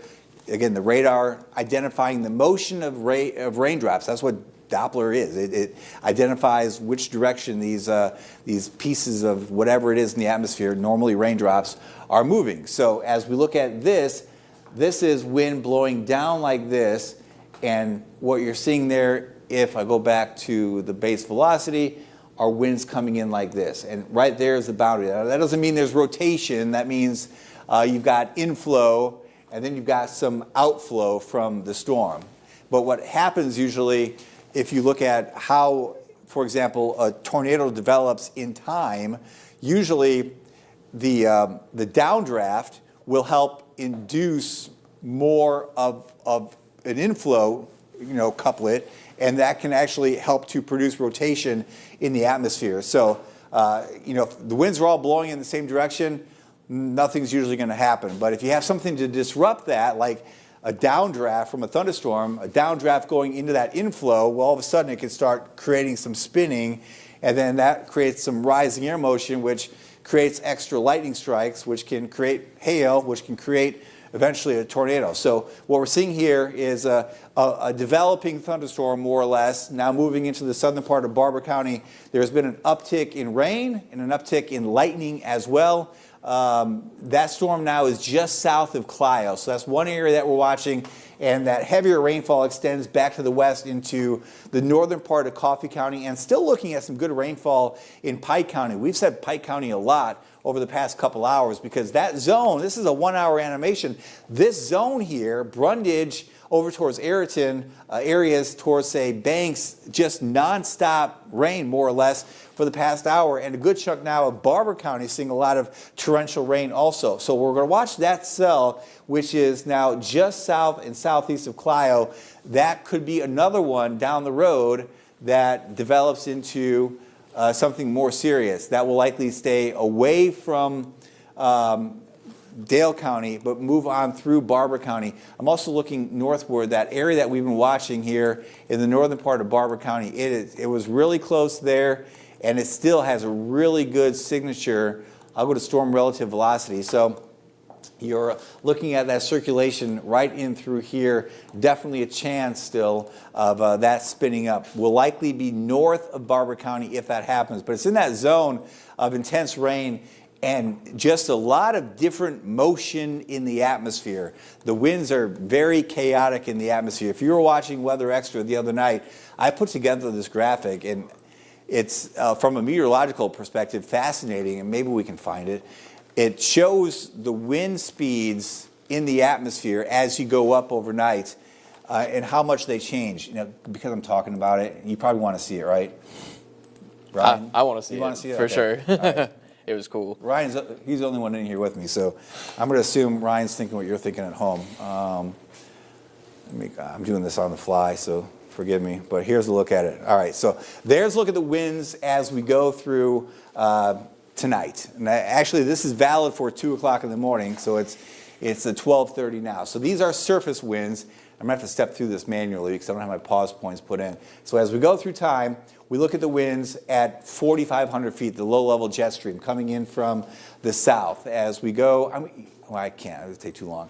As we go up a little bit higher, these are winds at 10,000 feet coming in from the west-southwest. Let's go up another step higher, 18,000 feet. The winds are like this. You go up one more step, 25,000 feet, and the winds are like this in black here. That's the core of the wind. So what you're looking at, if I take away all the coloring and just show you the arrows, it's like, whoa, right? I mean, you've got winds coming from every direction. So down low, if you can make it out, they're coming in from the south. The higher up into the sky you go, the more they're coming in from the west or southwest. This also shows the speed of the winds. And way up high at 25,000 feet, very, very fast winds here, very, very fast winds there. There's divergence. And that is important because way up there at 25,000 feet, if the winds are spreading out, well, that air's got to be replaced by something. It's replaced by rising air from down below. And as that air rises, all of a sudden it's coming in like this. Now it's coming in like this, coming in like this. That's that rotation potential in the atmosphere. And to make things really crazy, I did this. I had it go in, and then you can actually see, it's a lot for your mind to comprehend, but you can see the different winds at different levels of the atmosphere, and it's really fascinating. So if you get lower in the sky here, these are winds blowing in at the surface, in from the Gulf, all right? You go a little bit higher up into the sky, winds are coming in from the southwest. So just between the ground and about 5,000 feet in the atmosphere, you've got a lot of different motion in the atmosphere, and the winds are a lot faster the higher up you go. Again, faster winds creating spin in the atmosphere. If that spin is tilted upright into a big thunderstorm, it can produce rotation, produce the tornado. So anyway, that's kind of the fun, nerdy weather stuff we dig into on Weather Extra. Okay, that might be killing your eyes after too long, so let me just get that off the screen, and we'll go back to the traditional radar view. So again, a lot of wind motion in the atmosphere. Now, as we go through the overnight, that was valid for 2 o'clock, so at that point, the stronger winds will begin to be pushing into Georgia. But at this point, that setup, the core setup for severe weather is right on through the heart of our area. Covington County, all the way through Dale County, up into Barber and Pike counties. All of us in these areas seeing the conditions favorable for tornadoes kind of unfolding. Now, just because conditions are favorable doesn't mean that it will actually occur. It's got the potential. I play baseball. I've got the potential to hit the ball hard every time I bat. Sometimes I strike out. It doesn't happen every single time, but that potential is there as we go through the overnight to produce some big storms. Also watching in the Gulf of Mexico, some of the stronger returns starting to show up now. Again, there should be an uptick in the overall returns from some of these cells southward into the Gulf, and we'll see where that sets up. There could be another line that forms at some point as we get deeper into the overnight, and it may be, if I look at this from the big view, it could be this area from Dothan down into Walton County and then into the Gulf. That could be a line that begins to organize, fill in, grow a little bit, and then spread eastward as we get into early tomorrow or earlier this morning, or later this morning, I should say, more like towards, say, 4 or 5 o'clock in the morning. But short term, the best parameters for severe are across the northern parts of the Wiregrass. There is now a severe thunderstorm warning for parts of Coffee and Dale counties, although I'm really not seeing much of a reason for those warnings. I don't know if you see anything I'm seeing, Ryan, but I'm puzzled why Tallahassee would put those warnings out right now. Yeah, I'm just as puzzled. What I've been tracking as you're watching out for those storms too, the storm that we've been watching out the rotation for just to the northern parts of Barber County now starting to make its way towards, I believe that is yeah, that would be Russell County. Okay, so it's about to make its way into Russell County, but we see a little bit of that rotation, but it's definitely come down in uniformity as we've been watching for it. So this is where it is now, and this is kind of where we were watching it as it was trying to make its way. It was right on the edge, as David was talking about. It could have been able to become more unified, and maybe we would have had another Pike County, Troy situation where we saw that debris ball happen, but it looks like that rotation has come down fairly a notch, and that rotation is about to move out of our area. So that is kind of on the backside of our focus, but we are still going to be watching out for these cells. But yeah, David, I have to agree, for those warnings that we have for Coffee and Dale counties right now, not seeing anything in terms of something or significant to warrant for those warnings. I have been watching the National Weather Service chat here, we get some really good information from people at the weather office, and they have been detecting more of those wind gusts, but they really are around the 40 to 45 mile per hour mark as they have been making their way through Coffee and Dale County. So still getting some gusty winds associated with these storms, but nothing in terms of, I would say, anything that warrants that warning or anything in terms of very significant weather heading for a specific location.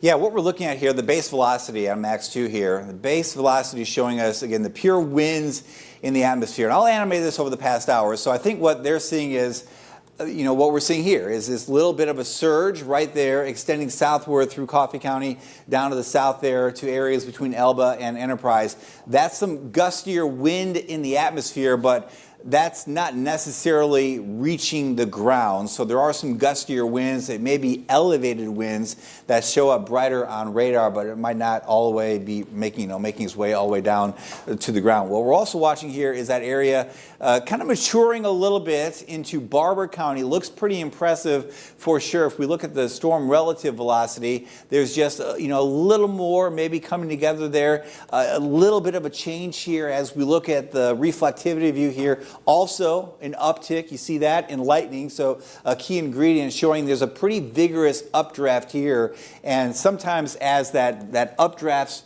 gets stronger, the atmosphere responds by trying to replace the air that's rising with air that's down below.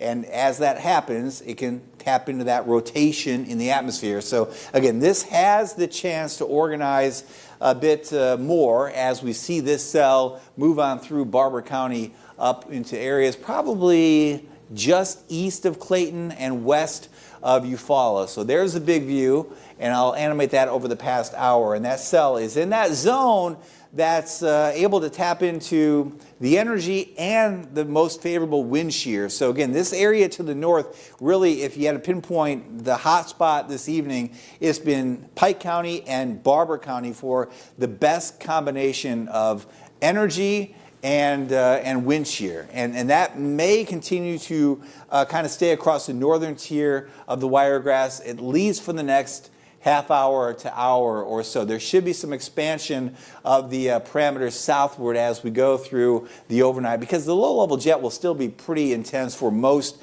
of our area for the overnight, and the energy coming in from the Gulf will be a little more intense areas south. So bottom line, in the short term here, we're watching this cell in Barber County and watching that potential for this rotation to tighten up a little bit. If that were to occur, it would put areas probably west of Eufaula most at risk, and areas east of Clayton. Also watching that big batch of showers and storms over parts of Pike County still, north of Ayrton, clipping the northern part of Coffee and Dale counties. Again, there is a severe thunderstorm warning in effect, and I mean, if you're at the airport there in Dale County, you're under a severe thunderstorm warning, but there's nothing severe about what is happening outdoors. So, David, I'd like to come in, and there has been now a tornado warning issued for that rotation we were watching for in Barber County.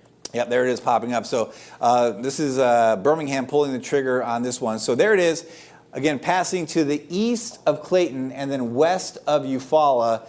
This is an area of rotation that we've been tracking for a while now. We were watching that when it was developing here in Dale County, and we were talking about the outflow and the inflow. So this was inflow and that was outflow, and they can work together over time and produce enough spin to potentially produce a tornado. This is based, this warning, on potential. This is not a confirmed tornado yet, but there is certainly potential. I'll go back to that reflectivity view, and you can tell, again, a lot of lightning is occurring with that cell. And there's a look at Eufaula. Eufaula is included in that tornado warning, and these sometimes go just to the right of the mean flow of the atmosphere. So if the mean flow is like this, sometimes they curve just to the right. If that were to happen, that would put Eufaula right in the bullseye of this potential developing tornado. Again, not a confirmed tornado. How can we confirm a tornado? We look at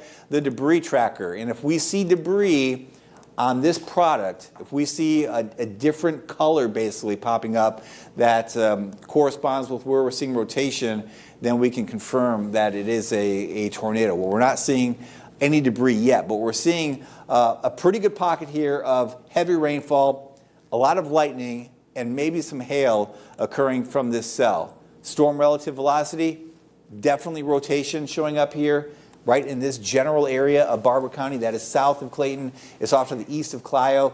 It is looking better. When I say better, I mean worse, if that makes sense. It's looking a little more organized on Doppler radar over the past couple scans. So there it was as it was moving into Barber County, and notice the lightning strikes increasing, and what we're seeing here is a little more inflow into that cell, a little brightening of the pink, and that's a pretty good indication that this storm is developing, and you can kind of tell with the lightning strikes. So again, as you get more of an updraft, more rising air motion, you get more lightning, and then you have to have that air replaced somehow, so you get more air rushing in down below that gets brought up into the sky, and you start seeing some of these brightening colors showing up on the velocity scan. So going back here a little bit, again, a developing, maybe a developing tornado. Again, not a confirmed tornado. A tornado warning in effect, though, for Barber County. That does include areas around Eufaula. So if you're watching us from Barber County, maybe you did go to bed and you've got your phone next to your bed and it just alerted you to the fact that there's a tornado warning for your area.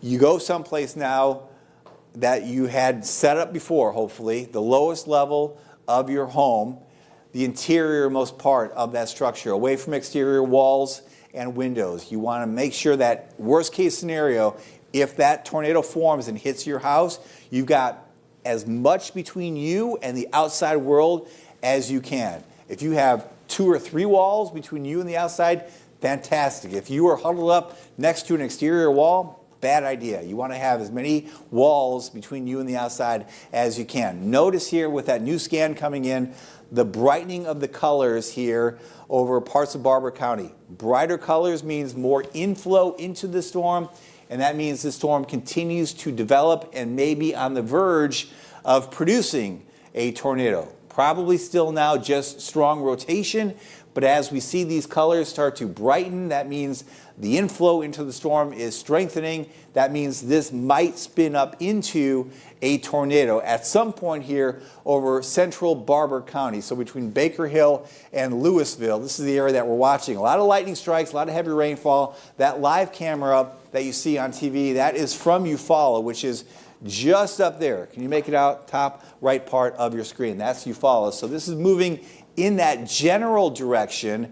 It may stay just west of Eufaula. This is an area too, as I've monitored and studied so many storms moving out through the wiregrass. There are certain little areas that tend to produce more tornadoes than other areas. And this zone here in Barber County is one of those zones that tends to be pretty active as we go through, especially the month of March. It's really interesting if you look back at history. There have been some decent pockets of rotation and tornadoes in this part of the wiregrass during the month of March. We're watching the velocity scan, watching for every new scan that comes in. We'll go back to the base velocity. Definitely, this is using Fort Novacell. Definitely good south winds blowing into that, south to north winds here. And even here, a little bit of green showing up here. So these are winds blowing towards the radar site. That is not a tight enough couplet to indicate that we have a tornado. Not yet. But it is getting a little bit stronger scan by scan. Again, scan by scan here. Looks a little more impressive. So not quite there yet, but there is a tornado warning in effect for that cell. Not seeing a real distinct hook or notch. I mean, there's a little bit of a hook here by Lime Sink, just southward, north of Edgefield. This is the area of rotation in the atmosphere. We're hoping this does not tighten, but it might. And if it does, we saw that in Pike County. You go back to whatever time it was, a little after 11 o'clock. It went from rotation to tornado in one scan in the matter of a couple minutes. As you look at that live camera there and you follow, notice all the lightning that is flashing. There's a ton of lightning occurring, probably more and more lightning with the cell compared to 5 minutes ago. Another sign of strengthening with this cell. And Ryan, that looks to be right on the verge of producing. It's close. It is close, yeah. As we're watching that, it looks to want to really come together. And like you were saying, it doesn't have much of that hook feature just yet, but you can see those little indications around lime sink. So, and we've been watching this a little bit. We were watching it as it kind of made its way into Barber County, seeing the output of the outbound winds and inbound winds toward the radar. So another interesting thing is this was a cell that was kind of more linear as it was making its way through Enterprise. So it was this cell that had that energy. It likely made its way into a better area for those upper level winds to allow for that shear to form, and now it's starting to see a little bit of that rotation. So yeah, we're just going to be continuing to watch to see how this develops. I also oh, sorry, go ahead. Well, I would say that's a good point, what you said about that storm west of Enterprise. Right, yeah. So it was very linear, and when you have linear storms like that too, I'm always watching out for them because on the leading edge of them, it can be very easy for that shear to come into play. I'm always looking out for the hooks, I'm sure as David is as well.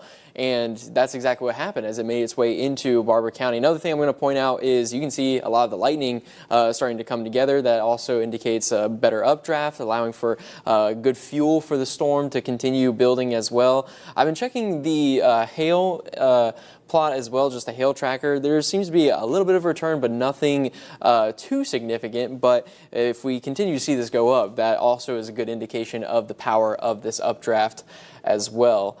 So yeah, we're going to be watching out for just to see if this can become more defined. Okay, I'm going to take you back to what you said, Ryan. So there's a look at that cell. We were watching it when it was just west of Enterprise. That was at 11:59. Watch that little pocket that we pointed out. As it moved northward, it really kind of revved up there into Barber County. It's not quite to the point, though, where I'd say we have a tornado. It's trying for sure. No indication here of any debris showing up on the debris tracker. I'll go back here a little bit. Nothing that stands out there. But that area is definitely rotating just now north and northeast of Lime Sink, just to the west of Cotton Hill. It's this general area here in Barber County. A ton of rain. A lot of lightning is occurring. You see it flashing live in Eufaula. So there's a look at Eufaula just now to the east-northeast of where that circulation is. This circulation is moving pretty much to the northeast, and it should stay on this track to the west of Eufaula. The worst pocket of wind and that worst pocket of rotation should be just west of the city of Eufaula. But we'll keep watching every scan that comes in to make sure that doesn't turn a little more to the right. The velocity scans coming in are impressive, but not impressive enough to indicate that we have a tornado. But if it forms, it will be somewhere pretty close to, is that Gano? I might be pronouncing it wrong, but it looks like Gano to me. West of Cotton Hill. These are really small areas. Lime Sink's really small as well. But this is the general area with the rotation. We'll see if that new scan shows any tightening of that rotation as it moves off to the northeast. That will likely be just west of Eufaula. So there's a look at Eufaula. These are winds blowing towards the radar site. These are winds away from the radar site. There's the rotation. We'll see if this green and this pink really kind of come together. If that happens, it looks to be somewhere just west of Cotton Hill, west of Eufaula, and it might happen somewhere up here by Highway 30. Again, a tornado warning is in effect for this cell. You want to be somewhere safe, away from exterior walls and windows as we track this storm off to the northeast in Barber County. This is in the northern part of the Wiregrass, tracking eventually here to the west of Eufaula. I'll go back big view. Sometimes it's good just to kind of look back and see what has happened with this cell and where it's going. And the definite trajectory here is to the northeast, and it is to strengthen. And it is in that sweet spot in the atmosphere where there's a lot of wind shear and there's a lot of energy for this storm to not only intensify, but then intensify and rotate.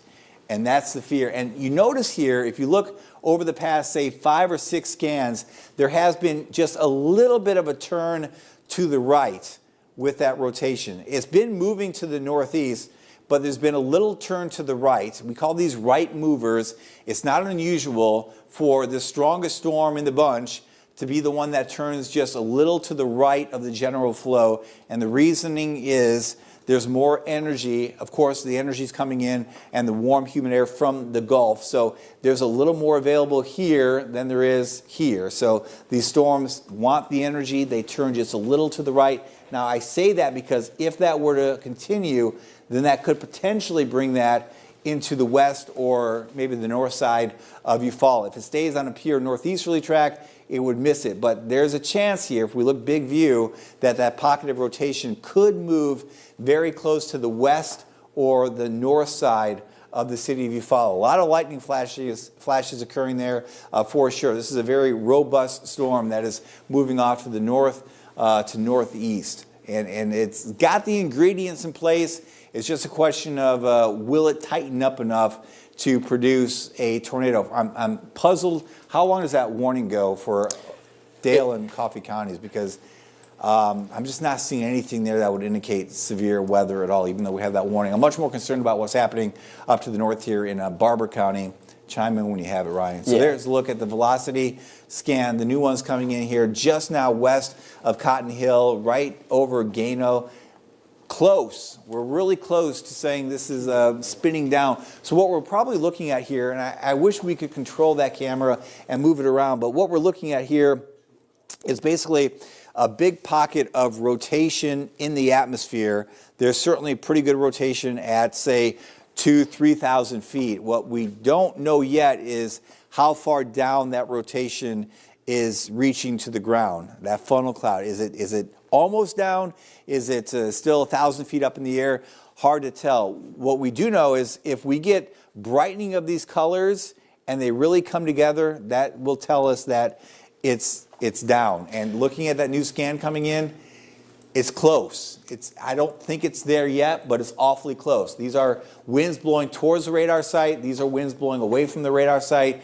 These are storm relative winds. I'll go over to base velocity, and it's close. Very good south winds here blowing.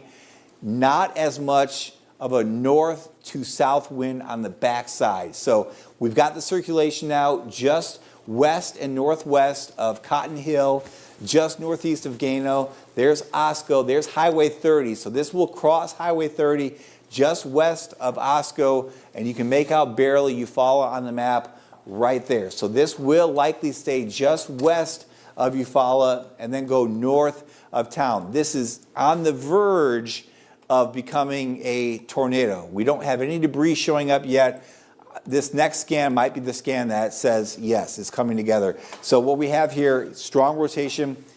Probably, if we could see it, you would see dark clouds probably hanging down, rotating, trying to work their way down to the ground. And it's going to be somewhere right along or right on Highway 30 if this were to occur. The next scan will show it somewhere up right over Highway 30, just west of Osco. So in this area of Barber County, there's a new scan coming in. We punch off it and then back onto it. That inflow has really increased.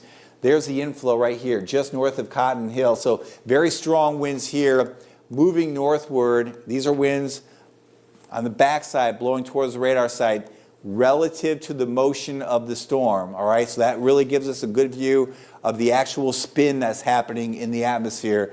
The base velocity doesn't account for the forward motion, but it does show us that that pocket of wind is quite intense. These are actual winds being registered by the Doppler radar. That's over 70, that's 104 miles per hour, all right?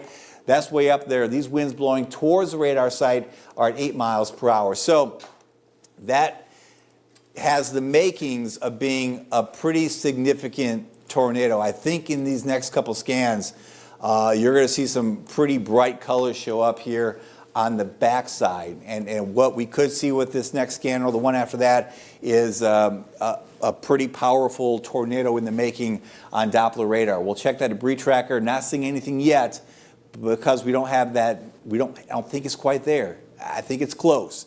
I don't think it's quite there. So you've got time. If you live in Barber County, if you know someone in Barber County, maybe they live out areas northwest of Eufaula, somewhere along Highway 30 or up there by Lugo, give them a call. Make sure they know, if your phone's on Do Not Disturb, it goes right to voicemail. If you call it 2 or 3 times, it will go through. So if you know someone in this area, call them multiple times until they pick up the phone. That's Highway 82 by Lugo. That's one of the cities in the path here, just west and northwest of Eufaula. As we watch this cell come together, the next scan will be somewhere right along Highway 30 here, and that very well could show us a tornado at that point. Very good inflow into the circulation. There it is. It's just crossing Highway 30 right now. It has not tightened a bunch. I thought that scan might make it happen. It has not. Not seeing any debris showing up yet on Doppler radar. This is a very impressive looking storm. You can see it with the lightning flashes there in Eufaula. There's a look at it. The center of that circulation right along or just north of Highway 30, just west of the city of Eufaula. So there's the city of Eufaula. Lightning strikes are occurring here. Heavier rainfall lifting north of town, certainly west and northwest of town. Heavy rainfall. That's the inflow moving in. This is the downdraft on the backside. This little area here, that's the downdraft. So the updraft area is right in through here where we have the core of the heavy rainfall and the lightning strikes. We'll switch back over to the base velocity, and then let's see this. Let's do the storm relative velocity first. So there's the center of that circulation area. There's base velocity.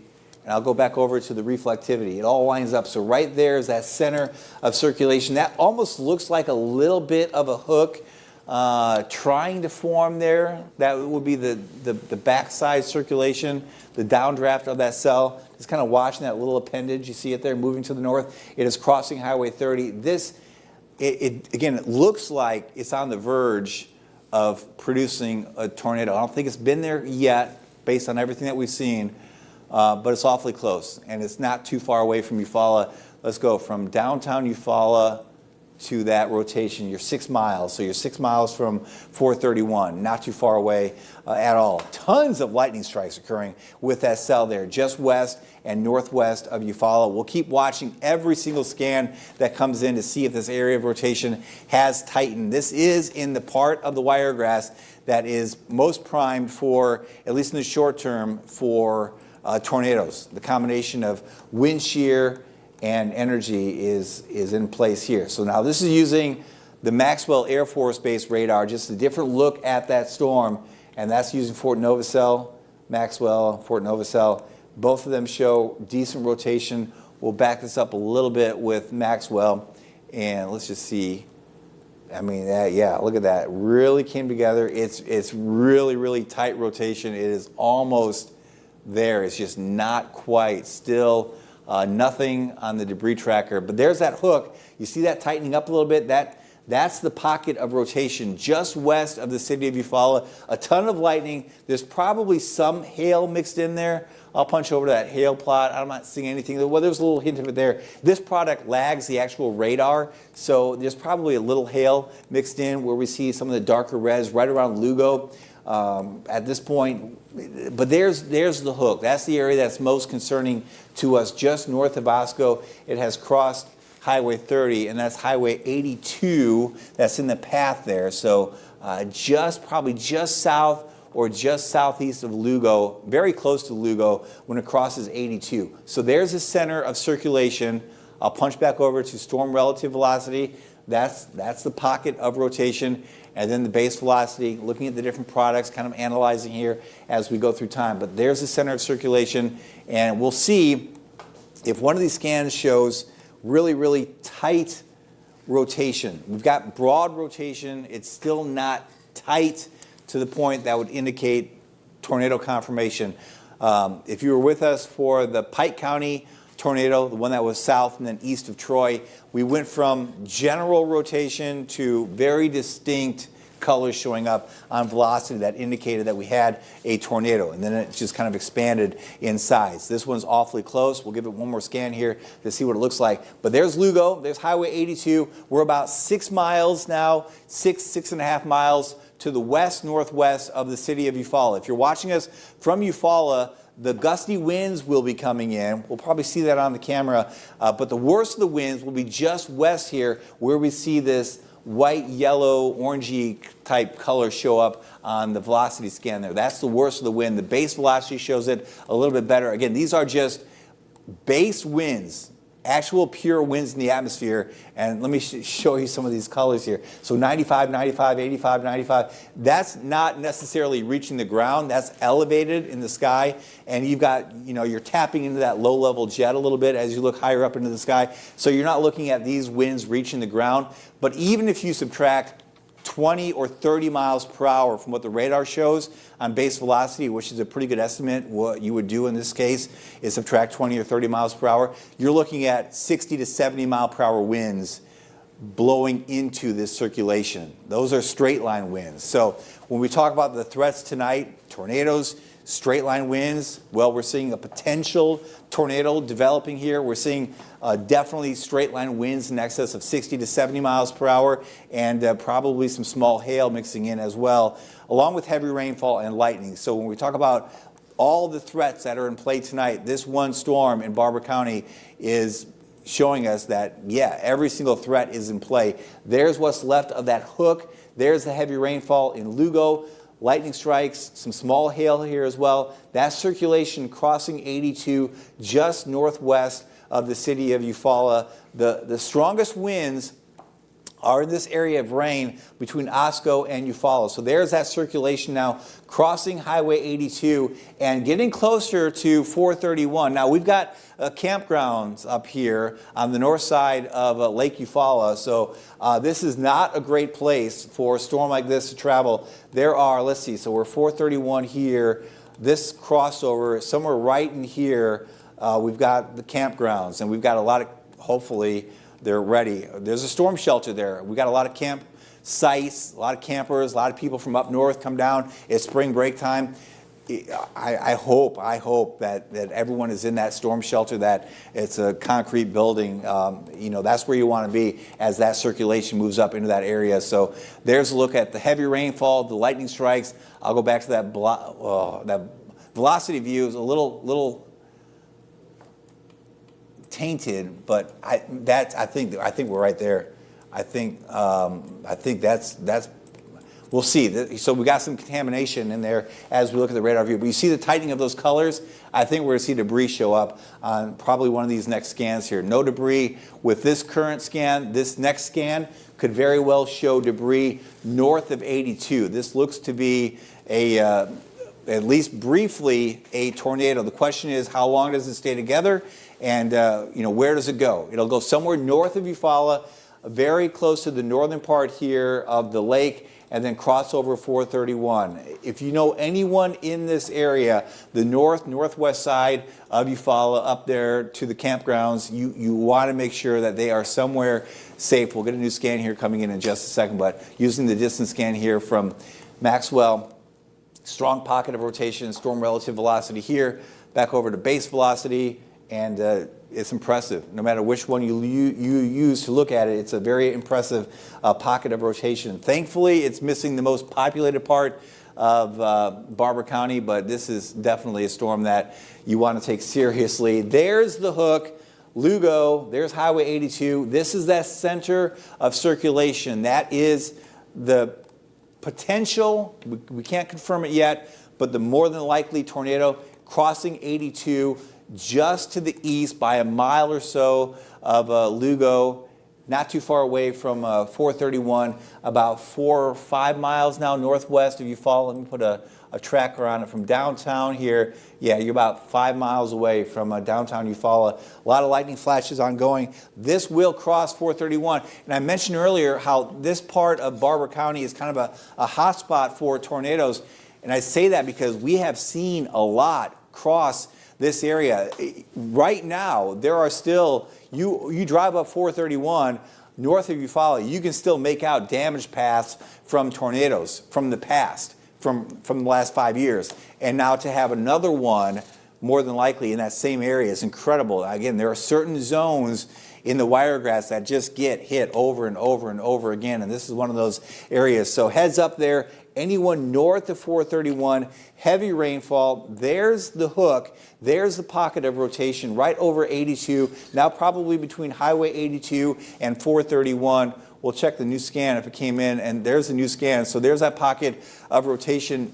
And that's pretty strong. It's not a slam dunk. I'm not seeing the debris yet. It's not a slam dunk tornado on radar, but it is awfully close. And it very well might be. We're getting a little bit farther away from the radar site, so the signature, unless it's a big tornado, the signature isn't quite as clear the farther away from a radar site that you are. So we treat this like it is a tornado because you look at it and it's awfully close. If it's not there, it is very, very close. So there's the center of that storm. It crossed over. So there's the little bit of a hook. You see that crossing over. There was the center of it, and now it's right here. It is between Highway 82 and 431. This will cross over right to the north of Eufaula. For a second here, I'm going to turn off the radar view, and so it's over this area of basically trees right now, okay? As we get up here, let's see. This is that campground I was talking about. You see all these sites? That's the storm shelter building right there at the campground. That's where you want everyone to be. It's really cool. A little beach area there, fishing. I've caught some great striped bass out there before. Let me go back and turn that sweeping radar back on. So that's where it's moving to. So there's the tornado, and I'm going to go back up and just, I lost my spot there. Yeah, it's right there. It's right there. You see it? So that's the campground. Radar back on. That's the potential tornado. I mean, it's right there. So if you know anyone, make sure they are. The name is slipping my mind at the moment, but that's what we're talking about. Just north of Eufaula, heavy rainfall. That circulation is it's mean. Not worst case scenario. Not as bad as it was as we were looking at that storm in Pike County earlier today, but it's just the fact that you've got these winds that are probably 60 to 70 miles per hour on the east side of the circulation, spreading right up the 431 corridor, and you've got all these trees, and that campground's got a ton of beautiful trees. Trees and campers do not mix. They just do not mix. So hopefully everyone is in a safe spot. We'll track that northward through the city, maybe of what that might go. What is that?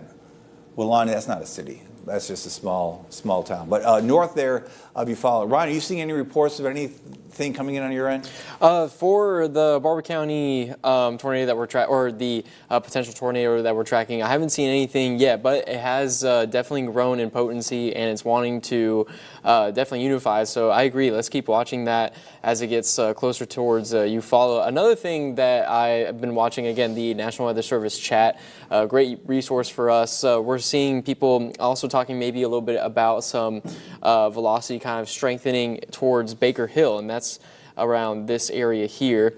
And so this is another area. I'm not seeing too much in terms of anything that looks very significant, but we can kind of see just to the south of that velocity couple that has been trying to organize, some highlights with the base velocity here. Also, there could be, there's a lot of data here, but we're going to be watching this area the same as they are too. But this storm has continued to prove to be very potent and wants to organize that rotation. But again, we just have not been able to say radar confirmed because we haven't seen any debris indicated on that debris tracker. Another thing, I've been looking at the Facebook comments, especially as we're continuing to watch this, but for other areas of the Wiregrass farther to the south, including areas of Dale County, Coffee County, and many of our Alabama counties, I've been watching those areas. Again, you're likely seeing those showers and thunderstorms make their way through, but nothing in terms of very significant severe winds or any rotation that I am seeing, but I'm continuing to watch that. So for, again, I see a lot of the comments, people are asking about areas of Enterprise again. They're seeing more of those storms, or Dale County. We're good. We just want to continue watching this because this could, again, prove to be a tornado that does touch the ground. If we see debris being lofted into the air, we're going to continue watching this, and that's why we want to emphasize people to really find their safe place and as we continue watching this make its way to the northeast. Yeah, it is crossing 431 now. Lake Point. Lake Point is the campground up there. Lake Point State Park, and that whole complex is really, really cool. Good place to visit. But right now it is being hammered by this cell and that pocket of rotation crossing 431 now. We are north of Eufaula by a few miles. There's a pocket of rotation. Again, not a real tight couplet, thankfully, and still not seeing any debris on the debris tracker. That doesn't mean there has not been damage, because these winds, the base velocity winds here, check this out. I'll back this up just a little bit. Very, very intense winds. The area there in, well, that's bad, but you see that area almost in brown? Those are winds that were 60, 70 miles per hour, probably at ground level, sweeping over parts of Barber County. And there's that pocket of rotation moving to the northeast, crossing 431 now, about to get out of Barber County and move out of our area of coverage. But that's an area of rotation that will continue to be a problem as it moves up into Georgia. It has prompted another tornado warning. So even though it will be moving out of Barber County, that is one that is worth watching. There is another one down here to the south that we are keeping our eyes on as well. Another pocket of rotation. And it's, again, an area where we have very strong straight line winds. There's a look at Cotton Hill again. There's Sandy Point. These are winds in excess of 50 to 60 miles per hour. There's 431 to get your bearing. There's Baker Hill. So another pocket here, very strong winds in the atmosphere. We're not seeing any winds on the backside blowing towards the radar site. Storm relative will give us a little better view of the pure rotation in the atmosphere. So if you look at it this way, yeah, there's a little green showing up here. So you've got winds towards the radar site, winds away from the radar site. You've got some rotation in the atmosphere. Again, if you look at the base, you're not seeing it. You look at the storm relative, you are. This is moving to the northeast. So as it moves, it is rotating a little bit.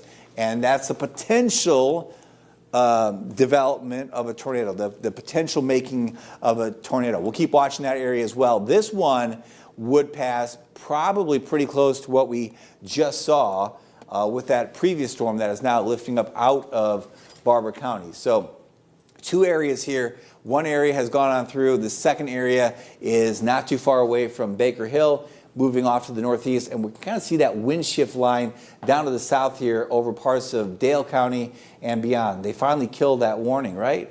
Is that what I'm seeing? Yes. Thank you. Yes, they did. Yeah, That's right. No longer a warning there. These other cells across the area, not real intense, at least not yet.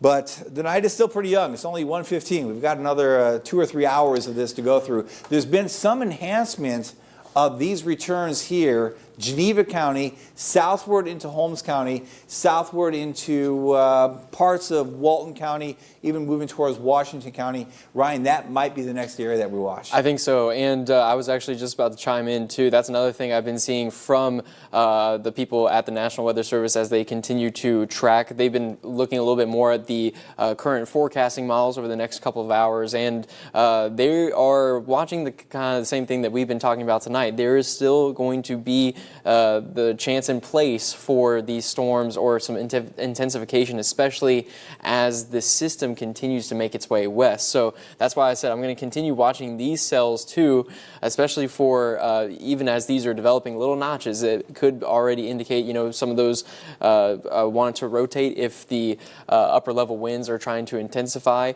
It just needs a little bit more of that energy. But yeah, just like you said, David, watching out for these returns could be significant as the night wears on. But I am glad that they did cancel that warning for Coffee and Dale County. Didn't see any significant winds, at the most likely seeing wind gusts around the upper 40s at the surface. And originally they were going to have that warning out until 2 a.m. So yeah, I'm kind of glad that they got rid of that. What was it, a 2 hour long warning? What was? Yep, that's right. Wow.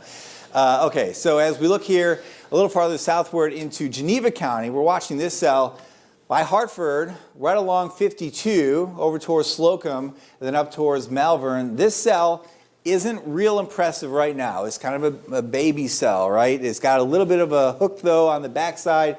Doesn't mean it's producing any kind of a tornado or anything like that. There's no lightning yet, all right? So we're going to watch this cell, and see if it continues to intensify and grow. And we'll know, number one, if it starts producing lightning, all right?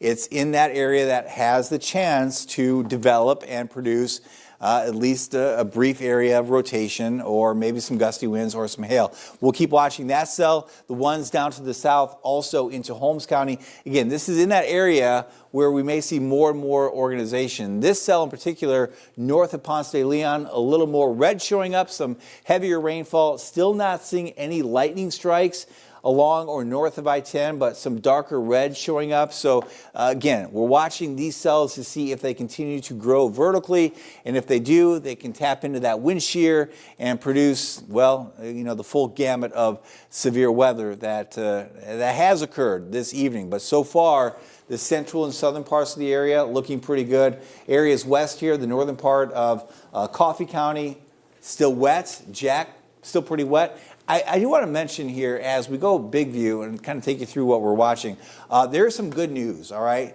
Areas north here, Birmingham down to Montgomery, we're pretty much done with any kind of significant weather. Even the winds are coming down, which is some good news. The severe threat is gone. That severe threat is really winding down now over the western part of Covington County down into the Panhandle. Everything is shifting eastward. The bullseye for lightning and heavy rain at this point is south of Atlanta down to about Columbus or so. You get from Columbus south into the Wiregrass, there's just not as much lightning showing up at this point. That does not mean the threat is over. If I take you farther southward, notice in the Gulf of Mexico how there's been an uptick in lightning strikes over the past couple hours. And there's also a new tornado watch in effect for a good chunk of Georgia into the Big Bend of Florida. So we've got more ingredients coming together as we go through the overnight. And I think the greatest takeaway from this map is not what's happening to the north of us, it's what's happening to the south of us. So as we look at, again, this broken line of showers now from Geneva County into the Gulf of Mexico, notice as we get into the Gulf, they turn into thunderstorms. And if it's happening down there, there's a chance that will continue to expand and happen up into our area. So we're watching that line, and then we're watching what's happening south of Pensacola down in the Gulf as well. A pretty good batch of some heavy rainfall. That may continue to organize also as it moves off to the northeast. Everything is shifting eastward in time. Individual cells are moving to the northeast, but there's a general shift eastward as we go through time. I am really, as I just watch this radar animation, this area from the eastern part of Geneva County down to the south may be the next line that we see. It looks like that might be the line that the models were kind of hinting at forming during the overnight. And it's 1:20 now, so we're in that window where they were kind of indicating that this activity coming in from the west would fade a little bit, and we'd see some breaks, and then we get kind of a new line to form and then move eastward and become the dominant line going into the early morning hours here. And it does look to be like it is unfolding just like that.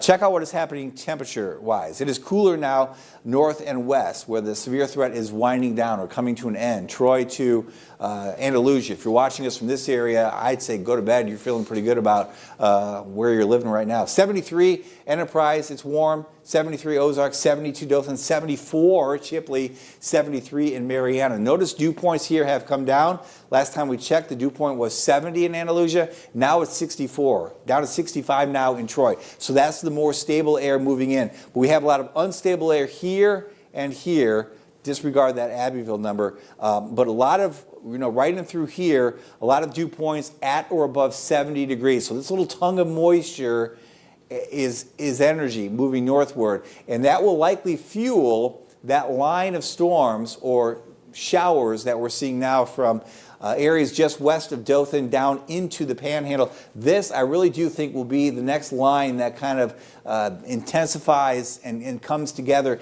and it will kind of probably hook up with this line in Barber County that extends into Dale County, and then southward into Geneva County, southward into Walton County, and then into the Gulf of America. So we'll keep watching all of this shift its way to the east as we go through the overnight. Still some heavy rainfall east of Troy, south of Troy, east of Andalusia. No indications of any severe weather here. Again, the greater severe threat may start to come together right on through the heart of the Wiregrass as we push towards 2 a.m. And then 2 to 3 a.m., it'll likely be Henry County into the rest of Dothan and Houston County, southward into Jackson County, and then by, say, 3:30 or so, gets out of our area. So we'll give it another 2 hours, I'm thinking, before we can kind of say, good night to you, that these storms are moving out of our area. But I say that at 1, what time is it? 1:22. So we're going to be with you. We're not leaving you right now. We've got a lot of storm coverage to get through as we go through the overnight, as we track what has been a very potent day across the entire South. Let's go back and just kind of recap what we've seen. I'll go back 12 hours. No, I got to go back. That's 12 hours ago was after lunchtime.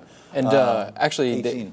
And actually, David, this is out of our area and is now out of Barber County, but that velocity couplet is still holding strong just to the southeast of Omaha. And so that tornado is out of Barber County, but yeah, we're still watching that to see if maybe it could put out a little bit of debris. There might be a little bit of return there, but I just wanted to point that out. Yeah, it's been a very active day. I mean, check this out. Over the past 18 hours, we go back to the early morning hours, 7, 8 o'clock. Louisiana into it. Mississippi, these supercells were just incredible. Ton of lightning moving into Alabama and then moving into our area here for the overnight. The core of the lightning has been north of us this evening. There's been, compared to what we saw earlier today to the west of us, there's been a little weakening in the Wiregrass, which is some great news. That's not to say that we won't see some more significant storms pop up as we go through the next couple hours. So let's go back to what is happening across our area. And there is still some heavy rainfall in pockets, and thankfully those stronger cells are moving out of our area. Yeah, that area has been really hammered pretty hard there in Barber County. Yeah, there's that couple that you saw there by Omaha. Mm-hmm. Yeah, that's right. Yeah, pretty significant still. Yeah, and it looks like, I know we were watching a little bit of batch of rotation. Now it would be just to the east of Eufaula, but it doesn't look very significant at all anymore. Yeah, that's good. There's a wind shift line there for sure. Right, yeah. New severe thunderstorm warning. That's right. Okay.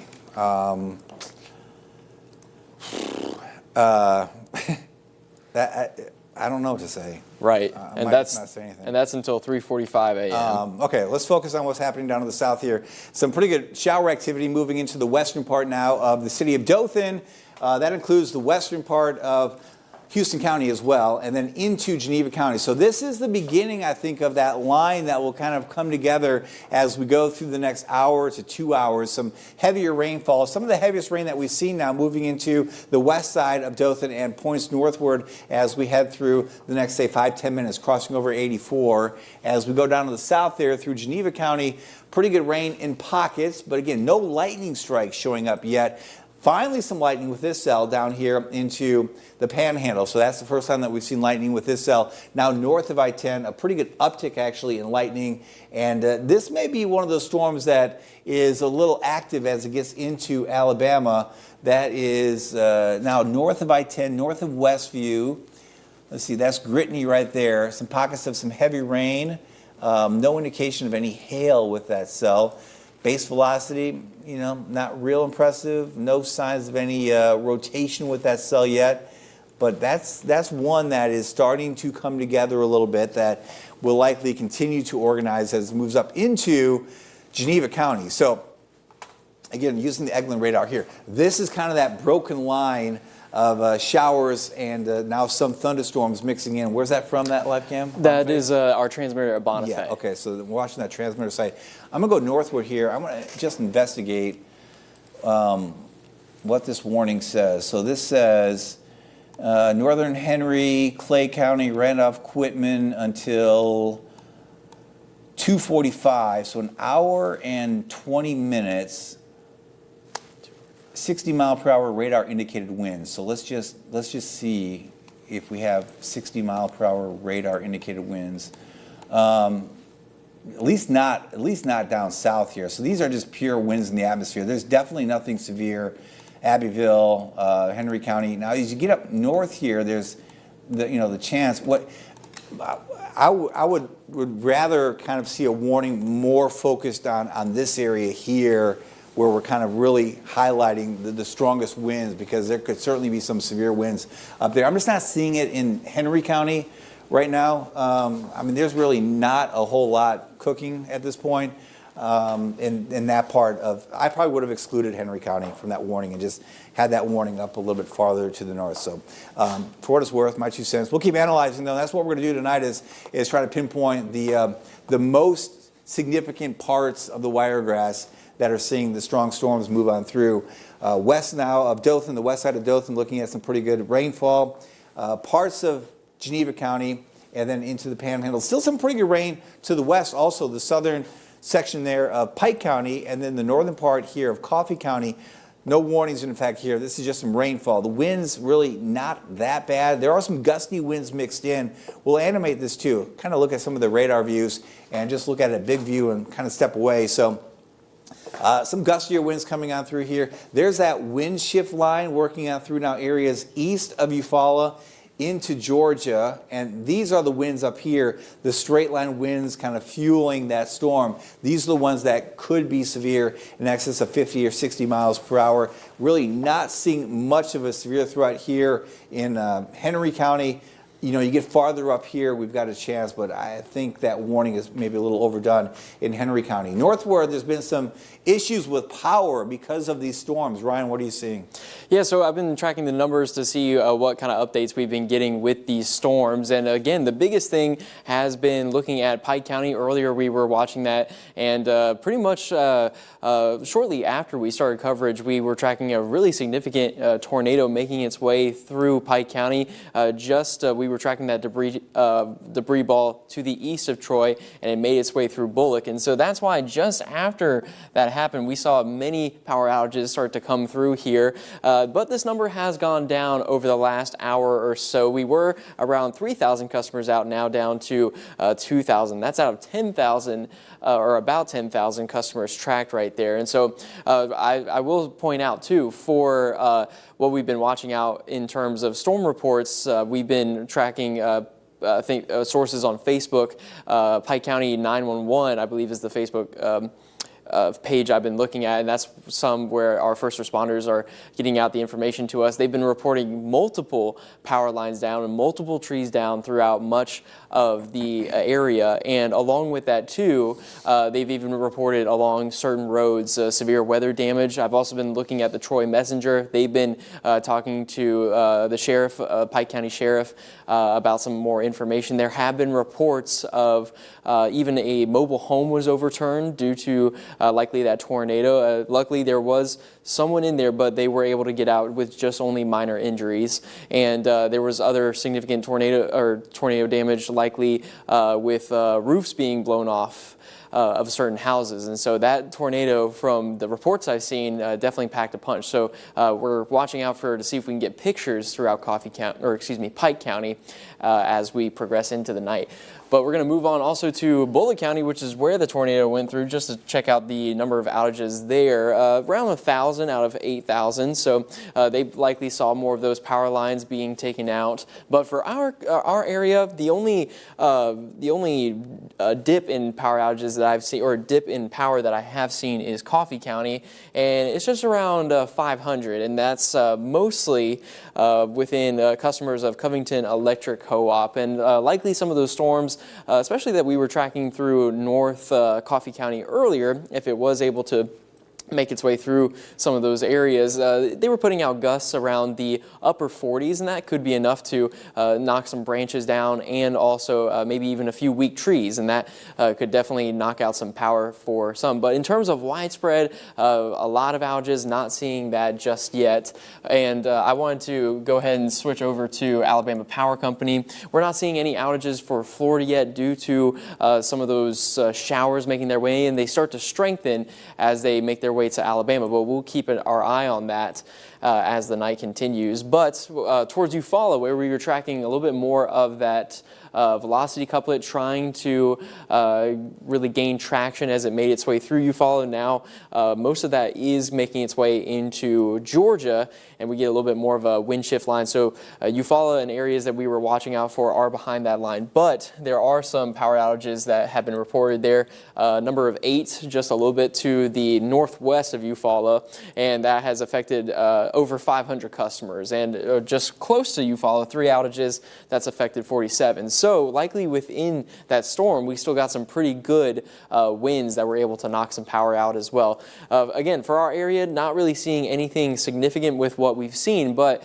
what we really want to emphasize is the night is not over, and also with what we could see later on and what the forecast models have been showing off is the chance for some intensification, even with a second line developing and kind of gaining some traction as it makes its way towards areas like Houston County, Dale, and also Henry, and for areas in Florida where we're seeing more of that moisture source and energy source make its way through. So we're going to be continuing to watch that. But I'm going to toss things back over to David. Are you seeing anything in terms of those new cells or anything like that coming through the wiregrass? You know, we're just kind of watching everything that is happening across the wiregrass right now. Seeing a little uptick in lightning strikes, which is something we have not seen. A couple, at least one strike there in the Dothan area, which is the first time we've seen that, so definitely some changes compared to where we have been for the last couple hours. Let me go back over to Max 2 here. I was checking out some of the model data coming in here, kind of keeping up on what we're seeing there as well. So there's that one shower. Now I'm going to actually stop this because it's moving so fast. The wind flow. So that's a 1 hour animation. You see that? It's crazy. That's a 1 hour animation, and these storms are just moving incredibly fast. Let me do that real quick. Let me go back to where this cell is now, just moving into Henry County. We'll back that up an hour. Wow, that's not even far enough. So it was down there, right here, and now it's way up here. So it's gone in 1 hour, it's gone 64 miles. Wow. I mean, that's incredible. That's 64 miles an hour. That just tells you the wind profile that we've got going on. That's that low-level jet just kind of kicking, pulling in that moisture from the Gulf of Mexico. So it's really moving fast out there for sure. And what that's doing is drawing in a lot of moisture from the Gulf now and a little more instability. So we're seeing a little bit of an uptick here in lightning strikes, including Washington County. Some of that now moving into the southern part of Geneva County, and there may be some bands here that you see some decent rainfall. Some of that now on the west side of Dothan, and then down to the south into Holmes County, kind of a stretched out area. You see that? Kind of an elongated area here of rain, which really isn't going anywhere. It's kind of staying put there north of Caryville to the southern part there of Geneva County, and there's some dark red mixed in there. That's using the radar site at Eglin. We'll switch over. It's a little bit smoother if I use the Fort Novacell radar. Maybe not quite as intense, but you see that same stretched out area. This little cell was looking a little more impressive. It kind of fell apart, but it got stretched at the same time. So some of that rainfall moving into the west side of Dothan. Some of the heavier rainfall just north now of Dothan. I saw that one lightning strike. I'll back it up a little bit here. And it was a couple actually. See them right there, right along 84. And then a couple just to the north, and then one popping up there. So first time we've really seen any lightning in the Dothan area. So if you know, those people who went to bed at 10, 11 o'clock and they were waiting for the warnings to go off to wake them up, they're winning right now because they're sound asleep and the weather is not bad outside at all. If you're up with us, watching us, we appreciate you being here as we take you through the overnight. Watching these showers and storms, again, I'm scratching my head about this warning up to the north here in Henry County. I'm just not seeing anything severe that would indicate 60-mile-per-hour winds in Henry County. I'll show you the base velocity. There's some gusty winds mixed in there, but I'm just not seeing anything quite reaching that level. What we're seeing here, if you look at the white and you would think, oh, those winds are so strong. What you're tapping into, not far above the ground level, you're tapping into the very strong low-level jet stream winds. And it may look impressive on the velocity scan, but if you really break down what we're seeing at ground level, I don't think we're seeing 60-mile-per-hour winds. We're not seeing anything in the atmosphere when you team that velocity data with the reflectivity data, you're really not seeing enough here to bring down those really strong winds at this point. So gusty winds, yes. 60 miles per hour, probably not, which is good, right? We don't want 60 mile per hour winds. Nonetheless, there is a severe thunderstorm, a really wonky one. I mean, really wonky. From here to here to here to here. It's kind of a weird box that it's not polygon driven anymore by Tallahassee generally. It's more kind of issued by half counties or counties. So that's why you kind of see that funky shape showing up there in Georgia. But we'll keep watching that area. Again, I'm not real concerned. Ryan, am I missing something?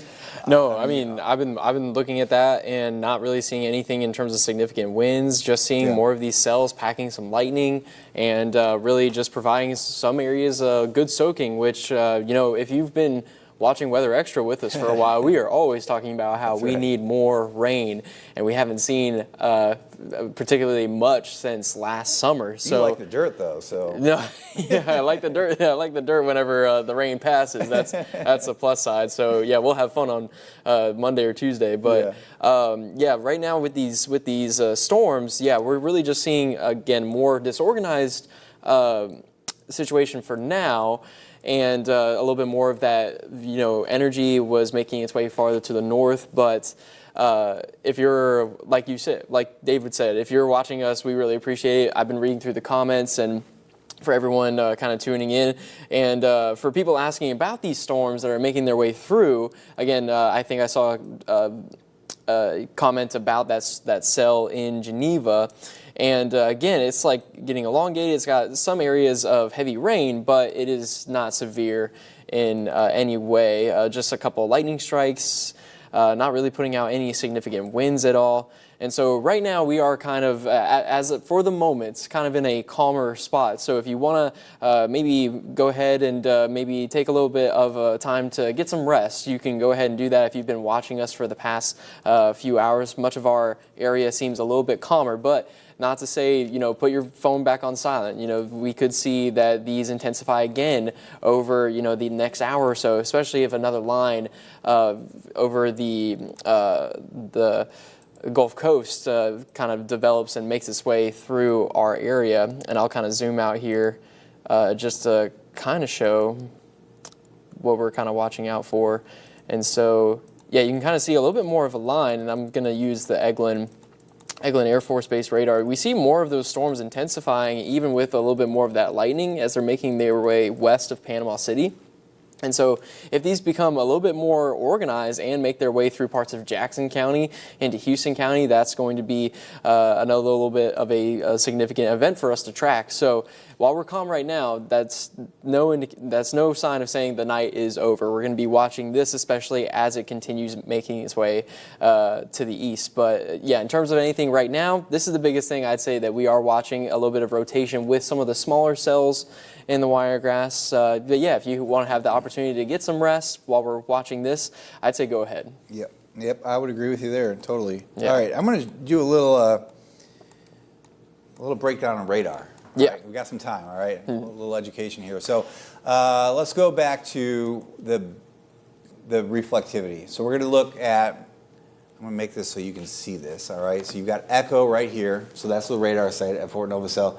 Again, we've got the severe thunderstorm warning for parts of Henry County, heavy rainfall in Abbeville, and then some heavier rainfall from there northward. What I want to do is I want to kind of, because we get decent velocity returns when you have red showing up or raindrops. So I'm going to switch over to the base velocity. So you can kind of see here from the radar site out, that little ribbon of rain showing up. And again, these colors are brighter, but as you go up into the sky, you're looking at the winds in that, not quite the low-level jet, but if you go, what I'm saying is, you go up into the atmosphere tonight, from the surface to 100 feet, to 500 feet, to 1,000 feet, the winds are way stronger. Like in a very short, just you get off the ground 50 to 80 feet, the winds are way stronger. You get up 200 feet, they're way stronger than they are at the ground. So as we shoot up here and we look at the wind speeds, say around Abbeville,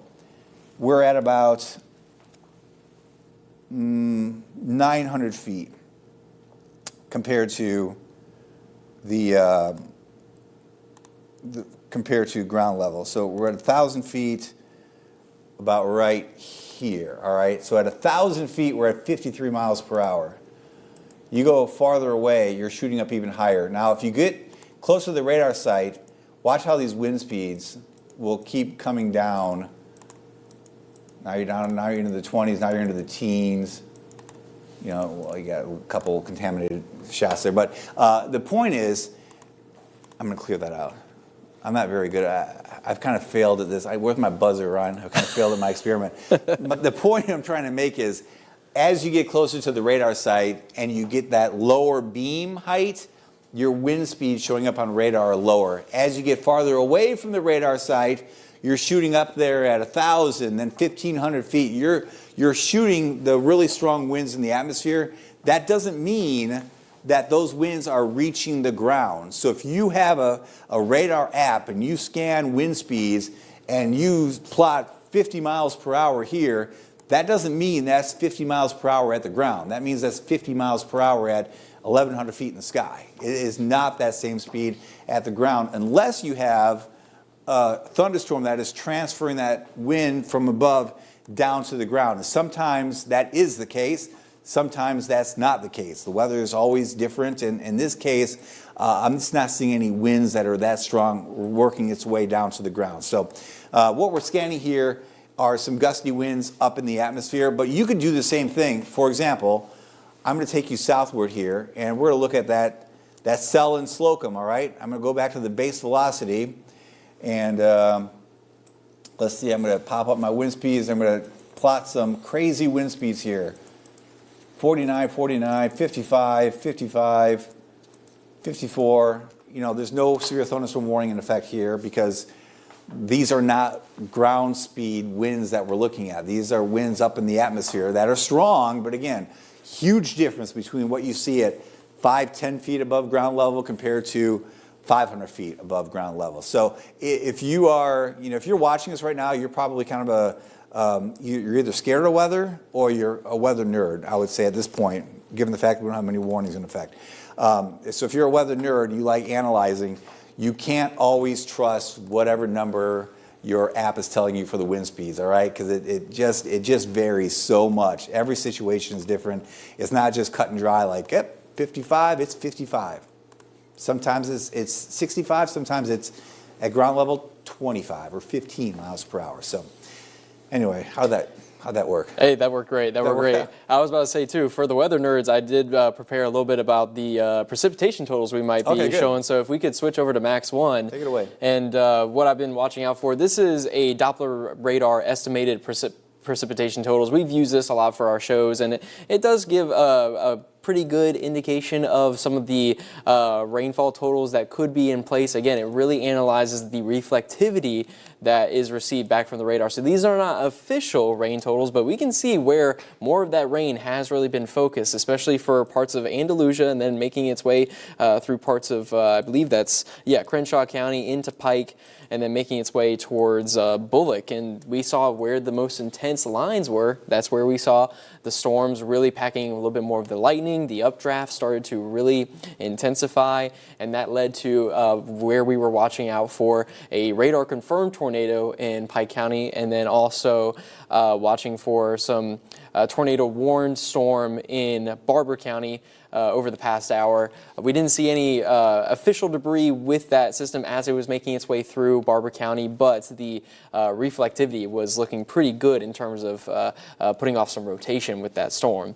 But zooming in, we can see the estimated totals of rain, and I gotta say that's pretty good, especially with us seeing a little bit of the drought. So a lot of these places got some pretty good rain here. In the yellows, you're seeing a little bit more of that upper 2 inches mark there, and then crossing over for some of those orange colors. That's where you're seeing more 3 inches, 3.5 inches. Farther to the south, where we've been seeing more of that scattered coverage throughout the Wiregrass, we've seen more of those More of those amounts still a little bit below half an inch or maybe just above it, but nothing in terms of anything significant. I see 2 inches just over 231, closer to Ozark in Dale County, or actually I guess that's a little bit closer to Ayrton. And again, that's where a little bit more of those cells, that's where they were starting to intensify. That's likely why you saw a little bit more of a return in terms of those precipitation totals. But yeah, for our areas like Geneva County, southern Dale County into Houston County, again, we've been seeing more of that scattered activity, but not to say that won't, again, intensify. We could see more rain, especially if another line develops farther to the south and makes its way through. And I'm going to go back to this graphic here. You can see more of those colors, the same for areas of Walton County, Holmes County, and Jackson County really hasn't gotten too much either. But over the next couple hours, we'll likely see a little bit more of that, those cells coming back, a little bit more of that activity. And I'll go back to the radar here just so we can kind of watch out, and then I'll toss over to David. But again, the main thing that we're kind of watching out for is the evolution of these kind of batches of storms here, packing some lightning. I've been watching these for anything in terms of rotation, not really seeing anything like that, but again, as they start to make their way inland, they can tap into more of those upper level winds. And we already know these are traveling fast. We were checking the speed of some of the storms over an hour. One cell David tracked was going 60 miles an hour. And that is just a really key ingredient. And if we have more of that energy, bam, we could get some rotation within these storms as well. So that is something big that we are watching out for. But David, I see you got the wide view over Georgia. What are you seeing there? Well, we're tracking the showers and storms just kind of drifting on through. There is a different tornado watch in effect for areas in Georgia, even parts of South Carolina, into the Big Bend of Florida.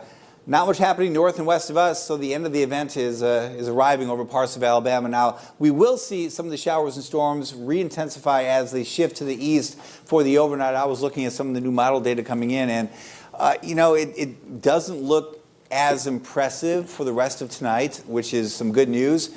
That's not to say we're not going to see any more warnings, because we could, or any more pockets of strong rotation. We certainly could, but conditions are not as bad now compared to earlier today, and that is some great news after what we saw earlier today. That low-level jet is shifting eastward. It's through our area right now, firmly in our area. But it is moving off to the east into Georgia, and it is kind of winding down areas to the west. And once we get these strong low-level winds out of here, the jet stream winds, low-level jet stream winds, we'll see a decrease in the activity as we go through early Sunday morning. So really seeing that wind down, Montgomery down to about the I-65 corridor, even down towards Pensacola. The strongest winds in the jet stream, that low-level jet, are east and northeast of us, and that corresponds to where all the lightning strikes are. So this is a really good tool to use to kind of indicate where the worst weather is and where the worst weather is going. You can also tell here pretty easily there's been a bit of an uptick in lightning strikes, as we were kind of talking about that line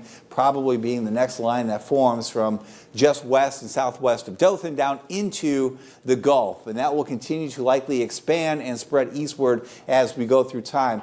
More energy down to the south towards the Gulf, more wind energy up to the north here, and that's where the majority of the lightning strikes have been. So it's been more or less the wind dominating, as opposed to the slightly warmer and more humid air southward dominating the severe modes so far as we've gone through this evening. I think that data is now outdated because we are past midnight. We are early Sunday mornings. We'll skip past that. All right, big view here of the radar. There has been definitely an increase in storminess in parts of Washington County into Bay County, the western part there, Bay County. Really in the past half hour, there's been a lot of lightning showing up and a lot of heavy rainfall that extends down into the Gulf as well. But the majority of that heavy rainfall now is kind of centered to areas just west and southwest of Panama City, extending up into Washington County, up into Holmes County. Again, some of these areas over the past hour, small areas like where my hand is, seeing a bunch of rain. So some localized flooding, a possibility here and there. Holmes County into Geneva County, and then up into parts of the Dothan area. some heavy downpours. The west side of Dothan has seen a lot of rain, at least in batches, kind of waves of rain coming on through over the past hour. This is a 1 hour animation. I know there's a lot happening on this map, but this is only a 1 hour animation of the weather. That area in Geneva County, heavy rainfall. Rehoboth up towards Taylor, it's raining pretty good. Into Dothan, it's raining, but there's not a lot of lightning mixed in here at all, which is interesting. We haven't seen the deep convection, and there was some indication of that in the modeling coming in today, that there would be a bit of a lull here for the overnight period before there's a bit of an uptick in the lightning strikes. We have not seen that yet really in southeast Alabama. I wish they would kill that warning. I really, in that part, it stands out, and I know we're kind of ignoring it, but we're watching it at the same time. I'm just not seeing sustained 60-mile-per-hour winds. There are some gusty winds. Everywhere you see some rain, there are some gusty winds. I mean, there were gusty winds today or Saturday without the rain. We had a wind gust again of 43 miles per hour at the airport in Dothan. So gusty winds are a given. What we're trying to pinpoint are those damaging wind gusts in excess of 60 miles per hour or at least 50 miles per hour. And we're really not seeing that now in the Wiregrass. Now, these showers are moving at 60, 65 miles per hour. So, again, there's a lot of wind energy in the atmosphere. You go up a few hundred feet, the winds are really moving very, very fast, but a lot of that is not being transferred down to the surface right now. We may see winds gust 40, 45, even 50 miles per hour, but that next level, which is severe level 58 or greater, is thankfully been pretty rare to find so far this evening. But the potential is still there. There's still a fair amount of energy in the atmosphere. Dew points are in the 60s to around 70.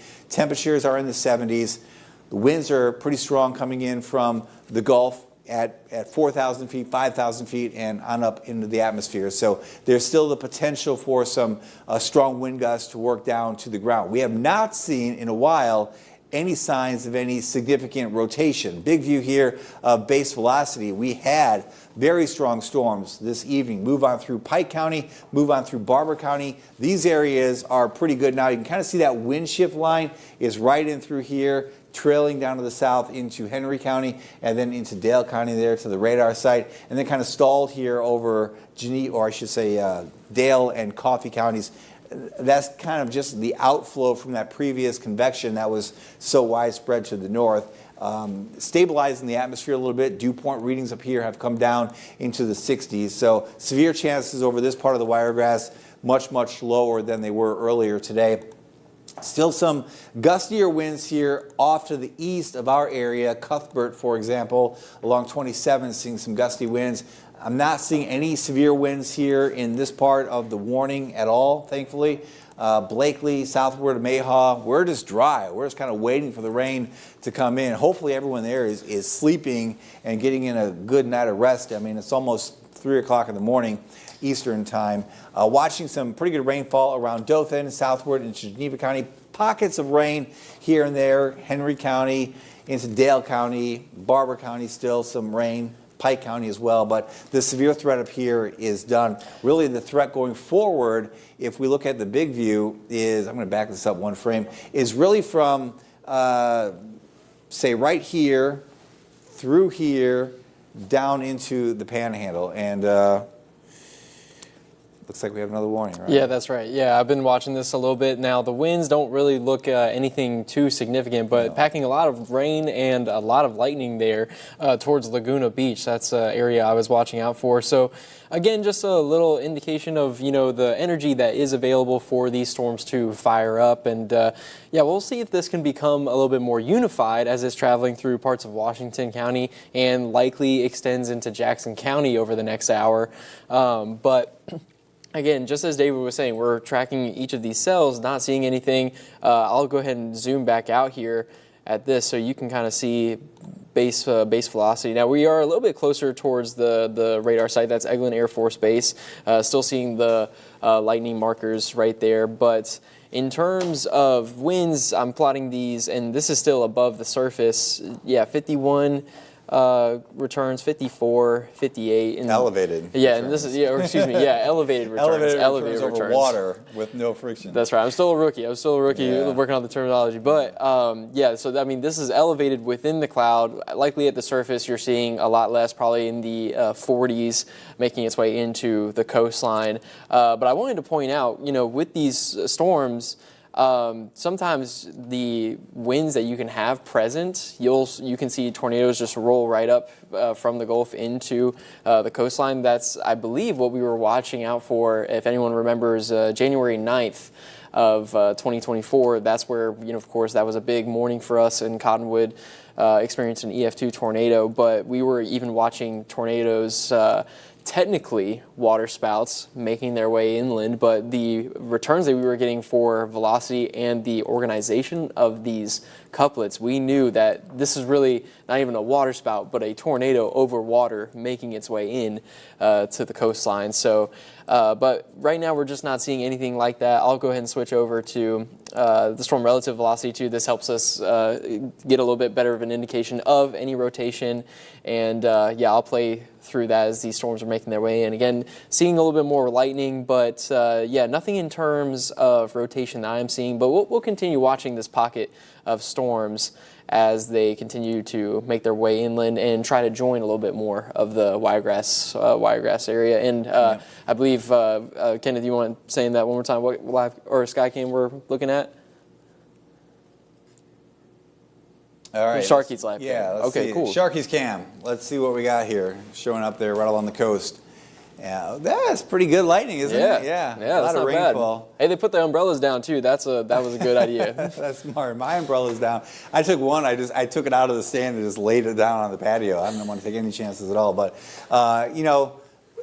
that's a severe thunderstorm warning. Again, the gusty winds, but we're not seeing anything really, really bad as far as winds go. Just the gradient flow in the atmosphere, just the general wind flow in the atmosphere is producing winds of 20 to 40 miles per hour at times. So gusty winds for sure, but I'm not seeing any of those severe pockets yet. There's still that chance as we go through time.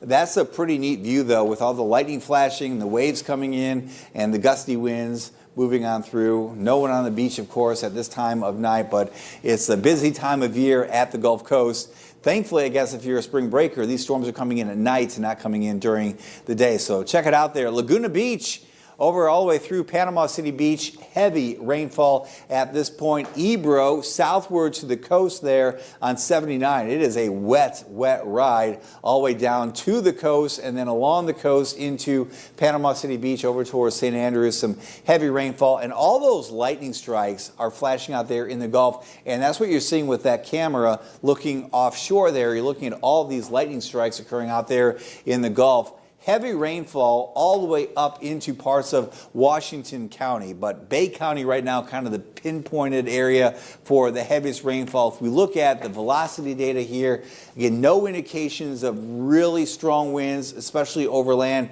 Now out there into the Gulf, there are some pockets of strong winds, and some of these winds over open waters, a little bit elevated, could certainly be over 50, maybe even 60 miles per hour. But as you get into land, you look at some of these winds up here. Again, these are even elevated a little bit. You're at 40 some, 20 some. Most of these are about 30 miles an hour, though, 27 miles per hour. So winds are not real bad. Yes, there is a severe thunderstorm warning in effect, but thankfully, we're not seeing any winds in excess of 60 miles per hour as we look farther inland across Bay County or Washington County. Going back to the radar view here, heavy rainfall, and that will be what we'll watch move in here. And what we're going to watch for is for the potential of pockets of rotation to develop within this new convection that is spreading northward, because this will likely be the next main band that we see that will likely overtake Washington County and then up into parts of Holmes and Jackson counties.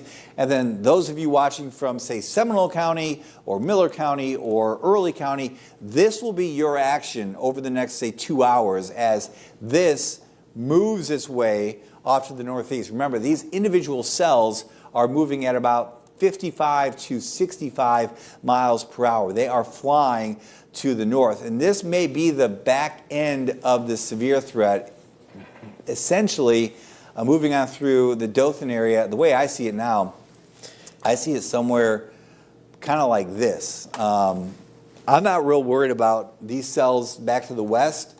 The atmosphere is becoming a little more stable back here. So the way I see it, looking at the current radar view, the severe threat is predominantly from this yellow line eastward, and then from this yellow line westward, the severe threat is really diminished. Ryan, do you agree? Yeah, I agree with that. And something that I like to, and how you've been pointing out too, a good indication of that is the temperature change as we're watching that line pass through. And we're already seeing that with things getting quieter in Andalusia. Temperatures starting to dip down to 69 degrees, 66 in Troy. And again, they had some really big activity tonight with a radar confirmed tornado. We've gotten reports of damage, trees down, power outages throughout much of that area. And Eufaula now down to 68. Now areas still farther to the southeast, we're still seeing more of those 70s. And so we have a little bit more of that warmth available as that line continues to make its way through and we get on the backside of that severe weather threat. We're going to continue to see these temperatures go down because we're welcoming in a little bit more of that drier air behind this. And the next couple of days we'll likely see slightly cooler temperatures. I think we were still seeing a little bit more at least closer to the 80s and hitting the 80s today, but more days in the 70s for this coming week. We still have a lot of moisture out there, but we can see the dip farther to the northwest as well. There's that drier air, 67 in Andalusia, 65 in Enterprise, but a little bit stronger for areas of Florida. Mariana, 71 for that dew point, 69 in Dothan. And so these areas still have a little bit more of that moisture available. But yeah, like David said, that line is making its way through. And for areas that aren't seeing any activity, like we were just pointing out, likely areas of Covington County, you're out of that severe weather threat. If you want to go to bed, go to bed. We're not really tracking anything for that. I believe much of Coffee County is on the backside of it now. If you'd like to go to bed, you're more than welcome to do that. Yeah, it's really more of our areas to the eastern areas of the Wiregrass that we are still watching out for. We'll continue watching those cells over the next hour or so. All right, good morning, Dothan. Some thunderclaps out there. Maybe you're waking up and tuning us in here at 2:03 in the morning, and we're watching a pretty good cell move on through the city now, and we have not seen much lightning in our area, in the local area here in Dothan. But now we are, some heavy rainfall moving on through the city. There's another flash occurring right there. We're seeing that live cam downtown. Heavy rainfall now right over the circle. And some gusty winds a possibility, but the winds really have not been a big story so far for the overnight, at least in a good chunk of the area. We're seeing these winds 20, 30 miles per hour, the highest wind gust 40, 45 in pockets. But there was earlier this evening a tornado, a big one that came on through Troy, and some gusty winds up into Barber County also. But right now we're watching some heavy rainfall move on through the city of Dothan. We'll look at the winds, and we're identifying pockets of gusty winds or pockets of rotation. We've been doing that all evening long, but this storm moving on through Houston County does not have any severe wind, does not have any signs of rotation. Base velocity, storm relative velocity looking okay. We'll keep watching this cell. This will probably be the worst weather that we see in Dothan for this event. Now, for the next maybe 40 minutes, depending on where this activity in Geneva County moves, it is generally moving its way off to the northeast. We're kind of in this zone, at least in the short term, for some heavier rainfall. But the general thinking is that this line that encompasses Dothan and points northeastward and then southward will be the main line going forward that kind of is reforming and then shifting eastward. No severe thunderstorm warnings in effect for this area. Certainly no tornado warnings in effect. Thankfully, they have canceled that warning for Henry County that was in effect because we have not seen any severe winds up there either. Some rainfall ongoing. Pike County, Barber County, Henry County, Houston County with the lightning strikes. You see it flashing outdoors. A lot of lightning now in the Dothan area as this line kind of comes together, some re-intensification. We had a period there over the past hour or so, especially areas central and south where there was a bit of a lull in the activity. But now this broken line filling in a little bit, especially areas south from basically Dothan down to Panama City Beach. right now. Some heavy rainfall in pockets. There is a severe thunderstorm warning in effect down to the south, Washington County into Bay County. We're analyzing the winds everywhere, trying to pick out pockets of damaging winds, trying to pick out pockets of severe winds, just not quite seeing that, which is some great news. Especially here, like around the radar side, these are just base velocity winds. There is nothing that screams severe, even down to the coast, looking pretty quiet now. Offshore and maybe just along the coast here, Laguna Beach into the western part of Panama City Beach, some gustier winds are moving in, but certainly inland, no signs of any severe winds anywhere within really the Wiregrass. Honestly, we look all across the Wiregrass, which is great news to be here at 2 o'clock in the morning with the main line coming on through the city of Dothan and not having any severe thunderstorm warnings and not having any tornado warnings in effect, not just here, but all across the Wiregrass. So we have done pretty well so far tonight in general compared to what the potential has been and where we are. You know, the potential was pretty high. Now, it's been higher than the potential, I'd say, in spots, but much lower than the potential in other parts of the Wiregrass. That's the live cam from Southeast Health in Dothan. A lot of lightning on the east side of Dothan in particular, but even downtown and on the south and southwest side of Dothan. What's interesting here is if you were sleeping and now you're being woken up by the lightning, you didn't miss anything. I mean, for most of the night in Dothan, we had a couple light showers come on through. We really didn't see a lightning strike until probably 30 minutes ago, the first time we saw a lightning strike. And there's really been no significant wind with the lightning, just some rain coming on through. So if you're up and you're watching us, this is what we're looking at here. Heavy rainfall, the eastern part of Geneva County. Heavy rainfall in Rehoboth, in Taylor now, up into the southern part of Dothan, the central and eastern part of Dothan, some heavy rainfall, and then moving towards Webb. Now, what we will watch for here, because the atmosphere from the Dothan area eastward still favorable for rotation and gusty winds, we'll see if this uptick in lightning leads to severe weather off to the east or northeast of the city. And that's certainly a possibility as we've been analyzing these storms tonight. And really anytime we analyze severe weather, we look for lightning, and an uptick in lightning can lead to severe winds or tornadoes in time. It doesn't happen just like that, but it happens over the course of tens of minutes or dozens of minutes. So we'll see if that happens. The velocity view here is pretty tame. The base velocity, we've been using the storm relative velocity a lot tonight to try to see if there are any pockets of rotation in the atmosphere. So even though there's been, if you look at that reflectivity, maybe a little change here in the way this looks, some red here, then it kind of curls back to the west. So it looks a little funky, right, if you look at the reflectivity. But if we compare that to the velocity, we don't see any indication of any funky shapes here on base velocity or on storm relative velocity. So what this tells me is this is just some good old-fashioned rain coming on through and some claps of thunder and no severe weather. Ryan, with that camera, zoom in on a tree. So this is our Southeast Health Cam. Any tree, you might have to flip the camera around. Yeah, I was going to say, I'll flip on those. Yeah, these are some good trees right So here. that camera is right here, 84 and the circle on the east side. And there's I don't know if the flag's out now, but there's a flag on the east side. So zoom in here. Actually, we can take a look at that. Oh, the flag might not be there because it's dark out. No, it's. I've been watching it a little bit. It is out? Yeah, right Okay, here. cool. There we go. Yeah, we can really see the wind. Zoom in on that. So again, these are that's pretty cool.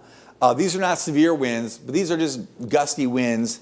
Winds could be 20, 30 miles per hour. The highest wind gust at the airport today in Dothan was 43 miles per hour. So I'm going to go back here and let's just kind of pull some of the current observations from, let's go right here. So at last check, let's see, we'll go Apalachicola, for example, south of 23. Let's go inland Bonifay, not reporting. Panama City, gust to 37. Mariana, gust to 30. Gust to 30 in Mariana with no rain.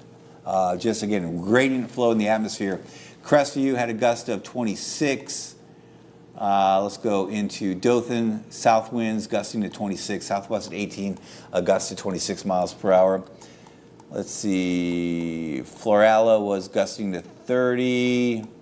Troy was 8 miles per hour. Eufaula was 20. So, look at that, and then all of a sudden it just slacks off. So the general winds are gusting to about 30 miles per hour, not even associated with thunderstorms or showers. So it's a breezy overnight for sure, but we're not seeing any wind gusts of 60 or 70 miles per hour for most of the area, which is fantastic. Now, Pike County, Barber County earlier had some really strong winds come on through, but this is just some heavy rainfall. And it's still raining pretty good. You can kind of see it there in the parking lot of the gas station there, kind of waves of rain moving on through, and the flag will pick up here and there at times. But you look at that flag, that's probably 25, maybe at times going to 30 miles per hour. Now it's down to like 15, 18, 12. I could be a digital wind anemometer here, just kind of watching that flag, but slacking a little bit and then gustier at times. So there could be some pockets in this heavy rainfall of winds gusting over 30 or even 40 miles per hour, but no signs at all of these winds exceeding severe limits. So the severe cutoff is 58 miles per hour or greater. I'll animate this down to the south, and we're kind of seeing that shift. There's a real subtle shift here in the atmosphere, and it's right on through Dothan, and it's right on through Geneva County, and then down into Holmes County. So if you can make it out, you kind of see that line right in through there. East of that line, the severe threat is ongoing. West of that line, the severe threat is really, really diminishing. So as we go forward here, I'm just kind of watching from, say, downtown Dothan, southward towards just west of Bonifay, maybe Caryville, and then down to the coast there towards Panama City Beach. From this area eastward, now I don't even want to say decent, but some chance for severe weather. Areas westward, much, much lower severe weather chances. That dew point in Enterprise, Ryan showed it last time, it was 65 degrees, and the time before that it was 70. So that's a big drop in energy. When you go from a dew point of 70 to a dew point of 65, doesn't seem like much, but from a severe weather perspective, that's a big drop in the dew point. So we have some pockets of rainfall left here, including a pretty good shower approaching Enterprise. The odds of that becoming severe, very, very, very low. So if you're watching us from the west side of Dothan, from Headland, from Enterprise, from Geneva, from Sampson, from Hartford, from Ozark, from Jack, Victoria, Opp, Elba, Andalusia, Florala, go to bed. Good night to you. I think you're fine. Even areas to the east. Now, if I'm sitting at home and I'm watching us from Columbia or Gordon, and maybe you just like weather, I mean, keep watching us, definitely. But if you are tired because it is what time? 2:14 on a Sunday morning, you've got church at 8 o'clock in the morning, go to bed, all right? If there's a warning and your phone alerts, check us out, we'll be here. But, there's some chance of severe weather here. Northward and westward, there's not much of a chance left. So if you want to stay up and watch, I would still encourage it, all right? From this area, eastward. Eastward, chance for some severe. Westward, not much of a chance of severe. Do you agree? Yeah, I agree. Yeah. And if anyone else saw that flash, we just got a really good lightning strike in Dothan, so that made our studio light kind of go in and out. But I wholeheartedly agree, even though we are watching out for these thunderstorms, still can pack some lightning here and there. For those areas west of Dothan, we're seeing that those dew points are going down and will likely continue going down over the next several hours. Like David was mentioning, now we're seeing a significant drop in the moisture and energy for places like Andalusia, 66 for that dew point, 64 in Troy. Enterprise and Ozark still at 70 degrees, but they are likely behind the main threat that we are tracking. I'll go over to the actual temperatures over here, and you can see that indication here as well with Andalusia now down to 69 degrees. Troy at 66. Again, they had some really good activity tonight in terms of tornadoes, and when I say good, similar to what David said, that means bad. We saw a radar-confirmed tornado, and we've been getting damage reports out of the Pike County area as we were tracking a debris ball through there. And Eufaula and Abbeville, starting to see the Abbeville sensor has always been a little bit off, but Eufaula now at 68 degrees. Those areas for like Dothan and Mariana, Donaldsonville, we're still holding on to those 70s, so we're really going to be also watching out for that batch of thunderstorms that is making its way through parts of Washington County, likely going to be extending into Jackson County, Florida over the next hour. But we've been watching that very closely. Haven't seen anything in terms of significant winds associated with that, and I'll actually pull up the radar here and kind of watch that as it's making its way through. You can see the moisture really coming together, allowing for these storms to kind of bottle up a little bit. But in terms of the winds, just not seeing much yet. But likely Jackson County, those storms are on your doorstep, so you'll likely get some of that rain pretty soon. And so we're going to be watching out for that. Looking at base velocity real quick and the storm relative velocity, yeah, just not seeing anything in terms of rotation. So a lot of areas are out of that severe weather threat. Like David was saying, you can go to bed, but we'll keep our eyes on this. Yeah, the showers and storms are ongoing southward here. This is really the pocket of heaviest rainfall anywhere around us, technically south of us. This is the Panama City viewing area, but you have some interest down there, I'm sure. We are finally seeing the potential for some winds to be severe right along the coast, barely right along the coast here. So there's Laguna Beach, there's Panama City Beach. If we zoom in here and we look at the base velocity winds, there are some gusty pockets here that are over, showing up here at 60, 65, maybe 50 to 60 in pockets right along the coast. This little pocket showing up there between basically 79 goes down to the beach. Pier Park's right there, and then you go right towards Laguna Beach, and there's just a little pocket here. A lot of houses, really not many hotels in this. Well, a couple here, but generally it gets a little more residential. Temperatures are warm here.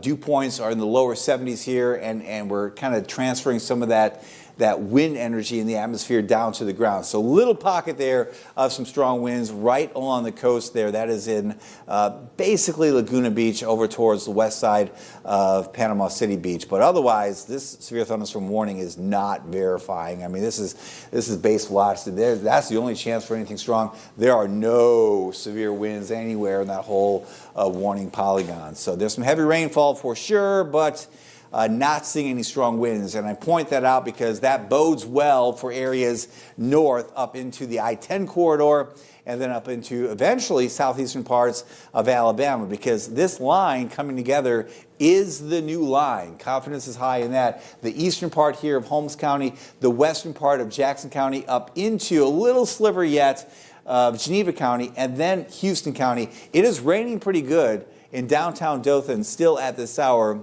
but starting to shift a little now. Well, it looks like it just did, right? Yeah, it just shifted east of downtown. So the east side of the circle is still very wet, but now the west side and really areas north and west of Dothan really winding down. Still some showers around. I am not concerned anymore of any severe from Dothan northward or westward. So if you're watching from any of these areas, Midland City or Newton tonight, or again, maybe Ayrton or Ozark, I mean, any of these areas, you're looking good. Your severe threat going forward is going to be confined to areas kind of southeast, far southeast Alabama, a little sliver here of Houston, or I should say Henry County, through Houston County, into Geneva County, and then into the Panhandle. Still a chance for some strong storms. There is a chance, though, that we don't see any legitimate severe weather anymore going forward, best case scenario, unless this becomes a little more robust. It's certainly producing some heavy rainfall. The winds have not been that bad, though, with that batch. And this is that balance that we were talking about. I'm going to flip forward here to this graphic showing you the low-level jet stream. So what we've seen tonight is a split where there's been a lot more wind energy farther northward, a little more instability farther southward, a little more warmth and moisture from the Panhandle south into the Gulf. So what's been winning tonight and producing the most significant weather really is the wind structure in the atmosphere. There's enough moisture, enough warmth here to produce thunderstorms and heavy rainfall, and there's enough wind energy to really make those storms robust. Whereas southward, there's not as much wind energy, even though there is more moisture and more warmth, and those storms have not been as robust. So as we look at the low-level jet here, it is really lifting out, and this low-level jet goes hand in hand with severe weather. So as these winds depart overnight, this severe threat just goes away. And that's why my confidence in severe weather north and west is my confidence in little to no severe is high because of the winds kind of departing the area. These are the same winds that are driving these tornado warnings that we've seen this evening, areas northeast of us. Very strong winds in the atmosphere, adequate energy around for updrafts, and that's indicative. The lightning strikes are indicative of those updrafts. But the organization for severe has been kind of more intense north of us than it has been south of us. Some lightning strikes coming on through the panhandle. And notice here, these counties are being dropped from the tornado watch as that energy kind of pulls away. So no longer under a tornado watch. For example, in Okaloosa County, Covington County looks to be dropped. Crenshaw County dropped as well. And I would say we could drop Coffee. I can't do it, but I mean, Coffee, Geneva, Henry, or Dale. Henry, pretty much, I mean, that risk is really winding down. That lightning is flashing by the coast. You see it there as we look offshore. Where's that from? Pineapple Willie's. Quiet right now. Look at that. And that place in March is usually pretty nuts, but there's no one out there now. Lots of lightning flashing, looking out into the Gulf of Mexico, Gulf of America. What do you call it? Sticking with the Gulf for right now, you know, right? You go. I've done this for a long time.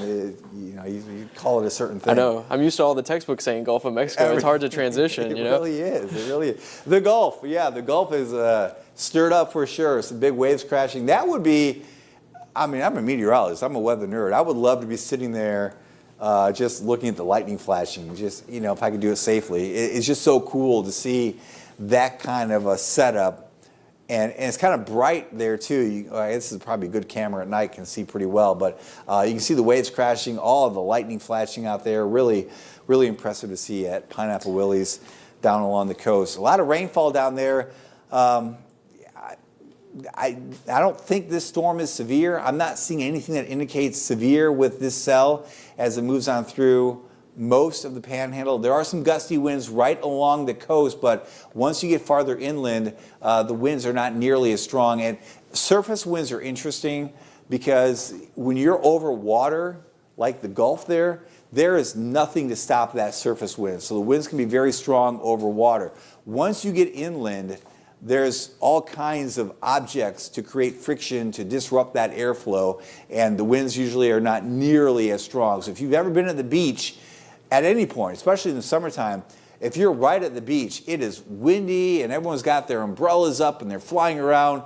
You go inland a block, not nearly as windy. There's such a huge difference between the wind flow right at the beach to areas inland. That's even more pronounced as you get, tens of miles inland and higher in elevation with more friction. So bottom line, as I look at the velocity data here using Eglin, I'm not seeing any severe winds here. Now, as you get farther southward near the water, certainly some gusty winds that could reach severe limits. So those of you perhaps watching in Panama City Beach or Panama City or Laguna Beach, gusty winds out there and a real light show happening. In fact, there are a lot of lightning strikes inland too, up into Washington County.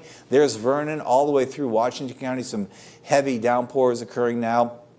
Up to I-10, Caryville, Bonifay, Chipley, Cottondale, Alford, Marietta eventually. All that rain is coming up into your area, but there are no severe winds in this part of our coverage area. There's just nothing here that screams severe at all. So no worries. And as we go farther northward, we're just looking at rain, just some rain and an occasional thunder occurring now. Most of that just south and east of Rehoboth, now south and east of the city of Dothan. Over towards the east side, still some showers around. Cottonwood seeing some pretty heavy rainfall. Not much lightning occurring with that batch. There are some lightning strikes with that little cluster up there into parts of northern Houston County and then into Henry County around Haleburg. But if we animate this, there's nothing that really stands out as being real significant. If Ryan and I just vanished off your screens right now and went to bed, I mean, there's a chance that we'd all be fine, because I think that severe threat is, at least for the time being, really winding down for a good chunk of our area. We will keep monitoring Early County, though, Houston County, Miller County, Seminole County, and Jackson County. These are the areas that still have that chance to see some more robust convection move in as that activity from the Gulf shifts northward and then eastward. But areas north and areas west, again, I would say the severe threat is over. If I take out my handy line and I draw my line, it would be probably just like that. And I'll chime in with you too. So the National Weather Service, they're kind of in agreeance as well. The tornado watch for Geneva, Dale, and Coffee counties has been canceled, along with Holmes County in Florida and Walton County in Florida. Yeah. I know what I'm doing. Yeah. Yeah, it's good to check that every now and then, right? Yeah, right. Yeah, definitely. So we'll still watch here these areas to the east as we go through the next couple hours. So we're at 2:30 now. Let's see. We'll kind of just, because I got my line tool out here.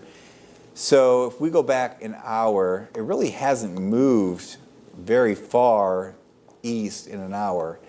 But let's say best case scenario, in an hour it's here, and then in 2 hours it's here. That would make it 4:30 in the morning. So maybe it goes from here to here in an hour, to there in another hour. In reality, it might not be moving quite that fast. It may be something more like, I think I can move this. Yeah, look at that. It might be something like that in an hour, and then that in 2 hours. So we'll see. But it is shifting eastward, and again, the overall threat does look to be, well, much lower than it was, and maybe a little lower than some of the models were depicting as we have been analyzing a lot. I mean, like I said earlier, I've probably looked at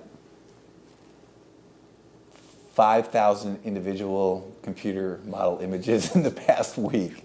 Definitely. I don't think that's a stretch, Ryan. No, I don't think so. And I've always been watching your Facebook posts. He does an excellent job at keeping not just everyone at home updated, but even me updated when we're tracking stuff like this. So yeah, I don't doubt it's to that amount for sure. It's been a lot. Yeah. What are you tracking now? Yeah, so we're just I've been looking at the level of power outages throughout much of the night, and we haven't seen much in terms of changes in terms of increased power outages. Again, the main counties that we took notice and interest in was those areas where we saw storms really coming together for a little bit more rotation, especially for Pike County, where we saw a radar-confirmed tornado, have multiple reports of trees, power lines down, and even some damage to homes. So that seemed to be like a nasty storm. It made its way into Bullitt County, where we're seeing a little bit more of those reports as well. Let's take a look at the number here. I don't believe it's gone down too much, maybe a few hundred in terms of the customers out. So they are working to get the power back on. Out of 10,000 customers tracked, still around 2,500 still without power. But I've seen sources that emergency personnel are on site, and also electric crews are trying to get that power back on. And let's take a look at Bullitt County, where we out of 8,000, 1,000 are without power. And again, that's likely because that same storm that was carrying that tornado made its way into Bullitt County. So again, likely saw pretty similar damage there, especially with taking the power out as well. And also for areas such as Lee County. This is where Auburn is. I've been kind of watching out for this. A lot of customers tracked here, around 2,000 people without power. I believe this number has gone down slightly over the past couple hours, but I have definitely seen, I've been checking National Weather Service with Birmingham and some of the reports that they have gotten in, and we've gotten multiple reports of trees down because we were watching a Boeing segment making its way through Auburn, and it was packing some pretty good winds there as well. So yeah, multiple trees down there. It caused some power outages, and where you have a lot more people there, even though it can be 1 or 2 outages, it can affect a lot of people in one space. But taking a look at Florida, where we're seeing more of those storms kind of firing up as they're making their way onshore into Bay County, not seeing really any outages throughout much of the area, just a few in relative terms to thousands that are being tracked. 96 without power in Holmes County. Let's take a look at Bay County, where those storms, out of 131,000 customers, only 3 out. So it's just kind of an indication, while these storms are, packing some lightning, and, the lightning can be powerful as well, those winds are still kind of below severe levels. And I just thought of this now too. For Bay County, that's an area that is subject to hurricanes. So maybe they've taken precautions where thunderstorms like these are nothing to knock out power like these or like this. So we'll continue watching out for areas of Florida to see what these storms will do as they make their way in. I checked the Wiregrass Electric Co-op, not really seeing any power outages either here. There were some just to the northeast of Florala earlier, but those have since gone away. Those popped up a little bit before some of those areas saw more of the intense storms, so it could have been more of a stray wind gust. If it was powerful enough, could have knocked down tree branches and made its way to the power lines. But the main thing I wanted to look out for, this is the newest thing I've seen, is actually 46 customers without power confirmed within the center of Dothan, and I want to say that might be because of that lightning strike that we had a little bit earlier. I noticed for us in the studio, our lights kind of flash and dim, so maybe that got to maybe a transformer or a power source around here and knocked out some power for some people. So that's the newest right within the circle here, but we don't have a timing yet according to the website of when the power will be restored for these customers affected, but we'll be watching out for this map, especially as we're starting to wind down on the severe weather threat throughout much of our area. And then ending off with Alabama Power, still seeing more of those power outages well off farther to the north, and that's where they've been seeing more of the intense storms, the winds in place, and also that energy in place. And we were watching out for the potential of some rotation within some storms making its way towards Eufaula. And while, again, you see 14 here, that's the number of outages, it can affect a lot more people. 611 customers still affected by those outages there. And closer to Eufaula, 4 outages affecting 16 customers at this point. So we're seeing that these numbers are continuing to go less, especially as this line now starts to really try to make its way into Georgia. Again, we're still watching a few batches of storms, especially farther into Florida. Those could be extending into Jackson County and into Houston County a little bit, but they will continue making their way into Georgia. And again, from what we've been seeing for the past several minutes, probably 30 minutes to 45 minutes, we just haven't really been seeing much in terms of winds coming together, really powerful wind gusts or rotation. But again, we're going to be very vigilant with these storms before they make their way out of our area. But David, I'm going to toss things back over to you. Have you been seeing anything while I've been checking the power? We're watching the showers and storms moving on through. Max 2 if you can, Jonathan for me. There's a look at the newer big tornado watch in effect areas to the east of us. That tornado watch being whittled away here in the Wiregrass. We've taken out, let's see here, we haven't, but the powers that be, let's see, Barber County gone, Troy, Pike County gone, Coffee, Henry gone, Geneva gone, Holmes gone, Okaloosa and Walton gone. So yeah, I mean, we're seeing the threat area shift eastward, and what threat that we have left is actually very small, at least for the time being. It's part of it is because of the time of night. It's 2:35 in the morning. It's not as unstable as it was earlier today, areas west of us where it was so bad. Temperatures now 60s. Andalusia to Troy, 70 still for much of the area, but 68 now in Eufaula. This is the important image.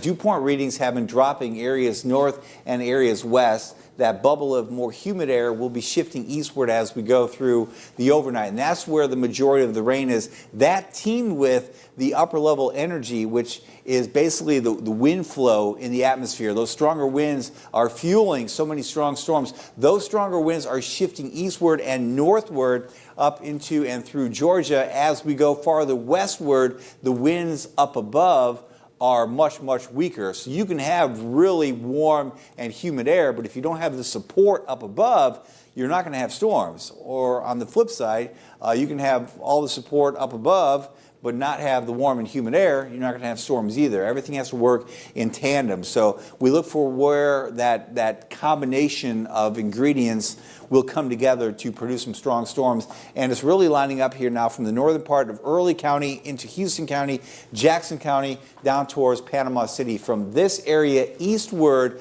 still the chance for some strong to severe storms. That area westward, go to bed. We'll see you southward into Seminole County, Jackson County, also the chance for some stronger storms. But again, the heavier, steadier activity is gradually shifting eastward where we have that stronger low-level jet in place. Let's zoom in here to a couple places. I mean, there's a lot more lightning now than there was an hour ago, so this secondary line is coming together, and it may be a little more robust east of us as we go through time, but I was poring over the new computer model data coming in, and there's really nothing that screams a significant threat for severe weather for the rest of our area for the rest of this early morning hours. So yes, some heavy downpours, certainly. Some lightning strikes, certainly. Gustier winds, I'm talking 20, 30, maybe 40 miles per hour. Yes, but the odds of the large, long track damaging tornadoes, that threat has really, really gone down, as has the threat for damaging straight line winds and hail, because we're losing some of the ingredients as we go through the overnight. Big tornado watch in effect to the east of us. Not sure how many we will see in that tornado watch compared to what we saw earlier today back to the west and northwest of the Wiregrass. Let me zoom in here and kind of pinpoint some of the heavier downpours that we are watching. Some of that rainfall now moving into the Blakely area. At least it will be pretty shortly. We've had a couple light showers around. The heaviest rainfall is between Haleburg and Blakely right now. Some pockets of lightning mixed in too, but again, no severe winds in this area and no signs of any rotation. This is the base velocity. I'll animate this looking back over the last hour or so. We're not seeing anything here that stands out as being severe. Even where we have that warning in effect, there's nothing severe up there either. The storm relative velocity, let's animate this over the past hour. What we can make out is that little bit of a wind shift line moving on through the eastern part of Henry County and Houston County. There's maybe just a little bit of a hiccup in that line between Columbia and Haleburg. That's an area worth watching. So, we kind of look at the radar to see if there's any potential areas of concern. We team that with a few lightning strikes here occurring around Haleburg and an increase in the red showing up there. So we'll watch that. I'm not real concerned at this point. As we look at the radar, there's decent convection occurring there. So when we team the deep thunderstorm activity with some funkiness, for lack of a better term, in the storm relative velocity, we watch it, all right? So we'll watch this area as it moves eastward towards Blakely. Where's that picture from? Is that Columbia? Yeah, that's Columbia, yeah. So look at that. Talk about Columbia, we pop up a live picture of Columbia. That's pretty cool. There's a full view. It's pretty quiet in Columbia right now. Hopefully, if you're in Columbia, you've gotten some sleep if you're up watching us. If you are, we're kind of at the tail end of that potential severe window for you. We'll watch that activity that's just west of you and south of you move in. But once that passes, once this little line passes, you're done. And in Dothan right now, I mean, we're done for any severe threat. I'd say go to bed. I'm not worried about it anymore in the Dothan area. As we go towards, say, Gordon, still some showers out there and some rumbles of thunder. So we'll keep watching this area for the potential of something to happen. We're not seeing anything real significant in any part of Houston County. There's a little blob there. Any reason to worry about that? Just a little cell. So let's back this up just a little bit there. This is what I'm watching right here, moving into Houston County. We'll go back over to the base velocity. Not seeing anything there. I mean, there's just a little difference in shading. Do you see that little dark spot? So I'm watching that. Let's go over to the storm relative velocity and just see if there's anything. There's just maybe a real tiny hint of a little bit of rotation. I mean, that's just a little baby shower. There's not much with it at all. Base velocity, just a little dark spot showing up. So, again, I'm analyzing. It's 2:41 in the morning. There's nothing pressing happening. If you're watching us, we're going to analyze together.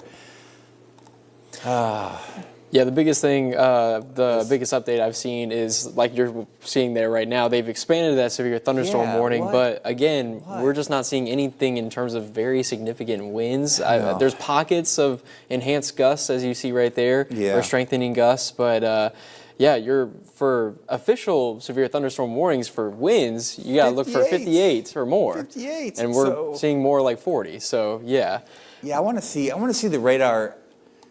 My philosophy is if we're putting out, I mean, we're not putting these out, but if these warnings are going out, I want you, if you get a severe thunderstorm warning and your phone is alerting you right now, or your weather radio, and you're waking up and you look outside and it's like, it's not severe.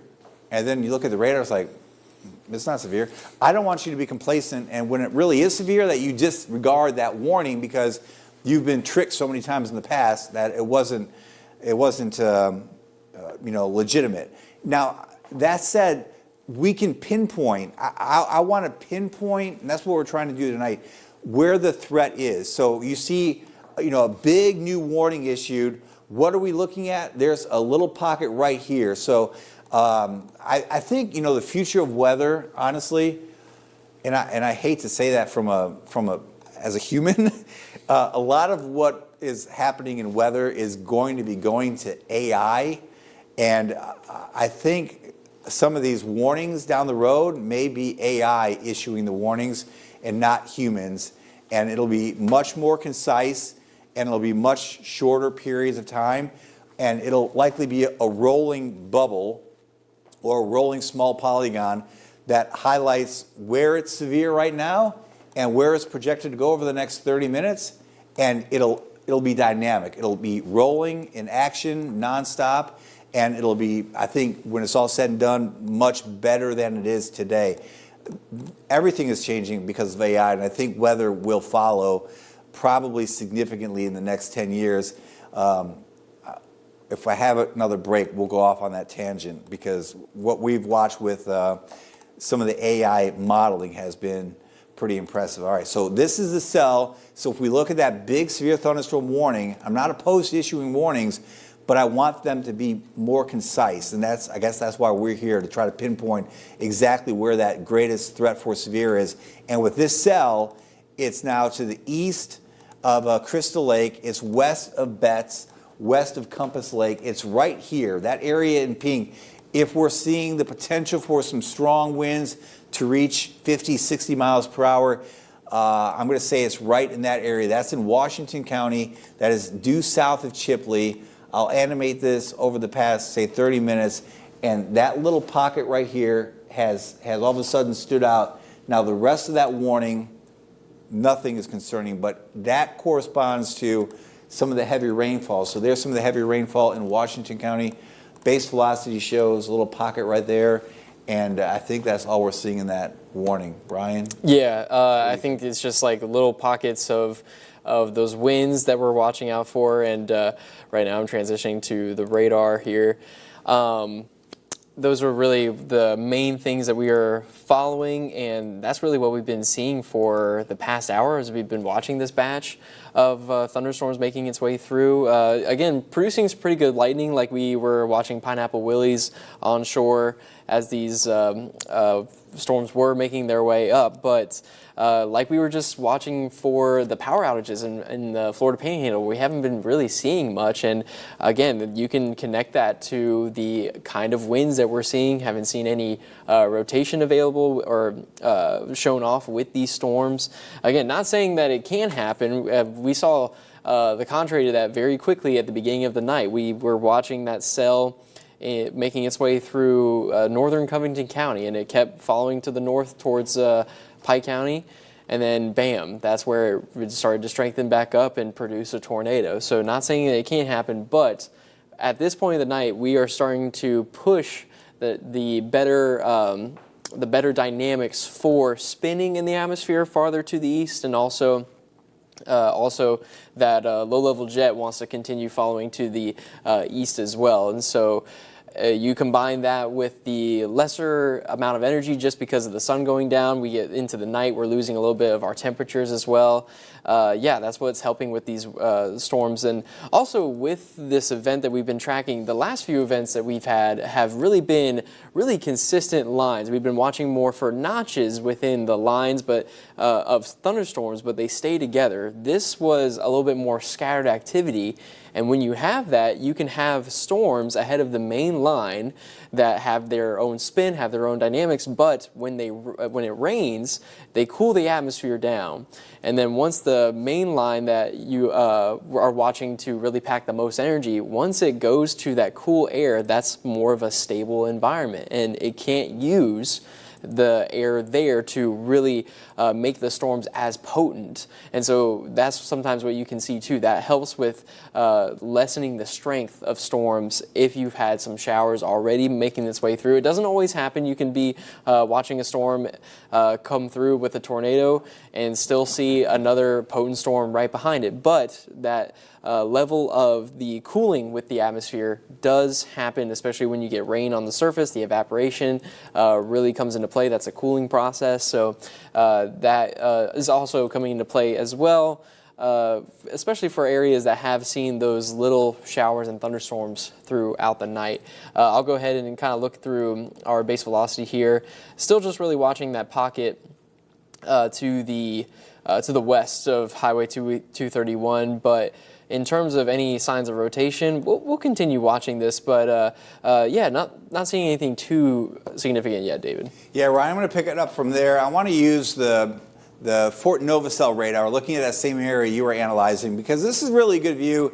These are showers. I'll switch over to radar and switch back here to velocity, but if we go to the reflectivity, this is not velocity, that's reflectivity. These storms are moving northward. There's a radar beam shooting southward. So these showers and storms are moving right towards the radar. So if we look at the velocity now, this is really the best radar to use, even though it's at a distance.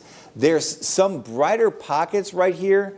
So there's the potential for the winds here to be 45 to 50 miles per hour. I don't think we're going to get to 60, but what I would do with this warning is I would make it something more like this, something kind of like this, and then up like this, because this is kind of the area. This box is kind of the area that is most apt to see the stronger winds come in, even if they're only 50 or 55. Maybe there's a 60 mile per hour gust somewhere in that box, but we're kind of pinpointing this area, and I would maybe, that's going to move up into that box. This part of that warning, this part of the warning over here, not looking as impressive, but if you are in this general area, Chipley to Mariana, southward, right along 231, now there are some gustier winds in here that will be moving northward, and it corresponds to the heavier shower activity that we're seeing in that part of the panhandle. So there's a look at the radar returns there. Some gusty winds within these bands of rain. One there right along I-10, but this is that heavier band of rain that is southward, and that's where the gustiest winds are right now. Probably 45, maybe 50 miles per hour. There could be some rotation that is showing up. I see it right here if I look at the Eglin, but I want to kind of switch that and look higher up in the sky and just turn that one off. And there's maybe, just a little tiny hint right here. You see it? It's not much, but this is maybe the beginning of a little pocket that wants to get a little more organized as we go through time. So right now it is south of Gilbert's Mill, and it's just to the west of Compass Lake. And there's a little more lightning with this cell as well. If we go back over to reflectivity It corresponds to this little appendage hanging southward here. So we'll go back over to, let's see, storm relative mean. And yeah, so that's what we're watching from a distant radar. Again, this is a good view because radar beam going southward, storm moving northward. We're looking at it straight on. We're not looking at it at an angle. The problem is if you take the Eglin radar and the beam is going like this, but the storm is moving this way, you're looking at it perpendicular. You're not looking at it straight on. You want to look at it parallel to the, you want to look at it directly, you know what I'm saying? It's moving northward, radar beam going southward. You don't want the storm going northward and the radar beam going sideways. You don't want it to be perpendicular. You want it to be parallel. It's late or early. Working through it. Heavy rainfall, though, certainly Gilbert's Mill over towards Round Lake. And again, maybe a little hint of rotation right here that we will watch move northward. This is still Washington County. That's into Jackson County, so it's pretty close to the border at this point. We'll back this up just a little bit and look at the motion on this. It's moving more or less to the north-northeast, all right? So if we look at this big, massive warning in place, we're kind of focused on really this area right through here, all right, for the main threat area. Nothing's going to happen here. Nothing's going to happen here. Nothing is happening there. But this area generally has the chance for some gusty winds to move in the next 10, 20 minutes. Northward, we're seeing some uptick in lightning here in parts of Houston County as well. Nothing real concerning. Base velocity, yeah, you know, nothing that really screams anything severe here at all. We're kind of just past that wind shift line.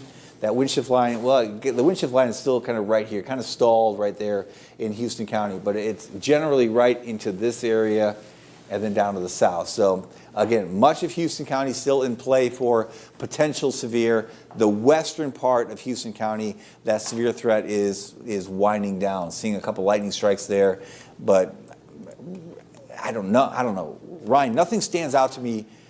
I can try to make a mountain out of a molehill, but there's still molehills. You know what I'm saying? Yeah, no, I wholeheartedly agree, and I understand that it is important to continue watching this, and I have learned very quickly, especially last year when we've had severe weather events we're tracking. I'll be still in bed at my apartment, and either David or Webster are already in here watching a storm, and I'm thinking, okay, a severe thunderstorm warning has been issued. Yeah, it has some strength, but we'll just see, what happens. 2 scans later, tornado warning issued on, and already putting out some good values, and so the situation can change pretty quickly, but we are still seeing a little bit more of that low instability. And just not as much uplift for some of these storms due to, I believe from what the National Weather Service guys that were kind of watching their chat, they were talking about a cap in the atmosphere, and that inhibits a little bit more of that rising motion for moisture and energy to continue up into the atmosphere, and that a lot of the time happens when you're getting into the nighttime hours. You don't have that instability due to the sunshine as well. So yeah, I just haven't seen anything impressive, but while we have a moment, I'll take a look at the Doppler radar estimated rainfall totals that we've seen throughout our area. The biggest, of course, you see those yellows and oranges. That's where we had the most potent storms made their way through tonight. Likely some areas of Andalusia got some good rainfall, especially into Pike County. That's where we tracked one of the strongest storms with a confirmed radar confirmed tornado, and made its way through parts of Bullitt County. And so we'll highlight some of these areas here. According to radar, these aren't confirmed rainfall amounts. Again, this is based off of the amount of reflectivity that the radar site receives from these storms as well. And so you see for more of these storms that were on the potent side, estimated rainfall totals above 2.5 inches, even crossing into 3 inches, where you see more of those oranges. Got a lot of rain. I believe there were reports of flooding in Pike County with that storm that possessed the tornado as well. So it definitely was packing some rain. And if that tornado was rain wrapped too, think about you can't see anything when a tornado is rain wrapped. That is a particularly dangerous situation, in my opinion.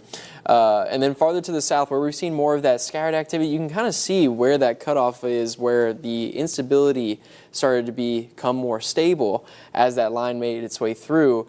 Start to see a little bit more of the lower rainfall amounts, more scattered coverage, around 2 inches towards Ayrton, right along Highway 231, a little bit farther to the south in Houston County. We've had a few more stronger, I say stronger, a little bit more stronger storms through Houston County, but they've quickly made their way through, only seeing rainfall amounts there just around half an inch or below. Areas of Henry County seeing the same as well. And going down to that batch of showers and thunderstorms that we're seeing, now that batch of green that we're kind of seeing right there, if I can draw, I used the wrong tool, if I can draw a circle around there, I'm sure everyone knows what I'm talking about right there. Yeah, that's continued to evolve over the past few minutes. So these batches of storms, again, still dumping pretty good rainfall, seeing really good lightning returned with these, or lightning being produced by these storms as well. And hey, lightning is also a thing of its own. It's also dangerous, so wouldn't want to be outside for that. But I like to see the amount of rainfall that we can get. I wish it was a little bit more spread out for our areas of Alabama, because most of the time for Weather Extra, when we are analyzing the amount of rain that we've gotten, we're always using the Dothan station or the Dothan Regional Airport to kind of talk about where we are with rain. And something about Dothan, there are some areas that just, there could be a really big storm on one side of the circle, and then it's pretty much weakened on the other side. It's just something interesting that I've noticed over the about my past few years here. But yeah, wherever we can get the rain is always some good news. And I know I say good news while we've been tracking the threat for severe weather tonight. But I guess, David, you got to take the good with the bad. You know, you got to see if you can get some rain out of this. And I mean, luckily, with tonight, you know, we haven't seen more of those scattered damaging wind gusts or many storms that are putting out anything in terms of tornadic activity. So everyone staying safe is our main priority, and that's a really good night for sure. Yeah, it's been, I think, I wouldn't say best case scenario, but it's been pretty close to best case scenario. Mm-hmm. You take away that storm that hit Pike County and then the one in Barber County, and the rest of the area has done really well so far this evening and through the overnight. I am watching that one cell down there crossing 231 south of the I-10 interchange. A little hint of rotation with that cell. The atmosphere is a little more active in the panhandle compared to areas farther northward at this point. So we'll keep watching that. It's just weak rotation. It's showing up from the radar at Echo, the Fort Novacell radar. It is not really showing up at the Eglin radar, which is closer. But as we look from a distance way up there into the sky, how far, let's see, how far away are we? I'll just do this. Let's see, from the radar site to that area, we are, come on, got to connect on it. There it is. Let's see, 4,000 feet. So 4,100 feet. So we're looking from this radar down to that little pocket of rotation. We're looking 4,100 feet up into the sky. So to get rotation from 4,100 feet down to the ground, a lot more has to happen. So it's probably, when it's all said and done, just a little swirl up in the clouds, and it's not going to work its way down. Fingers crossed. It could, though, because the atmosphere is still unstable down here, and there's still enough wind energy around to produce that rotation through a good depth of the atmosphere. Hasn't happened yet. It's something that we're watching. There are some gustier winds mixed in here, but I was plotting the highest wind gusts, and they're at about 50 to 55 miles per hour in that area. I know there's a severe thunderstorm warning in effect. I'll go back to base velocity, and there's the big warning. So you see some of these brighter colors showing up. I'll plot this one here, and the highest we can get, let's see, wind speeds. Do that for me, Ryan. Yeah, I got you. Yeah. So we'll look, again, looking up at about 4,000, 4,100 feet. You might have to click off that warning. I think so, yeah. Let me click off of that. I don't know what I did. Oh, it's all right. I've had to kind of Okay, there you go. do stuff with it as well. All right, now go back to, I got it for a second. Okay, go ahead. Base Now velocity. Yeah, now go ahead. Gotcha. All right, so base velocity, Fort Novacell, down to, you did the same thing I did. Yeah, okay, now it's showing up. Okay, there you go. Yeah, So 36, what else you got? Just trying to click around for others. This is what they mean by technical difficulties. Here, do this. Here, let me take over for a second. Okay. I'm going to turn off this. I'm going to clear this. I'm going to go back out. What is it? Yeah, it just brought the warning back. We'll have to I got you. turn it again, So- turn it off again. Okay, now try. Yeah, there we go. All right. Teamwork. Teamwork. It makes the dream work. We can do it. I'm sure it's just taking a second to load, I think. All right. Well, isn't that funny? All that money for a fancy weather computer. I can tell you, just by using my iPad here, the correct answer is 57. 57. 57 is the highest one Gotcha. I see. When in doubt, go to the 59. phone. 59.3. Can I go any higher?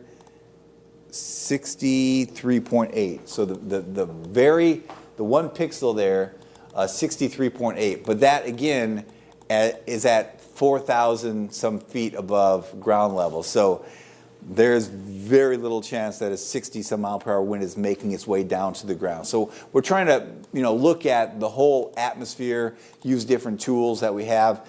These winds are pretty gusty, but I'm not concerned about widespread damage from that storm in Jackson County or southward down to the coast. But certainly some gusty winds in the core of that cell. And there's a lot more of that rain now spreading through Jackson County, now finally getting into Seminole County, and then some broken shower activity up into Houston County and through Early County, kind of broken in Early County. There really hasn't been a bunch of rain in Early County, and Blakely here had a little bit, but that little area to the west kind of fell apart. This is not severe, just some rain coming on through parts of Houston County, and it looks more and more that the bullseye area for any potential severe is going to be more or less Jackson County into Miller and Seminole, and maybe a little part of Early County. But Ryan, I'm not seeing much potential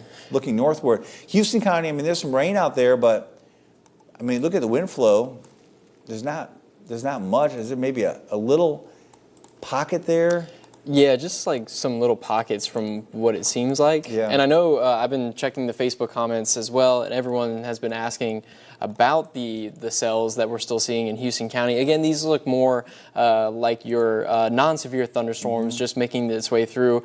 We're pretty confident that that wind shift line that we've been talking about has been continuing to make its way farther to the east. So for areas of Dothan, especially, we're seeing that thunderstorm now, but you are likely in the clear of severe weather threat. We're still watching a few of these cells kind of making their way through areas of like Cottonwood and farther to the southeastern corner of Houston County. But like we said, you're likely out of the severe weather threat as the dynamics are still continuing to go down for severe weather at this time. But the main thing, while you were checking out those cells, I'm still watching the and it's already kind of weakened too. There was just one scan in the upper atmosphere of that storm where it looked like it was trying to get a little bit more organized. But Yeah, I'm watching it too on the iPad. And right. It's just not, just not much there. Right, yeah, just not much there.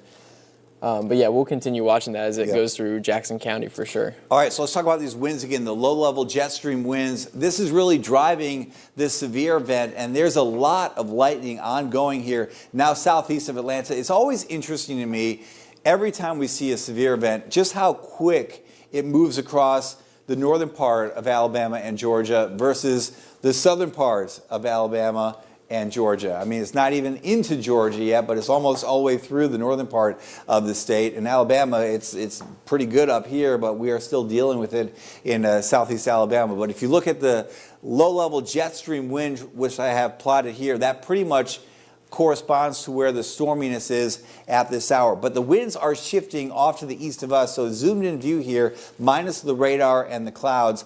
Again, the low-level jet stream here is moving eastward. It's moving northward, but it's shifting eastward, and that is really winding down that severe threat across southeast Alabama, anywhere from maybe Early County into Houston County, Jackson County, eastward. We still have enough of the wind energy in play. There's some trailing energy here, which is helping to keep at least a few showers and storms around parts of, for example, Houston County, but that better severe threat is very quickly shifting to the east of us, and it should. We're after 3 o'clock in the morning now on Sunday, and we're expecting that threat to be winding down, and we've made it through most of tonight really in a pretty good position. We've had some strong storms, but we really haven't seen many legitimate severe storms in the area. We have in the Troy area, Pike County, we have in Barber County, we've had some gusty winds east and north of there.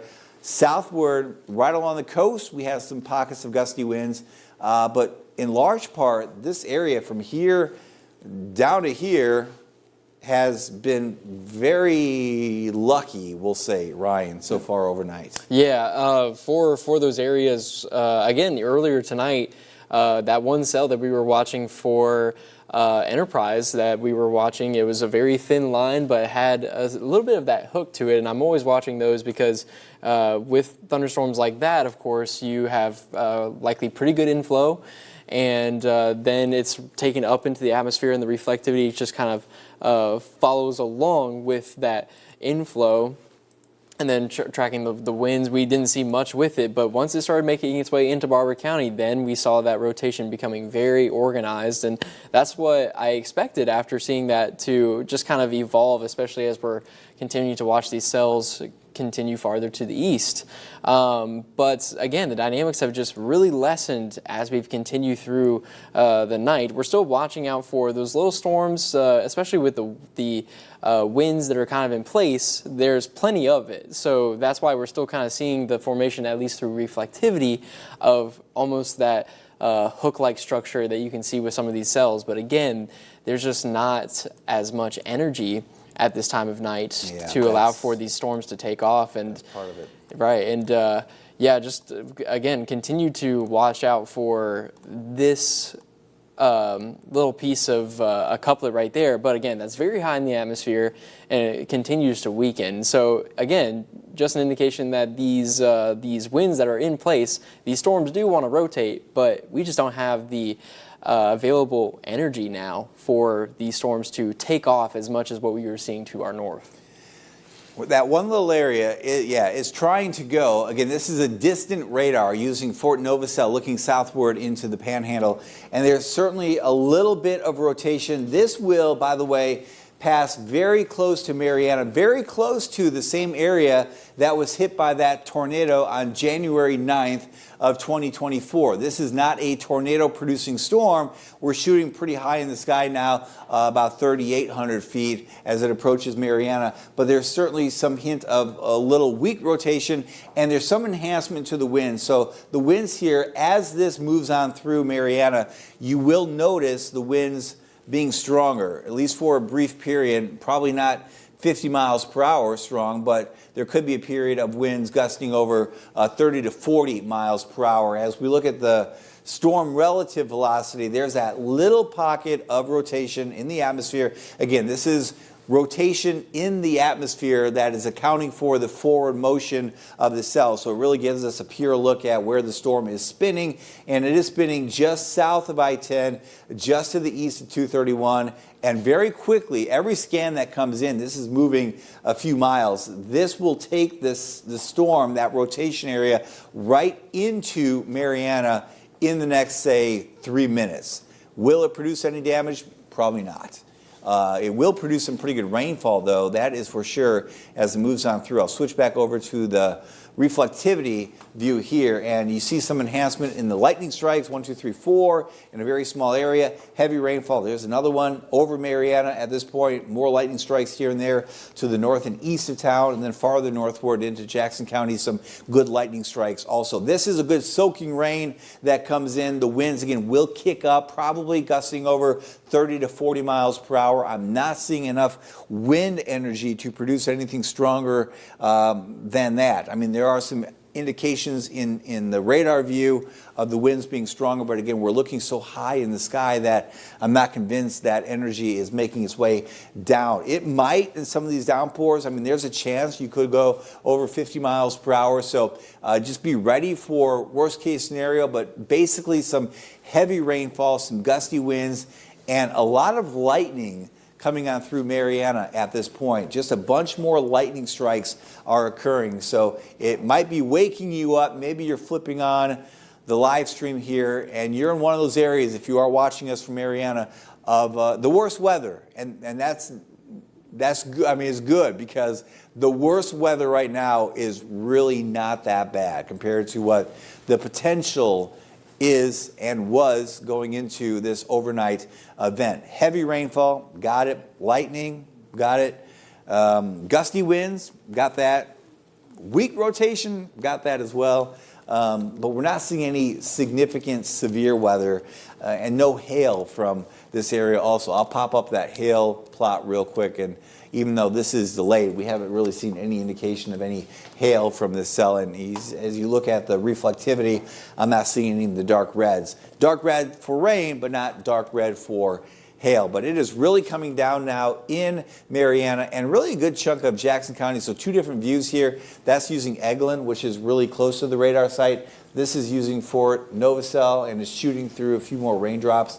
But you get the general idea. No matter which one you look at, it's still pretty wet for most of Jackson County. So this is the area that we'll continue to watch. Jackson County, Seminole County, up into Miller County, still enough here to perhaps produce some gusty winds. Can't rule out rotation, trying to get a little bit stronger here or there, but I don't feel like this is a real robust situation. And looking at the modeling, I'm just not seeing the parameters increasing. So I just, like, what we've seen is probably what we will see. I don't see an uptick in this activity looking forward over the next hour 15 before it's gone and out of our area. I'm just not seeing anything changing in the atmosphere that would make it all of a sudden go gangbusters and all of a sudden produce gusty winds and rotation and tornadoes.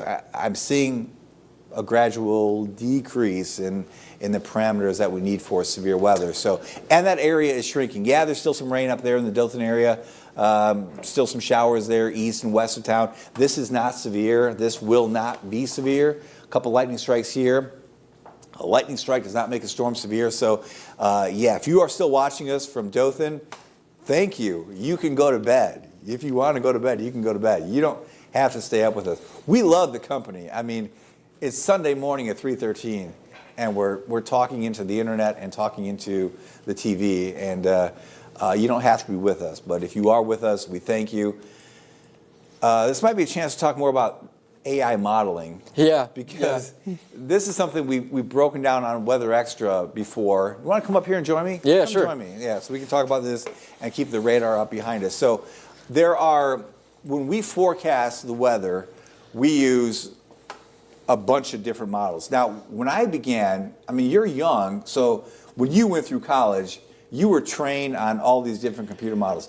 My first job, 1997, we had a Dyfax printer. You know what that is? Dyfax. No, that does not sound familiar at all. It prints like line by line. I grew up with one of those when I was like 5. Okay, yeah. Kudos to your dad. Yeah. So that's what we had, and we would get model data that would print out twice a day. It was a morning run and an evening run, and it was, let's see, what was it called back then? The MRF. We had the AVN, and then we had the NGM, which was the nested grid model. Right. But we would call it the no good model. The no good NGM, model. because I think I Remember heard about that at school. Yeah, we was- learned a little bit about it as well. That was short term. So now, and again, that was black and white paper. I had to use colored pencils to color it all in. Now, like the model data that we have available to us is incredible, but the AI component to that is, I think, really encouraging. So in the past year, we've kind of learned and started using this brand new model data. So even from when you graduated college, it's already changing. It's already changing. And yeah, I mean, once I got here, we were just discovering the applications that new AI models are doing. And, you know, in college you can learn so much, but when you get out into the world and you're applying it for real-time situations like this, you see the value of it. And, you know, consistently, we're always talking about the AI Euro model. Already, we look at the Euro model for consistency, a little bit more accurate in terms of long-range models compared to the American GFS model. Yeah. But AI just takes the cake. And consistently within runs, we consistently look at that because we'll see that it places precipitation over the exact same place. There's like little fluctuations from like an area here to area here, but it is always right in that sector. So it really has been amazing to see that change. And applying it to technology that helps us better to forecast, I'm all for it. That's awesome. It's incredible. So a traditional model looks at the whole atmosphere, right, where everything is, and it puts it through these really complex math equations that scientists have figured out over the decades, and it learns how to take the resolution vertically and horizontally, math equations, how will the current atmosphere change in time? Every model different, horizontal grid, the physics package is different. That's traditional modeling. Current state of the atmosphere, we know what it is. Model, forecast, changes over time, error increases. What the AI modeling does is there's a database of all the weather in the past, right? That's really ever happened since modern technology came about. This AI model takes all the past weather information, knows how the atmosphere evolved, in time, and now it looks at the current situation and says, the last time the atmosphere looked like this was back in 1994. This is what happened over the next 7 days. And it looked like this in 1975. And this is what happened over the next 7 days. And it looks at the current atmosphere today, knows what it's learned in the past, and just applies that to the next 7 days. And you're right. Yeah. This rain coming on through, we're in that window between 6Z and 12Z, which is 1 to 7 a.m. That's the window we're in right now. That AI Euro model from 10 days out was showing the heaviest rainfall for the wiregrass occurring between 1 a.m. and 7 a.m. You know what? It's occurring between 1 a.m. and 7 a.m. It nailed it. It nailed it. And it's not even just for events like these. We were watching AI Euro model data and really starting to pick up on its usefulness during hurricane season consistently. We were watching that for a lot of the time, the paths of these storms. Now, we watch multiple models, and there's even more of those short-term, or not, I can't remember if they are short-term based models. It's late.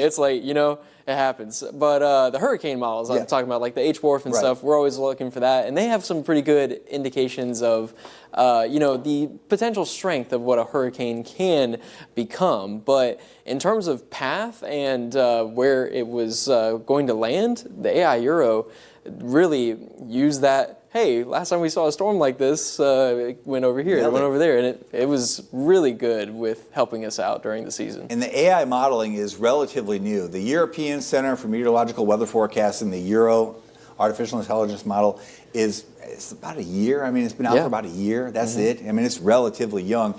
There's a new one coming, Google GenCast, which is using the same principles. Because AI can just consume so much data, it can just apply everything from the past and use it for the future. And it's exactly the same way you and I work. If you touch a hot stove, first time as a kid, I mean, you don't know. You touch it, then you learn. And next time you see a hot stove, don't touch it. Because you've learned from the past. It's the exact same thing the AI modeling is doing, except it's doing it with a very complex atmosphere, and it's doing it well. So when I was saying the warnings, I think going forward, if we look at these severe thunderstorms or thunderstorms coming on through, are these really severe? I mean, there's a human involved in drawing this crazy looking polygon, which is not capturing. It's capturing it, but it's capturing a huge area instead of capturing the small pockets of actual potential gusty winds. So can this be done better? Yes. Will it be done better? Yes. Will it be a human? Probably not. I think as we go forward that these warnings, instead of these funky polygons made by some human, it'll be a smaller polygon or bubble or ellipse that is just digesting the current data coming in from the radars and is just automatically plotting the future warning based on all of this archived radar data. You think about all this event unfolding and all those tornadoes today, that data, how the atmosphere evolved is archived. And if you can look at all that information and process it instantly, you can produce a really good forecast. It's how someone like me gets better with time, because I've seen 20-some years of storms. Oh, yeah. And you continue to get better as you see more and more storms.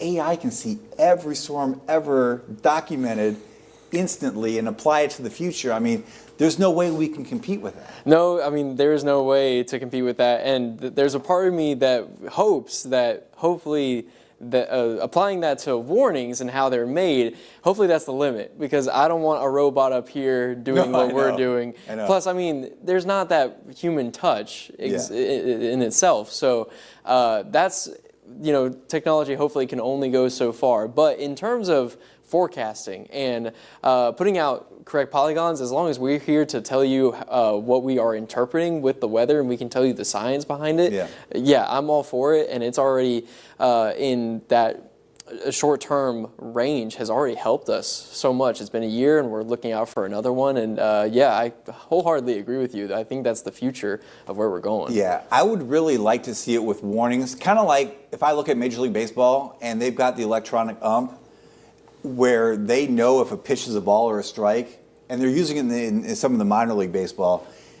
I mean, I'd almost prefer that than the human umpire that's calling a ball that's 6 inches out a strike when it's really not a strike, I think in certain aspects of life, a little help from technology is a little help. True. I like how you use the umpire analogy right there. Those are the videos that always do well on TikTok when the ump is way off, out of the box all the way. Search Angel Hernandez. Oh no, I've seen that too. I've seen that so many times. Yeah, he's got some work to do. He does. So all this talk about AI, and it is very promising, especially for long-range forecasting.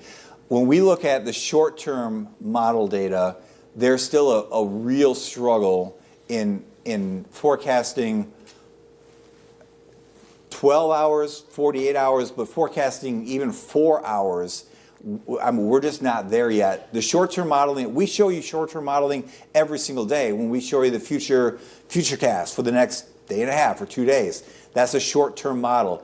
And the timing on those models, it's still not great. It's usually off. So when we post a snapshot in time, 2 a.m., future radar, you just got to understand that is not going to be perfect. It will fluctuate by maybe an hour or 2 hours on either side of that time that's posted because the modeling is just not great. And there's no way we can sit there and manually plot a future radar. No, exactly. So. And I think that's a great point too, because that is something I really hope to see within my career. I'm very young in it, and as we're getting this technology in, I was able to intern up in Birmingham with James Spann. One of the biggest things that we were always talking about, he would love to see in the next several years someone to develop really good forecasting technology where, we see events like these. We're pretty good with like straight line, but when we have more scattered coverage, we can't tell you exactly when a storm would fire up for a specific place or a specific time. We will just give you a window, and which is good, and we're here to track that. But I think the day is coming where, especially if AI is really good, it'll be able to pinpoint where a specific cell will be, that will help us. That would help us out in the summer because we always just have a 30% chance of thunderstorms isolated. There will be the technology one day to say it'll happen in this place, that time, and think about like, all right, I know not to have my birthday party there. I can have it just a county over, and we'll be set. I think it's coming. I think because all of this data is being archived, and really it's not so much a data problem, it's a processing the data problem. Yes, right. And if AI can look at every single setup, like the high temperature today will be 95, the dew point will be 74, the time of day those temperatures occur, when do the storms pop? Well, based on everything that's happened in the past, it always happens at 11:10, and it hits this area because of these parameters in place. I think that day is coming, which is kind of exciting, but kind of fearful. I mean, I'm terrified at the same time. Yeah, it's almost like walking on a tightrope. It's as long as you're looking at a tightrope, it looks fun. You're fine. Just don't look around you. Of what it could apply. But and I mean, of course, again, I am very young in my career. I'm always saying this, especially when I'm going out and talking to other people and visiting schools. Meteorology in essence is a pretty young science. We were really getting this technology developed in the 60s, 70s, and it's just continued to blossom. And now we're seeing, as we've been talking about, the age of AI. I think we have a long way to go, and I'm excited to see what we can do to keep people much safer. The next 10 years, I think, will feature a lot of changes. All right, speaking of changes, a new severe thunderstorm warning. Get back to the desk. Yeah, let's go. Let's check out. I'll check out those Facebook comments. So, new severe thunderstorm warning. We'll see how these winds are really looking here in the atmosphere from Jackson County up into Seminole County and parts of Miller County. Certainly heavy rainfall. There is still rain in Dothan. If you are watching us from Dothan, it's fine. This is just some rainfall coming on through. No worries of any severe. The severe threat now is really Miller, Seminole to Jackson counties for us. And that's it. I'm not looking at any severe potential anywhere else. So these are some gusty winds. We're using, let's see here, the Eglin radar site, which is the best radar to use in this instance because the radar beam is shooting out like this and the storms are moving in that direction. So the radar beam parallel to the radar returns, which is exactly what we want. We don't want to be looking at it like this. We want it to be like this. So let's check out the winds with that in mind. We'll switch over to the base velocity and well, let's see, go back down here. Let's take a look at the animation on this, and I don't know. Just we'll look at the storm relative velocity, and I was trying to track that that couplet we were watching again, very high, elevated in the atmosphere, but not seeing much return there anymore. There's some. I don't. It's rain. It's some gusty winds. I'm not seeing any damaging winds. What we want to really do, what I really want to do with warnings is if there's a warning in effect, where can we pinpoint the exact spots where those gusty winds? Now the warning will say 60 miles per hour. Expect damage to roofs and sidings, and so I don't know if what we're seeing here, the strongest winds we're seeing are in here, but I'm not seeing the bright colors that would indicate anything real worrisome from a wind damage perspective. Now, 40, 45 mile per hour winds, definitely. Above that, probably not happening, but we'll watch, again, because you have heavy rainfall, you can always have, in small pockets, some of that wind energy carried down to the surface. So basically what this warning is saying is, hey, it's raining heavily. There could be some gusty winds as that rain comes on through. And that kind of sums it up. But I'm not seeing anything, if you were to, you shouldn't rank severe thunderstorm warnings, but if you were to rank severe thunderstorm warnings, this would be probably lower level concern compared to some. There are times, and here's the thing with severe thunderstorm warnings, is you can have one like this that is like, maybe, or you can have a wind gust of, derecho of winds of 90 miles per hour, and it's the exact same, yellow warning box that pops up, and there's such a difference in the impacts. And I wish we had, well, we do. We have a significant weather advisory, but I almost think in the profession we need layering of severe thunderstorm warnings. Like this is a level 1 thunderstorm, and don't even call it severe. Just say level 1 thunderstorm warning. Yeah. Level 2 thunderstorm warning. This is a level 5 thunderstorm warning. Maybe that would work because severe is subjective. I mean, for some people, 40 miles per hour is severe.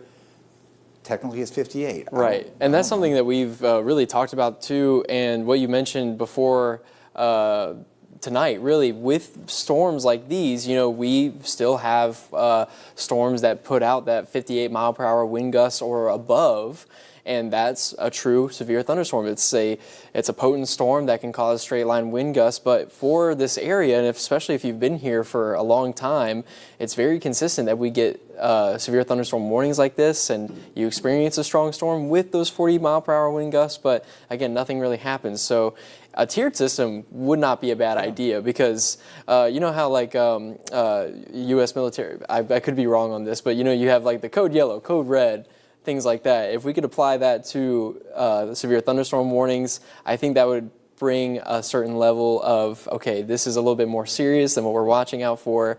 I need to go to my safe place because a code red means 60, 70 miles per hour.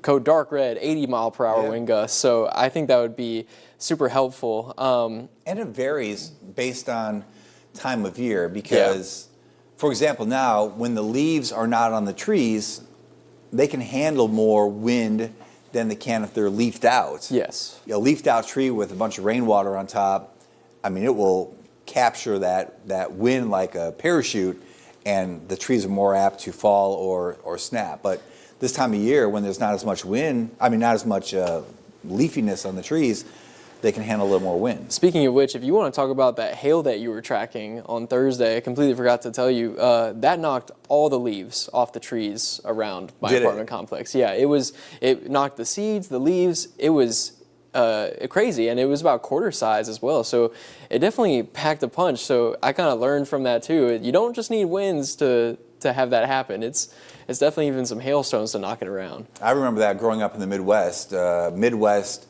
hailstorms in the summertime would completely destroy corn crops. You would have a nice, corn stalk way up high. Hail would hit it, and you would have just like the center part of a corn leaf left, and that was it. And it would just tatter it to shreds.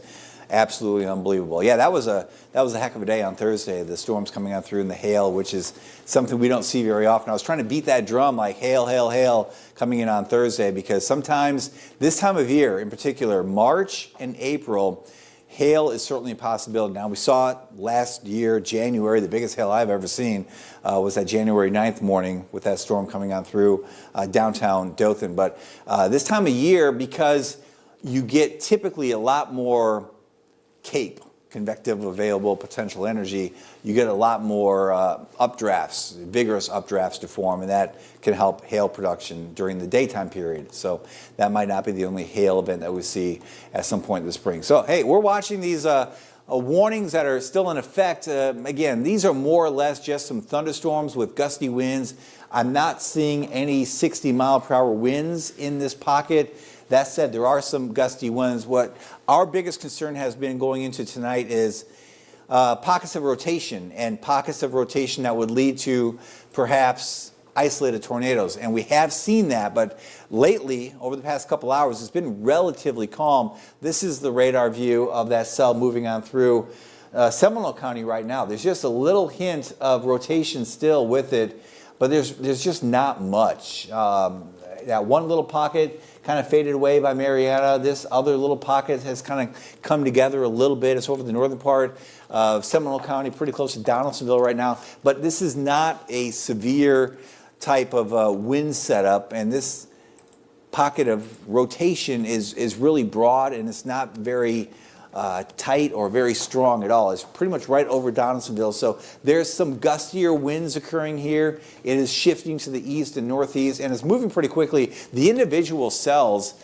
have been moving depending on which one you look at, anywhere from, say, 55 to 65 miles per hour. So the individual cells moving very quickly off to the northeast. The entire line is shifting eastward, but it's kind of shifting eastward rather slowly. So we're 3:35 in the morning here, and we're almost done with this event for the Wiregrass. I mean, we can pretty much clear Early County out of this. Miller County, you're still into it, and then into the northern part of Seminole County and parts of Jackson County, but really from Mariana northward and east or westward, I should say, that severe threat is over. Miller County, we are here for you. Miller County at what time? 4:35 in the morning for you, Eastern Time. Colquitt, looking at some pretty good rainfall moving in. Mayhaw and Bellevue. Yes, there is a severe thunderstorm warning in effect for parts of Miller County, but I'm not seeing the severe winds, and I say severe, I mean the technical 58 miles per hour or greater. This is a look here from the Eglin radar. A good view here shooting up in to this cell. I mean, there are some gusty winds, but I'm probably thinking more like 45, maybe 50 miles per hour reaching ground level. So there could be some pockets of damage here and there. I wouldn't discount it completely because there's enough rain and enough wind in the atmosphere that maybe some of those gusts get transferred down. But what I'm saying is this is more or less isolated, not a damaging widespread wind event. And that's pretty much been what we've seen here for the past couple hours. The warnings that have come out have kind of been like, I mean, in some parts of the, I've worked in many other parts of the country. In most parts of the country, these storms would not be warned at all. Most weather offices wouldn't warn for them. So, I say that based on experience, because, I mean, it's just 45, maybe 50 mile per hour winds. Every office is different, and every part of the country is a little different in the way they treat warnings, even though it's the same definition. But anyway, what we're looking at is some heavy rainfall, some gusty winds. I'm not even seeing any hail mixing in, which I thought we would see a little more hail as we've gone through the overnight. We did earlier tonight. The night kicked off at 10 o'clock, and we had some hail mixing in right away. But since then, we really haven't seen a whole lot in the way of hail. The northern part of the area, Pike and Barber counties, had some decent storms there briefly, but outside of that, southward and eastward here, haven't seen any indications of hail at all. And again, I'm watching the winds. I'm trying to find these winds that could potentially be over 60 miles per hour. I'm not seeing it, and that's great news because, Ryan, we've done pretty well for most of the evening hours and the early morning hours here. And it looks like, call it our luck, but it looks like our luck will continue, I think. Yeah, I think so. Knock on wood. Yeah, knock on wood right now. But yeah, I think for the last of our severe weather threat, and you can tell me what you think, but yeah, really Seminole counties, Miller and Jackson, the last of Jackson, is really just what we're going to be watching out for. I did check a little bit at the power outages again. I know I'm not at the BAM, but Jackson County, it seems that few power outages were recorded out of the 28,000 customers tracked. They have around 745 without power right now, and it's likely because of the lightning within those storms. I know we've gotten maybe because some lightning making its way through. I know we're not really seeing much of that now, but sometimes that lightning can pack a punch like that. And besides those, our Alabama counties haven't seen any other power outages go up or down. Haven't really seen any significant weather reports. Really, yeah, they're just watching out for, I assume the National Weather Service is really just watching out for these storms that really only possess 30 to 40 mile per hour wind gusts at the most. And I've been watching out for to see if there's any rotation within these cells. I was watching as this cell was kind of making its way through northern Seminole County here. You can kind of see that difference between the red and the green, but I do believe that's just an indication of the outflow of the thunderstorm as it's making its way through, and it's about to enter Miller County. But I really don't see this tightening up or showing up anything. And here's the storm relative velocity, even smaller. And we're using the Fort Nova cell site for this. There's some good amount of lightning over there. But I have to agree with David in what he was saying about hail. I really thought with how a little bit more spacious these storms could be, they'd have a little bit more use of the energy to allow for unimpeded energy to enter the updrafts of these storms, because when you have storms close together, they're kind of having to share the energy. There's outflow of cool air, and that can get in the path of a storm, and it kind of chokes their updrafts. But if these can get ahead, I figured there would be taller storms that we were watching for hail. And I mean, we began the night watching some of those farther to our north, but yeah, just not seeing anything compared to what we saw on Thursday. Now that really good hail cores, really good updrafts, very tall clouds. I saw it for myself walking out of my apartment just along the circle the other day, and you could just, it looked like a summer day because of how the clouds were behaving, the storms were behaving. Anvil cloud spread throughout the atmosphere. That's how you know it's hitting the tropopause, and that's how you know there's energy, because the tropopause is the highest level of the atmosphere, really where weather can exist. You can see overshooting clouds over the tropopause, but that's where that warm air has to bounce back, because the stratosphere, the atmospheric layer just above the troposphere where we are, is warmer, and so the warm air has to come back down a little bit. So there's a little science tidbit for you right there. Yeah, thank you, thank you, David. We can talk about that weather extra hopefully soon. Keep going, carry on. Yeah, carry on. But I'll end with this before switching back to David too. The biggest things for Facebook that I've seen, and I've been trying to at least keep people updated with what we're watching. I believe the last counties we're watching out for in terms of our severe weather threat is Miller, Seminole County in Georgia, and the last bit of Jackson County, Florida. This is continuing to push to our east. I believe all of our Alabama counties are out of the severe weather threat. You can see a few more showers, like Dothan is just getting on the other side of that. But if you're in any of our Alabama counties, go to bed, get some sleep. We luckily made our way through this night without really anything in terms of significant weather events going on in the Wiregrass. Of course, Troy saw the biggest one where we were watching for a radar-confirmed tornado. But yeah, as we're in the final moments of this, just watching these thunderstorms, packing some lightning. And yeah, I have to say, while it wasn't the most eventful night, it was a good night to see that the Wiregrass wasn't in the middle of such big impacts. Yeah, definitely good. I mean, best case scenario, really, you take away what happened earlier in Pike County, it's been pretty good for most of our area. All right, let's go kind of in close here as we track what's left of the showers and storms in our coverage area. This is in Jackson County, so we've got some pockets of heavy rainfall here. Oakdale, Simsville, right along I-10, some heavy rainfall towards Cypress and Grand Ridge. As we go northward here into Seminole County, let's kind of zoom out, just kind of get your bearings a little bit. First of all, still in Jackson County here, so there's Lovedale to Haines, a little pocket here of some extra lightning occurring, but just lightning and some heavy rainfall. Then we cross the river into Seminole County, now east of Steam Mills, some pretty good rainfall all the way through Seminole County. It's wet on one side, not so wet on the other side.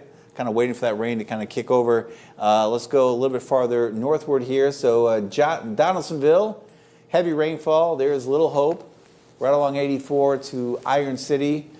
Heavy rainfall in that area. Southward, looking at some decent rain too. But again, not seeing any, as I was analyzing the velocity, I'm not seeing any really, really strong winds in this area. Gusty winds, yes, maybe 30, 40 miles per hour, but really not seeing much of a potential above that. Now, some of these heavier pockets, you could get some brief gusty winds to go higher than that. It is certainly loud in Colquitt. If you're watching us now from Colquitt, a lot of lightning strikes in this area and a lot of heavy rainfall. So it's just a good old-fashioned thunderstorm. The chance for damaging winds, very low. Wouldn't completely rule it out, but overall, the threat for damaging winds are very, very low. But it is really coming down. Some heavy rainfall in Colquitt. Not seeing enough return here for indications of hail, which is some great news, but it is certainly raining heavily. And just check out all the lightning strikes. Cooktown, Bellevue, a lot of rain. Macedonia, looking northward, that rain is coming up into your direction. These are just lightning strikes in real time, so there's a lot of flashing happening out there. Ryan, can you go to the Southeast Health Cam and just shoot it to the east and see if we can make out all those lightning strikes? Because that's well, you might not be able to because there's some rain in Dothan, but there's generally a lot of rain all the way through that area, eventually getting towards Bainbridge. Some of the other cities here, looking at some rain around Brinson. Let's see what else we have. That is kind of shifting a little farther now off to the east of Colquitt. Still wet in Colquitt, but a little bit heavier on the east side of town, and then farther eastward as we go through the rest of Miller County. Mayhaw looking pretty good now. Your threat is over in Mayhaw. Southward, Donaldsonville, again, some rainfall in the vicinity. Just rain, more or less. Rain and some gusty winds and lightning strikes. I mean, it's just a thunderstorm. It's not real bad. That's a look at Southeast Health, looking in that direction, generally in that direction, not seeing much flashing, but we're kind of looking, I guess, a ways in the distance, and we're looking at this rain here that's on the east side of Dothan. But we have that lingering severe thunderstorm warning. I don't even want to know what time that goes till. I was going to say, I can look for you right here. 4:15. Mm-hmm. So another 30 minutes roughly. That's right.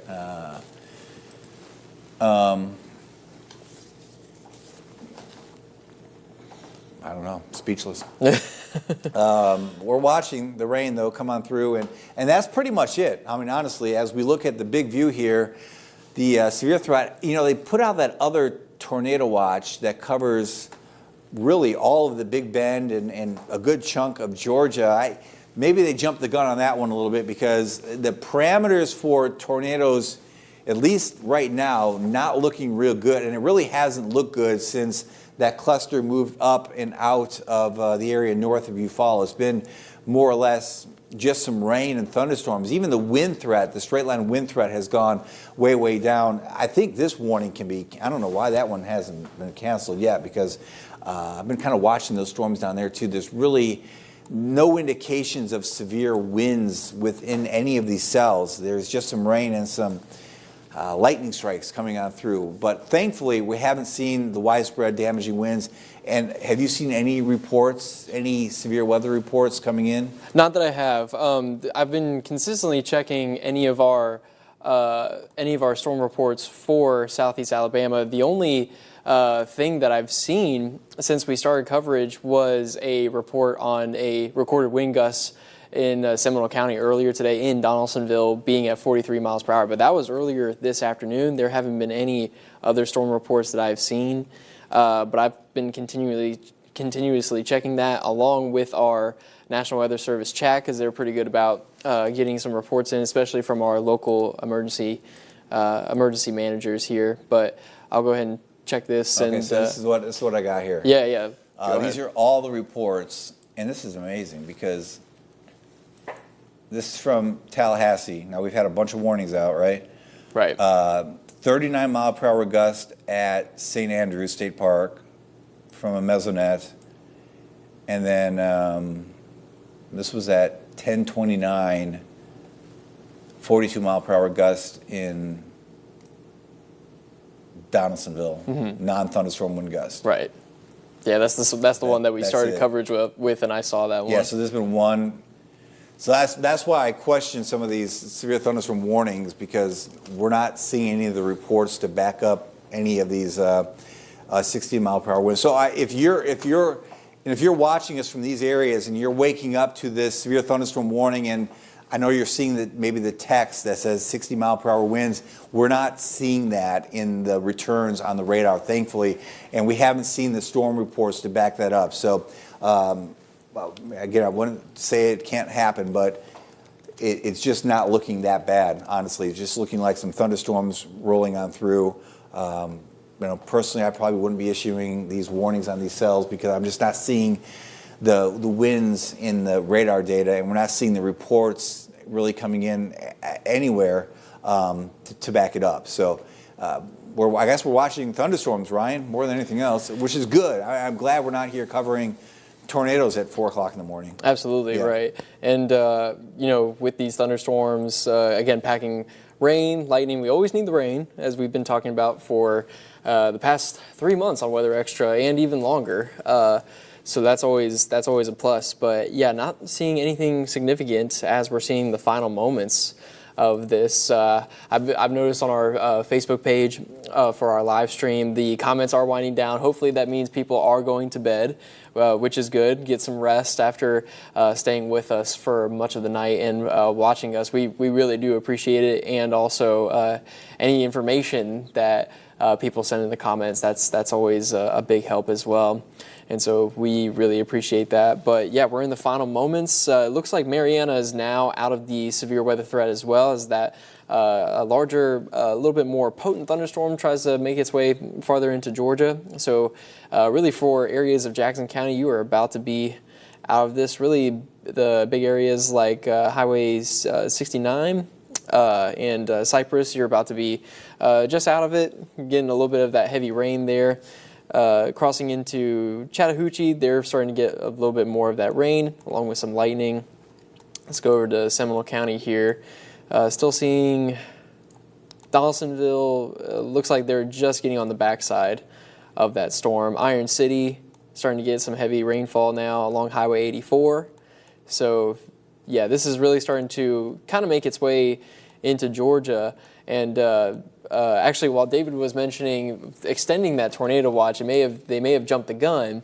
Looking at the dynamics, they seem like they may have had a little bit more of the upper level winds to allow for tornadoes. But something that we've seen really often for our area as we're tracking events like this, most of the time, energy that we've been talking about for much of the night for thunderstorms like this, it kind of gets sandwiched as a front passes through and pushed farther down towards areas of like Florida, and it kind of runs out in Georgia.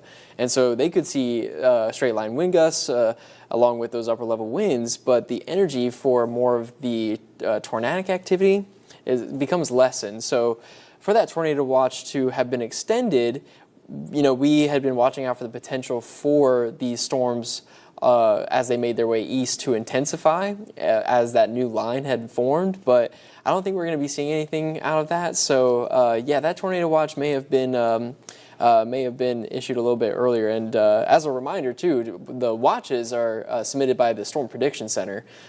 Each of the National Weather Service offices handle the warnings. So and of course, the Storm Prediction Center has to deal with many areas of the country while issuing watches and warnings. So yeah, they were likely watching a lot of the same things that we were. But yeah, as this has continued to evolve, the strength of these looks to just to be lesser and lesser besides lightning and heavy rain. Yeah, we're watching it. I'm looking at trying to figure out how strong the winds could be, and I'm just not seeing anything real impressive here. So yeah, I think we're going to be winding down our coverage here pretty quickly. The way it looks now, Mariana looking fine, Jakin looking fine as well. You're done with any rainfall there. Dothan, you're done with the rain. The severe threat is over. Really, from this line off to the east, you still have the potential for some stronger storms. From this area westward and northward, you're done for the night. So you can go ahead and go to bed. Yeah, good drawing there by Ryan. So basically from this line eastward, still watching for some stronger storm potential. From that line westward, it's looking fine. And even within this line, winds are not that bad. It's raining like crazy though, and there's a lot of lightning. I like that. That's good. Wait, let me see. That's good. Yeah, you're good past that line. Yeah, you're good. Yeah. Not good yet, I would say, over in this area, as that line, that's the hard one to put together. I got this. Yeah, not yet. These are my paint skills. That's good. Nice. Your E was really good there. That was a solid Yeah, E. I'm actually impressed by that. Your O is a little but your E is top notch. That's my peak. That's good.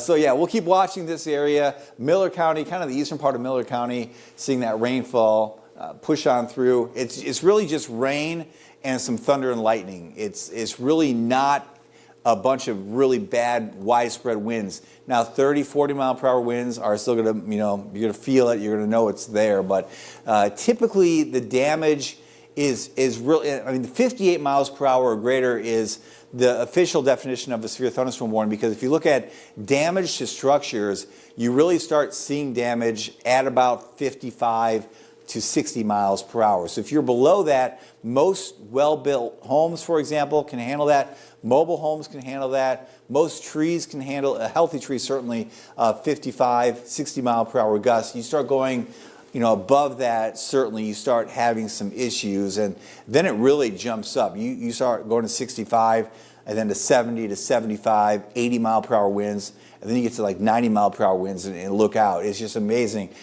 20 to 50, really not much difference. 50 to 80, huge difference in the amount of damage that occurs from winds. So we're always trying to pinpoint where the strongest winds could be. Now, just looking at this radar view, it's moving out of our areas east of Early County, but that little pocket, that little enhancement of lightning right there, that could be a sign that this cell is maybe trying to get a little more organized. I'll pop over and show you the storm relative velocity. So there's just like a little uptick there in lightning.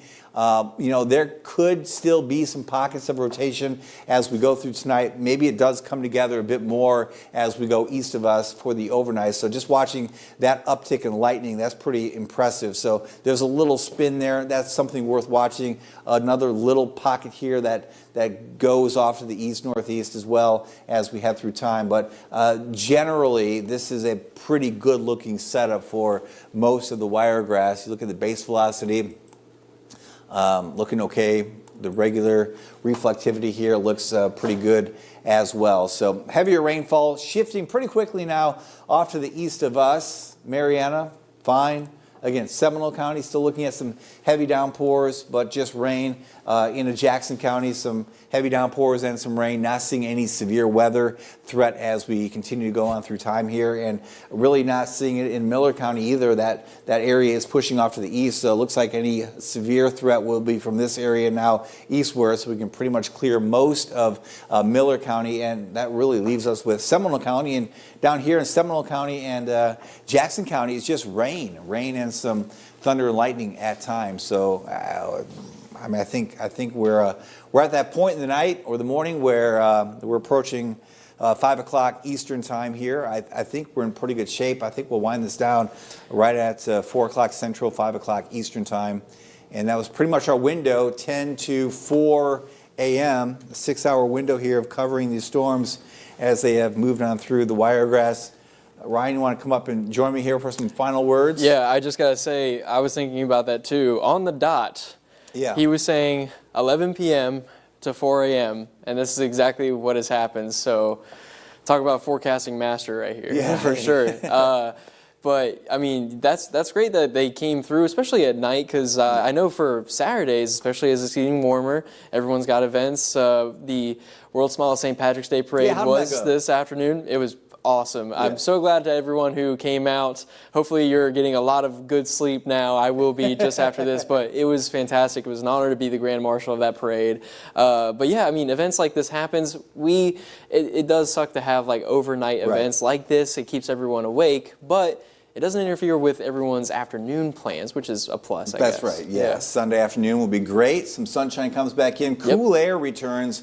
A little bit cooler Monday, Tuesday into early Wednesday morning. And then the shot that comes in at the end of the week looks even more impressive. Yeah. We had lows in the upper 30s for Friday morning. There's some potential for middle 30s, and there's some potential for frost in some of the cold pockets by Friday morning. So winter's not done yet. It's that time of year where the battle is on between the cold air that is lingering and the warm air that's trying to come in, and it's really the sunshine driving it all, because every day that goes by, the sun is getting stronger and stronger. There's more and more warm air building, but the cold air says not yet, and we end up with systems like this coming on through. We really only have a few days until the sun is right over the equator, and then it just continues north, right? So yeah, we're really close to the spring, and then we'll get to the summer solstice, and it'll be right at the tropic. That'll be really cool. That'll be hurricane season. Then it'll be hurricane season yet again. It's always a cycle. It's always a cycle. That's right. It's one threat to another threat to another threat. So, well, hey, if you're still with us here at 4 or 5 o'clock in the morning, we appreciate you being here.